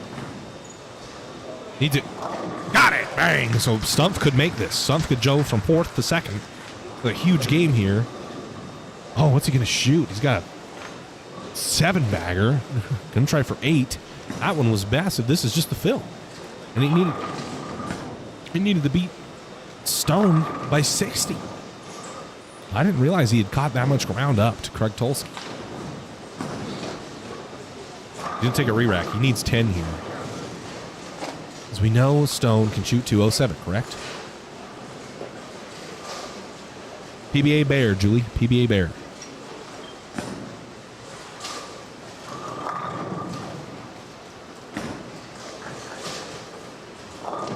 Okay, is that right? He has 157. That's what I'm seeing, correct?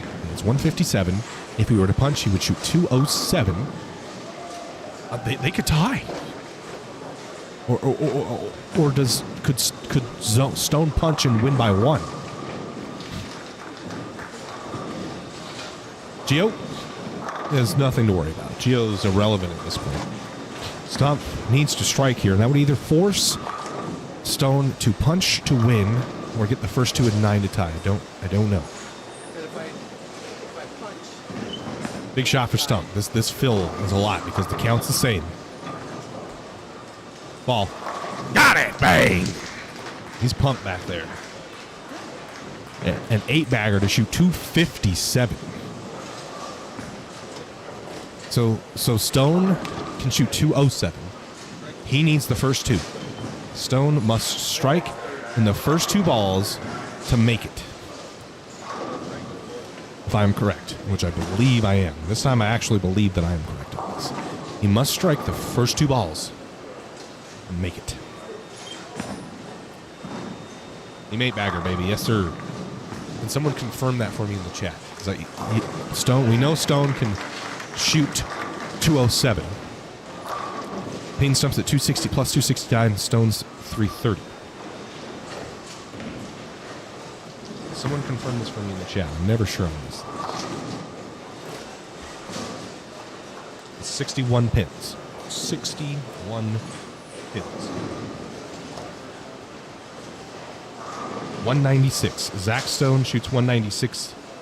They tie. If he shoots 195, Peyton Stumpf moves on. What? Are you going to get videos? Are you going to get videos? Well, Zach Stone's about to get up. He needs to double. He needs to double. Yeah. Stone's going to be stepping up on the right lane. Has to double. He needs to shoot 196 to tie. If he shoots 197, he wins. Needs it. Oh, he drops the 9-pin forward. Dang. That was massive. The messenger comes around, almost misses the 9-pin, spins around, and drops it forward. Wow. That is insane. The bear pattern is tough. That's correct. No one knows, has a clue. Out here watching the girls' bowl has an idea what's going on. I'm out here hollering. And Zach Stone just tripped the 9-pin forward on one of the biggest breaks that I've seen on the stream. Tolsky's out. Zach Stone must strike. If he's 9 spares here, he would shoot. Well, if he 9 spares, he'd shoot 197 and make it. Needs it. Oh, dude. The 4-pin stands. The 4-pin's touched. It's out of range. The 4-pin stands. If he picks it, he wins. If he misses it, they tie. Oh, my gosh. The 4-pin stands. It got hit. It got hit. Hopefully, the 4-pin stands. It didn't quite fall. The rack comes down, pins it. It's out of range. Zach Stone must spare. If he does not spare, they will be a tie.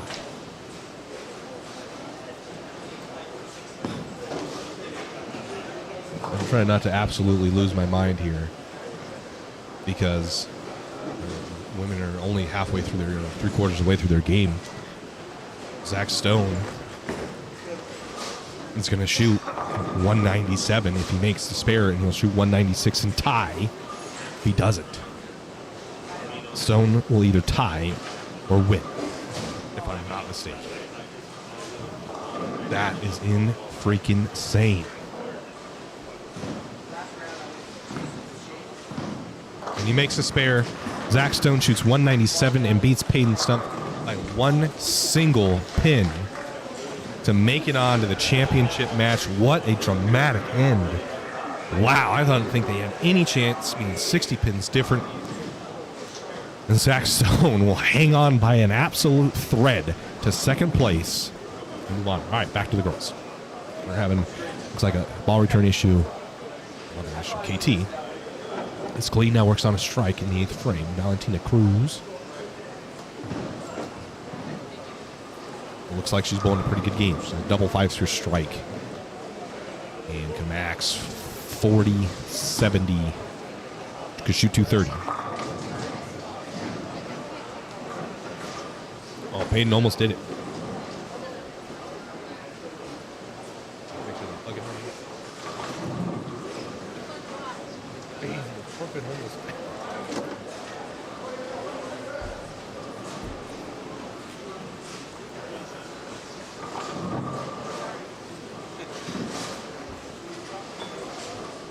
It got hit and it like slid slightly when it was just spinning.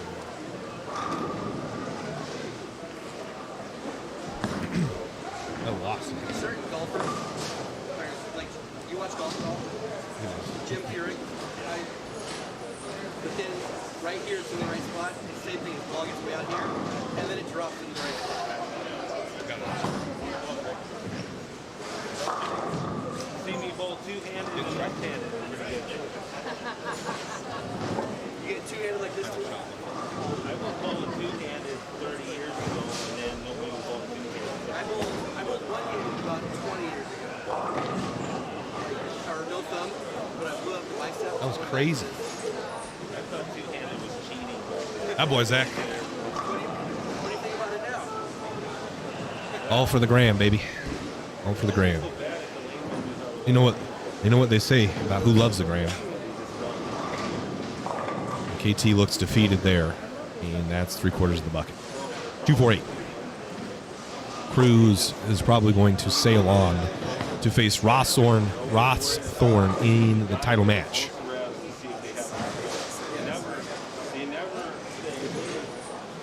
So leverage was plus 235.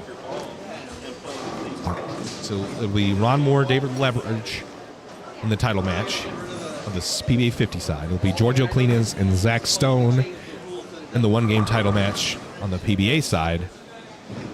And it's looking to be Catherine Rossthorn and Valentina Cruz in the title match of the PBA women's side.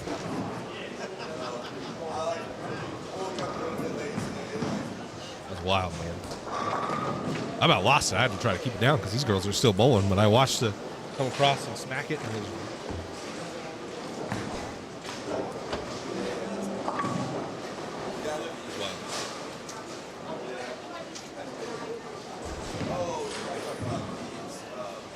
well, and the shot before again.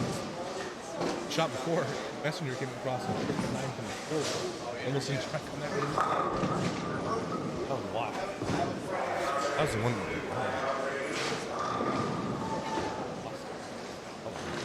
I'm thinking.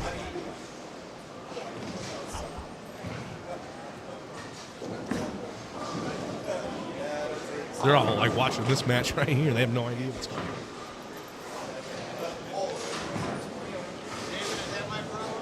Whew, that was crazy. KT strikes, fills the 10th for 30. She's 206, but she needed to beat Cruz by about 60, and she's not gonna. So, Cruz, Rossthorn title match, Moore Leverage title match, Cleanest Stone.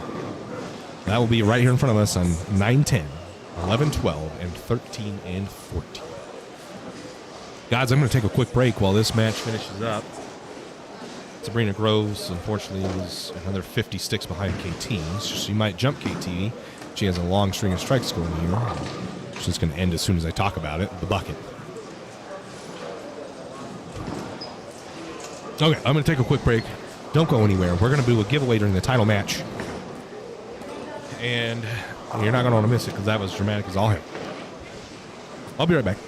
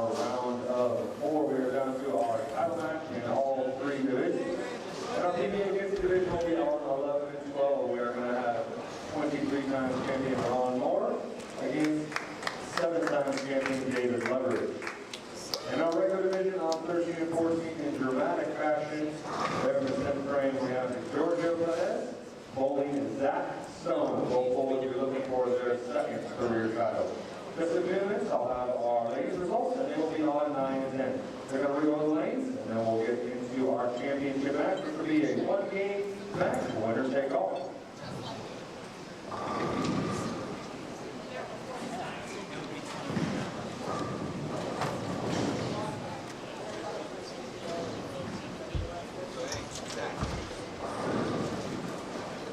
So I tripped the 9th forward the first ball to 10, and then I ripped around 5 feet, and I had to take it when I won the advance. Stage up to 57. I thought he jumped. He was 61 behind me. I had to have the first beat at least. And spun and tripped the 9 forward. Then I threw the ball better and pinned everywhere and 5 minutes like this. Made it out of range and I threw Again, our ladies will be on 9 and 10. Our PBA 50 division on 11 and 12, and our regular PBA division on 13 and 14. Good, you've done this shit here.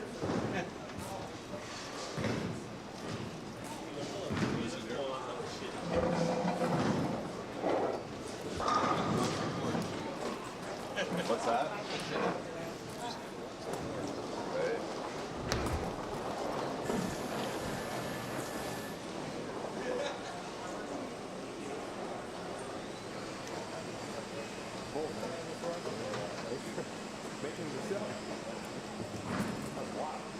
And on our ladies' side, our tournament leader, Catherine Rothstar, will be going. Our number 2 seed, Valentina Cruz. Ladies, you head down to 9 and 10. Our seniors on 11 and 12 on our regular on 13 and 14. When they're on the way, we will get started with our championship match. Mold finishing third fourth, and give your check printed here at the tournament table.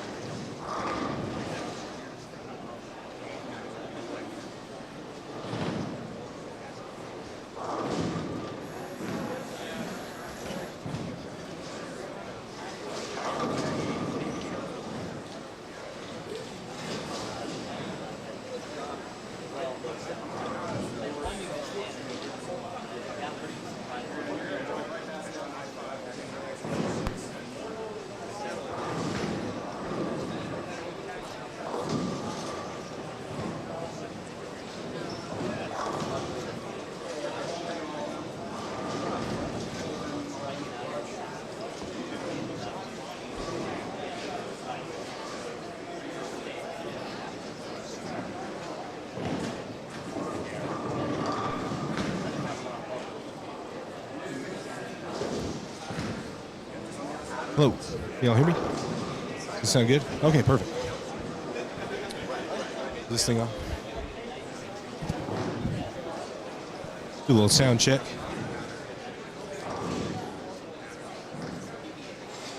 Little sound check. Why is it echoing? Is this me?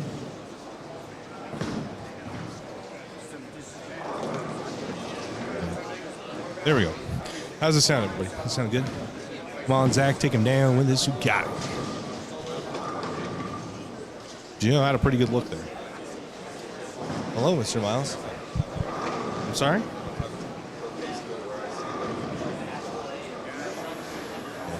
Yeah, you gotta talk. The same thing happens with it. I really like get this right here.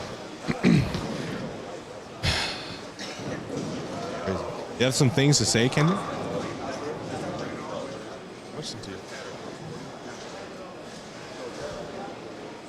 Kendall, I've got Kendall. He came up to the booth here. I've heard a couple people say that they played a little different today than they did yesterday. Is that true?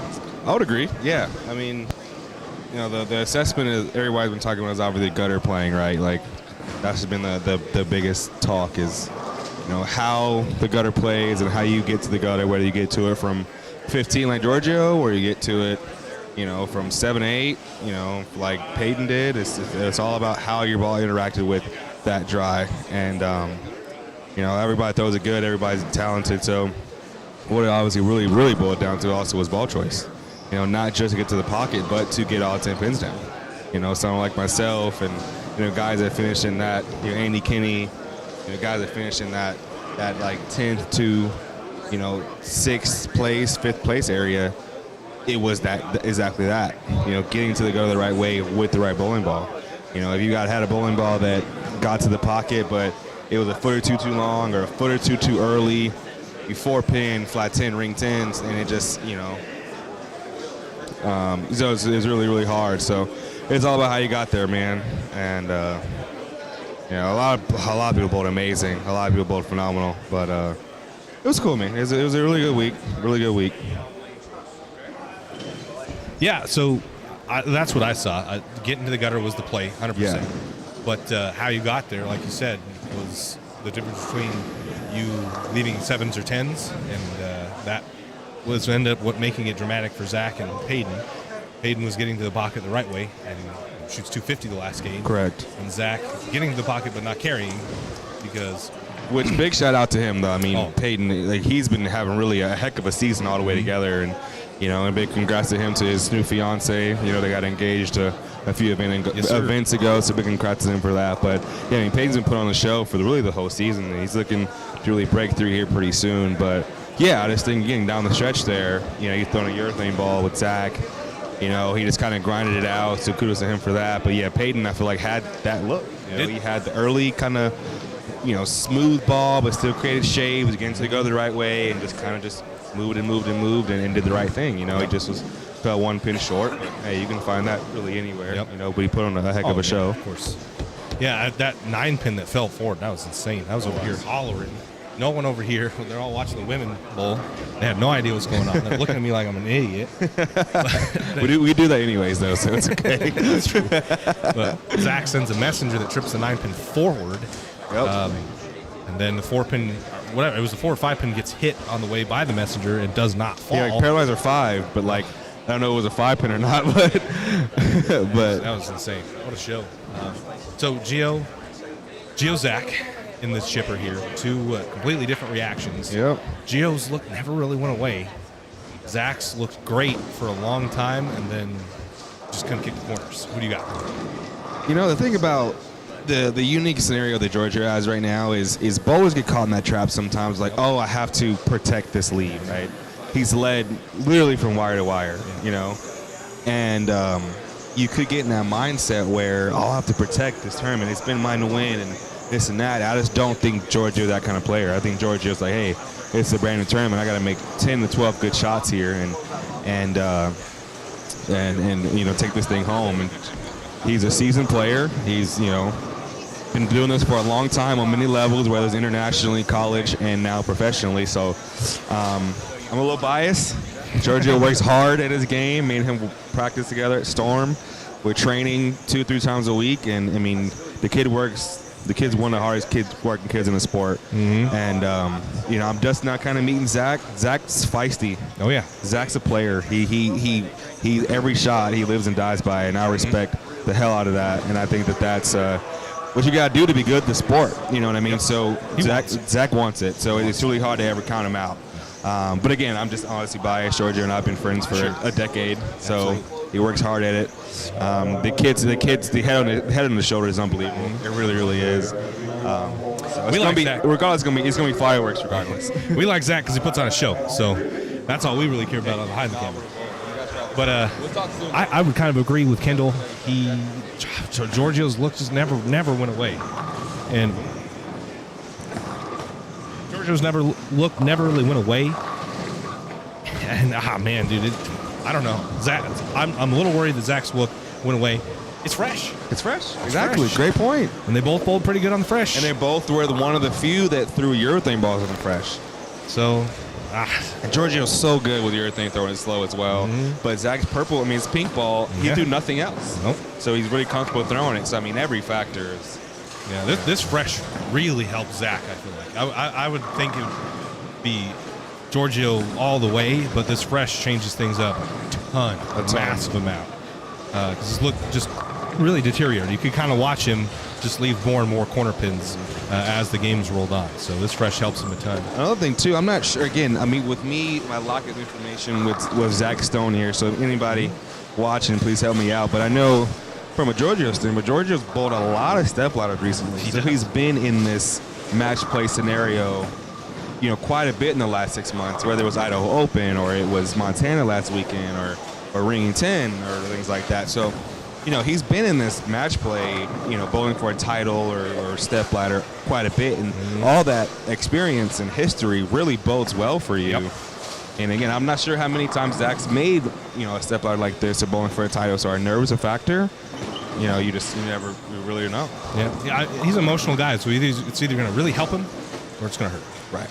But he uses those emotions, I feel like. So I would like to see him dig deep, catch a dub, make it interesting. I think as long as it's interesting, I'm going to be in. We got Ron Moore, legendary Ron Moore. Legendary. And Mr. Leverage here. Who do you got in this match? You know what? I actually kind of had the pleasure of bowling next to David Leverage my last game of the tournament. Talk about someone feisty. I mean, the guy wants it, and that's really cool to watch. Ron Moore, I mean, he kind of falls in that GOAT type category, and he's a player in great shape, won on every level. So again, it's kind of the same thing on the PBA50 side. You've got a player who's done it for a long time, similar to Giorgio, and you got a player who's spicy and fiery and kind of wants it bad. I mean, again, David Leverage was bowling like he was a 25-year-old out here. He really, really did. So he bowled really good. Talking about 2 matches as possible fireworks, we are in for a treat. So share this a lot. Everybody get it passed around. Support the Northwest out here, and Josh and his guys have done a phenomenal job this week. I mean, pretty much a seamless event. So share the stream. Get it out there. This is gonna be some fireworks this match for sure. Yeah, I'm excited to see more bowl. I would pay a lot of money for his look. No doubt about it. And then again, we have 2 seasoned veterans on the ladies' side as well.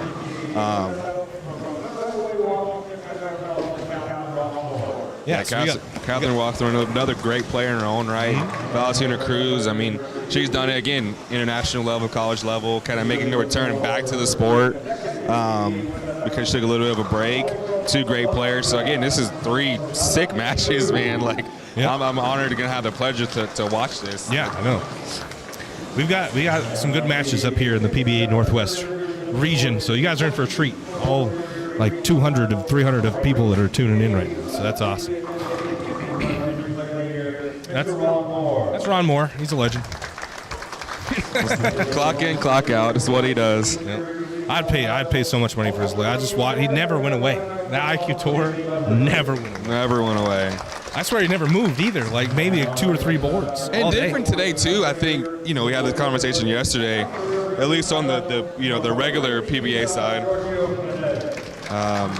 We actually saw more transitions today. we actually saw a little more hook in the front, saw a little more hook to the right, and still people did have to move in and kind of get softer compared to yesterday. You did kind of fire up the gutter and just shell down.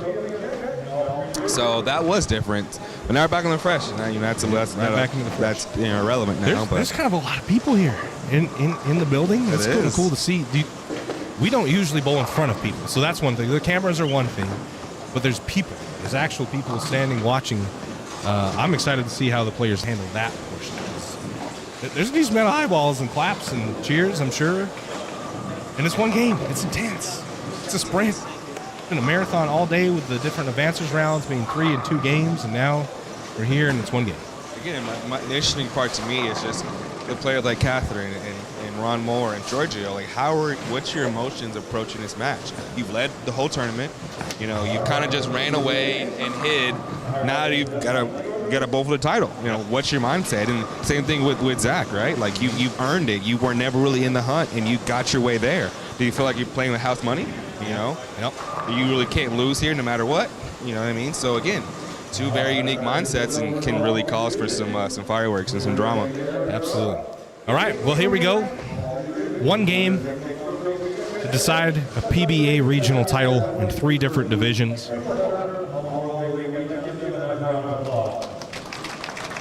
fans in the stands, this is a lot of people. This is the most people I've seen in one of these tournaments in a long time. Righty.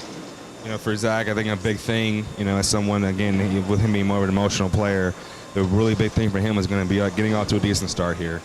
If he can, get some confidence roll, get a double going or at least a couple of good shots, and he can ride those emotions out, then I think that'll maybe lead to some success for him. Different ball change. And it's going to go through the face in a 3-6-10.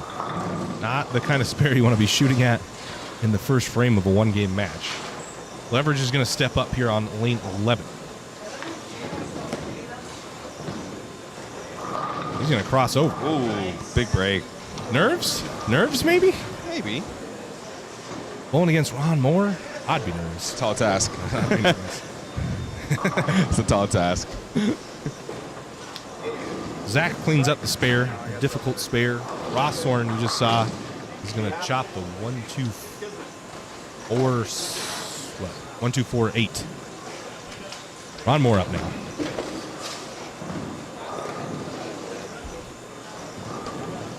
Again, if you look at look from a Giorgio and Ron Moore's demeanor, those guys take their time. They're making sure their shoes are clean, making sure their hand feels good. Taking time over every single shot. They got the routine. That's what the great players have, is very steadfast routines. They do not break away from very much. Giorgio's going to step up here, lane 14, on the fresh. Urethane in hand. He's going to slap the 10 out. Start. Very good start. Good start for Cleanest. Cruz pokes one through the face, and Moore's going to step up and pick this 10 pin. He's playing the twig, man. He hasn't moved off of this line at all. He's playing that hook. If it ain't broke, don't fix it. Up until the last couple of games, Ron Moore was outpacing Giorgio. He was averaging higher than Giorgio was. Giorgio caught him there the last 2 or 3 games, but up until that point, Ron Moore was outpacing Giorgio. Actually, a decent amount. Giorgio averaging 233 on the weekend. On Bear. 1.8 to 1. Messenger. Got it. Bang. Big double. Man, that's got to put a lot of pressure on you quick. A couple of good shots from Cleanest. Sending a messenger. That's going to loosen up your swing a little bit.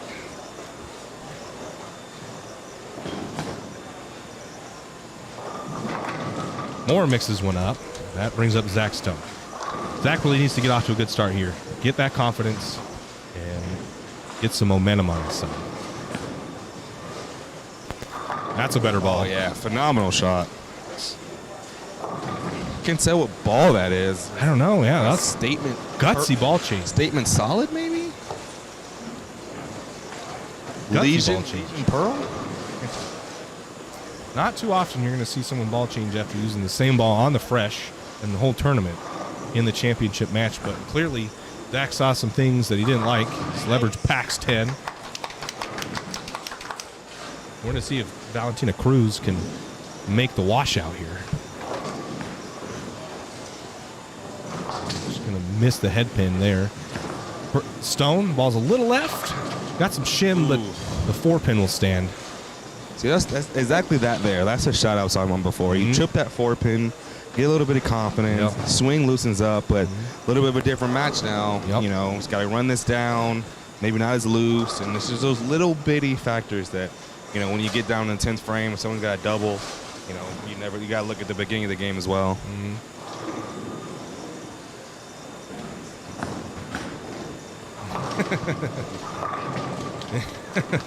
Rosshorn packs 10, and Zach Stone cleans up his spare. That'll bring up David Leverage on the left lane now after that strike.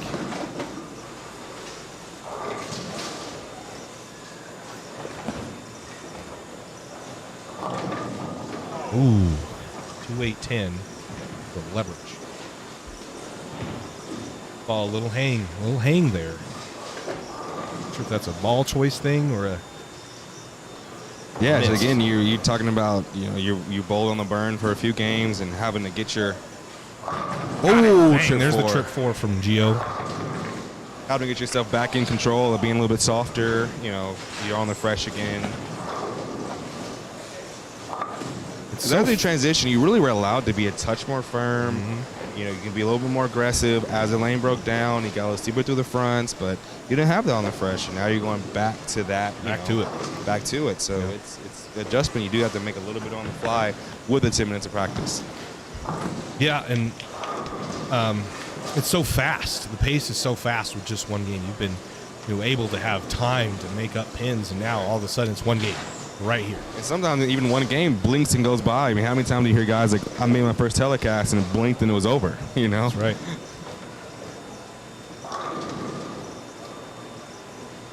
Gio, his 4th frame on a 4-bagger. No trip 4 this time. That ball was a little left off his hand, it looked like. And this time does not catch the break in the trip 4.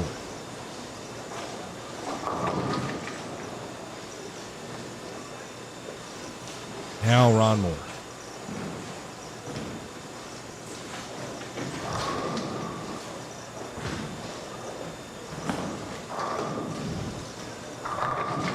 He gets the hit.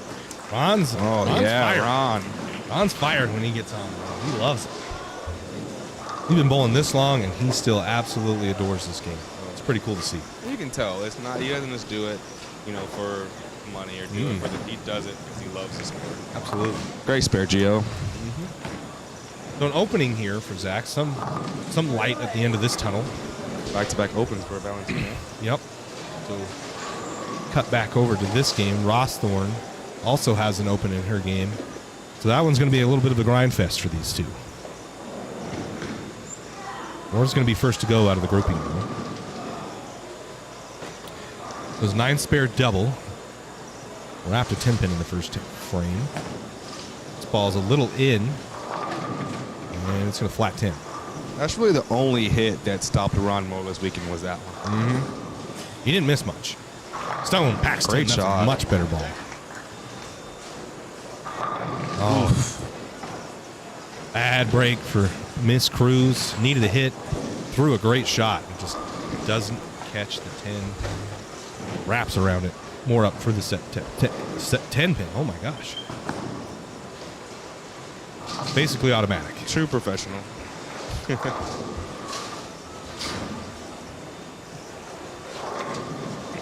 Cruz set to go first. It's a big double for Zach here as well. This is a big shot for Zach. Get a double on the board. Big double for Zach. Gets some momentum on his side. The ball's left. Gets the shim, but no 4-pin. So I wonder if that's left or that ball is hooking for him. Might be, yeah. That just goes through the face, and that's a 3-pin. They got Rosser. Opportunity here to take control of the match. Strike. She's throwing a ball I haven't seen her throw all week. Maybe Obsession's tool? Oh, look kind of brown from here. She's throwing an Axiom. I've seen a Nova out there. I've never seen this ball. I don't. I don't know. Going to switch to a different ball with a spare. Giorgio's going to be first to go, though. Well, actually, she's not. But she'll pick it. Now Gio on a spare. Likes it. Oh, stuffs a 9. So, on that pair, we've got 3, 6, 10. We've got 2 4 pins, and now a stone 9. So, those rev rates, adjust that fast, so lanes are already starting to break down. Yep. Got to make a little move. Yep. There's a little hook on those pairs. Leverage another ball that looks like it was just a hair in 3 6 10s. Also will be first to go here on lane 9. Ball's left off the hand. She'll catch a break with the runaway Brooklyn. And Gio cleans up his plate. One other aspect that made this week very unique that, Giorgio and Zach Chavino and I talked about was when you're bowling, a lot of time you're bowling PBA tournaments with all these rev rates, the lane changes so fast. And if you're staying ahead of it, and I think I mentioned this yesterday, if you trip a 4-pin or you go high flush, you can move. This week, you're kind of able to camp out in that spot for multiple games and not really move your feet, maybe one board every 2 games. So, seeing these guys go high, it's kind of not surprising because they can move 1 or 2 and be locked into that part of the lane for another, 6 or 7 shots. So it was very unique, the moves this week that you might have normally seen at like a PBA tournament. It was very odd, very different from what a PBA tournament would be. That's the face. Gets a huge break there to trip the 6-7 out. There's Gio.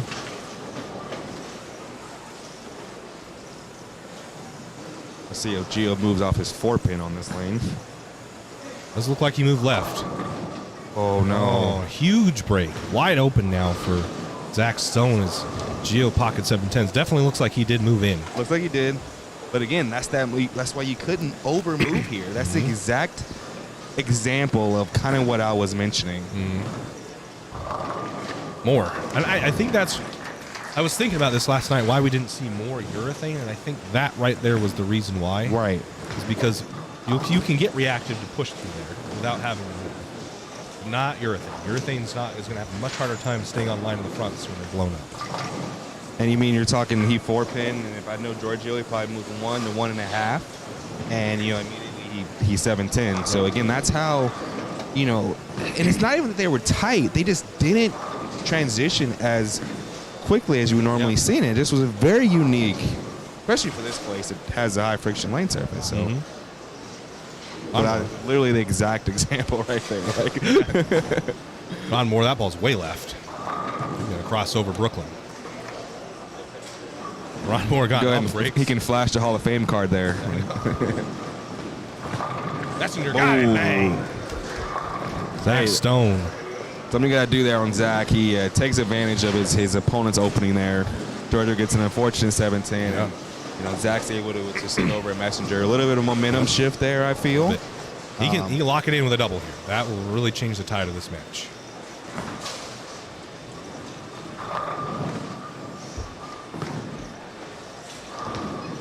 Cruz, Rossthorn will go basically at the same time. This is a big double. I feel like we'll see Stone get a little emotional here if he can pack 10 again. Next Stone. Better ball. Oh. 2-8-10s. That ball, it did look like he got in just a bit again. I felt like he got to the spot this time. It looked like a better ball off his hand. But again, that's just the conversation we just talked about. The lane doesn't. If you go through the face and you overmove, it absolutely will hang out to the right, or just not pick up as soon. And that goes back to kind of what you had talked about. I said that it looks like he missed left, but maybe the ball just wasn't staying on line. Makes a move, ball never hits. One of the 2-8-10. Not convert. So, pair of opens for these two. Stones, unfortunately, comes a little bit later. So Gio step in the 7th frame with a lead and an opportunity to potentially make this a 30-pin. Or taking his time, deep breath. That's the mark of a professional. He understands the importance of this shot. Not only will it boost him up and give him a lead, but this will put a lot of pressure on Zach. Ron Moore stuffs an 8. A great shot. Osthorpe.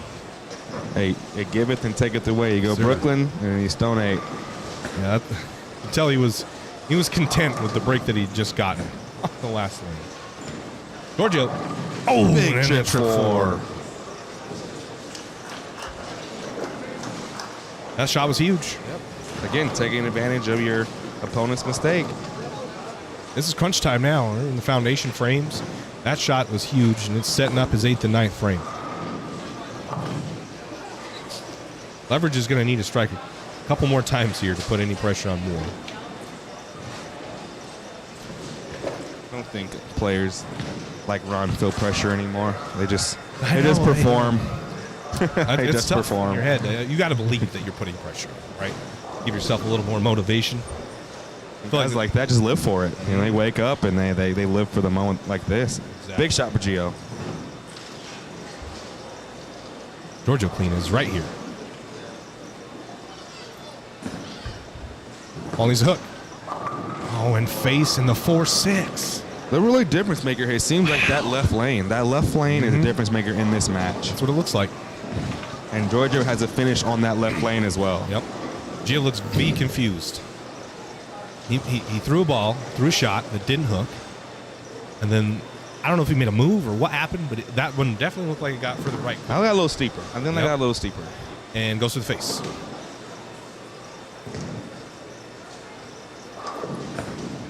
Get your one. Okay. All right, that brings up Zach Stone now. This match not out of hand. A double here to set up Zach's 10th frame would be huge.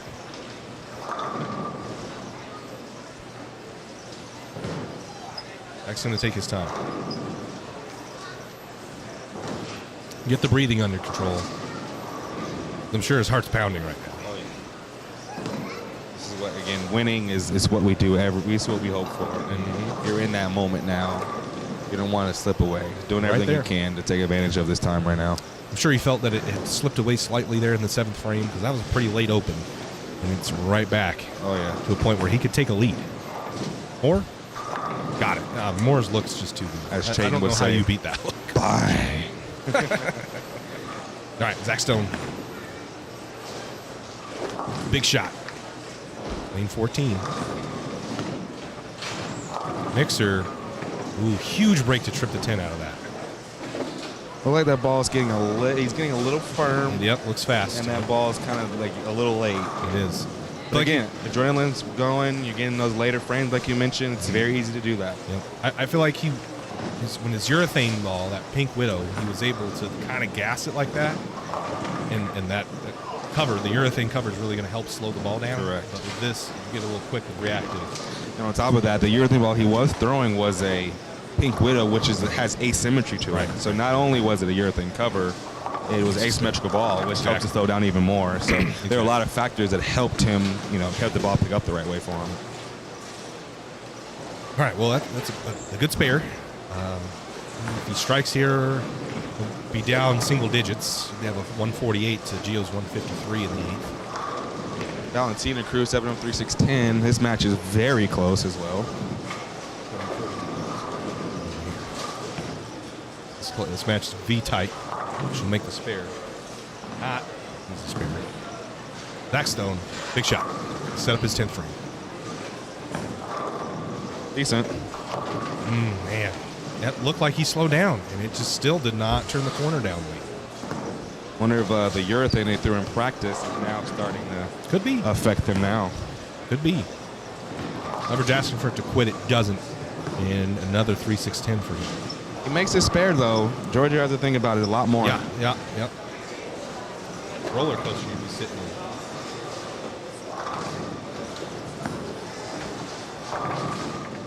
You need to get lucky he doesn't. This first 5 frames, the back 4 frames have been quite of interest. Yeah. So, again, Gio with an opportunity to take a very commanding lead. He can win it here. Yep. Well, yeah, he could finish the game and lock out. Yep. Still. Taking a deep breath, taking his time. Ross Thorn will be first. This match also close. Cruz struck on the 8th frame. Ross Thorn in her 8th frame. Look like a pretty good looking ball. It's pretty high on the head pin. She 4 pins. All right, Gio.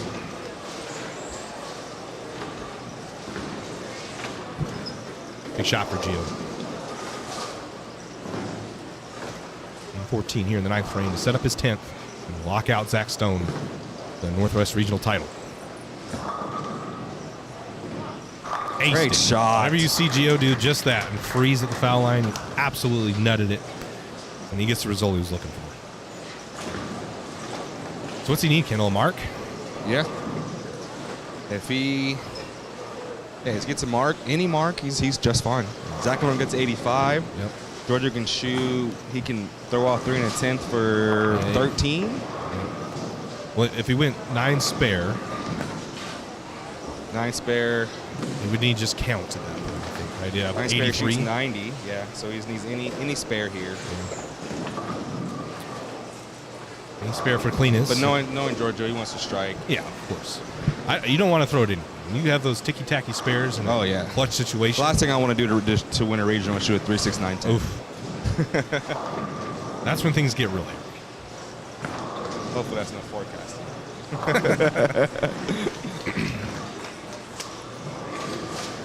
Moore a little disappointed himself, but has a 20-pin lead. Ross Thorn will be first. She's working off an open. That ball is way right. Oh, and trips the 1-2-4 forward in the 9th frame. What a break. All right, Giorgio for the win right here. Giorgio Cleanest. Oh, trips the 4-pin. And Giorgio is going to lock out Zach Stone and win the PBA Northwest Region Drake Mechanical Open. Well earned. On a trip 4-pin. That is 2 tournaments now. He's won on a trip 4. Stay tuned, though. We still have some exciting matches The ladies here. is still close. Moore basically has this locked up. That ball is terrible. That's probably the worst ball I've seen Ron Moore throw, besides the ditch. He did throw a ditch today.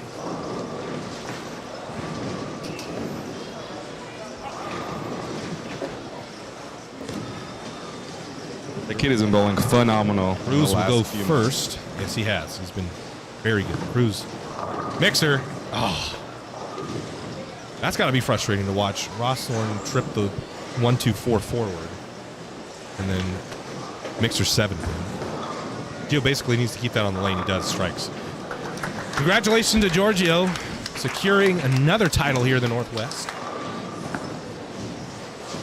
Ron Moore will do the same. He'll just need to keep the ball in the lane at this point. He's got 207. And that essentially does log. You can shoot 205. So, yeah. Moore's a winner. Gio's a winner.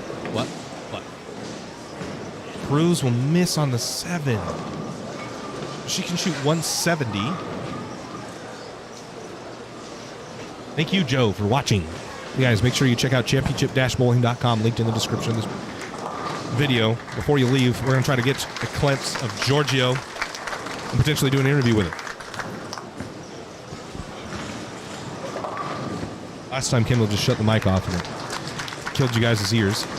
Cruz needs to punch to have a chance. And she's not really gonna. She's gonna shoot $160 if she makes a spare here.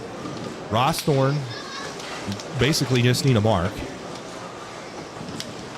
We'll give us 65. So, right. Yeah, so 9 spare, any spare would it give her 55, 65, so that would be it. Leverage makes the spare there just off camera. Not that it really mattered, but nonetheless. Cruz makes the spare. The Ross Thorn, any spare, actually she at this point just needs good count, I think.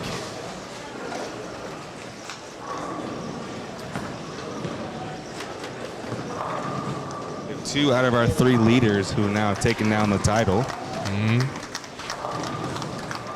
See, we'll go 3 for 3 here.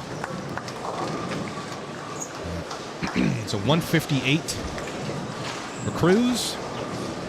He's 4 sticks, is what I'm told by Chris Tolsky. So a straight ball at the head pin will do it. Hey, I don't know my math. The math, bowling math is V hard, especially in the moment. That's got a. That had 2 written on it. That had 2 off the right. So basically, I think that's it, right? Should have 17 on 35. Should be 45, 58, 9. Yeah, that was it. That's it. Catherine Rossthorn Winner. is the PBA women's title. Ron Moore, PBA 50 title. And Giorgio Colinas is the PBA Northwest Region Drake Mechanical Open champion. Congratulations to all our finalists. They're going to get a little bit of a speech, I'm sure. I'll try to catch some of that. Congratulations to them. Kendall, hey, thanks, brother. Hey, man, as always, man, you do a great job out here, bro. The stream only gets better and better as we do this. And big thanks to Josh Blanchard, Josh Groves out here in West Sea Lanes and everything you guys are doing to make this, event happen. And like I said, showing the talent that we've had out here in the Northwest, man. Thanks for what you're doing. Thanks for everybody tuning in, and we'll see you next time. Thank you. What? Last time? When this is on and this is off, it's just going.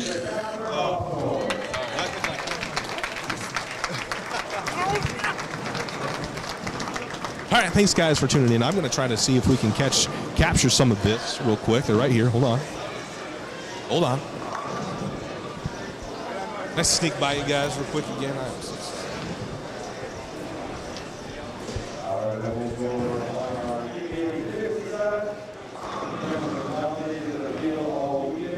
Go.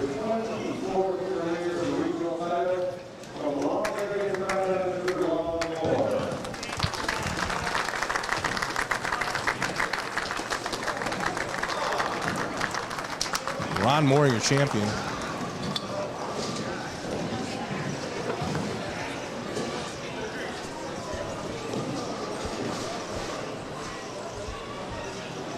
We gotta snap all the pictures. We can.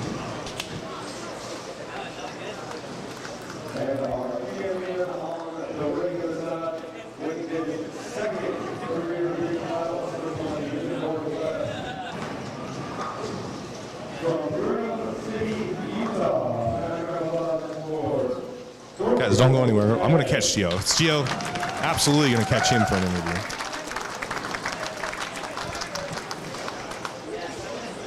Don't you guys worry.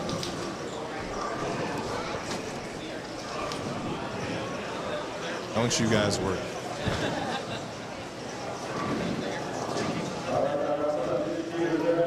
Don't you guys worry. We're going to get an interview.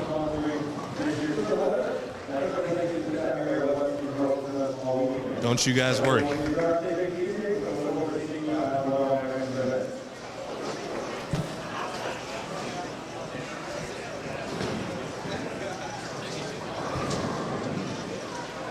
Gio, we gotta get an interview.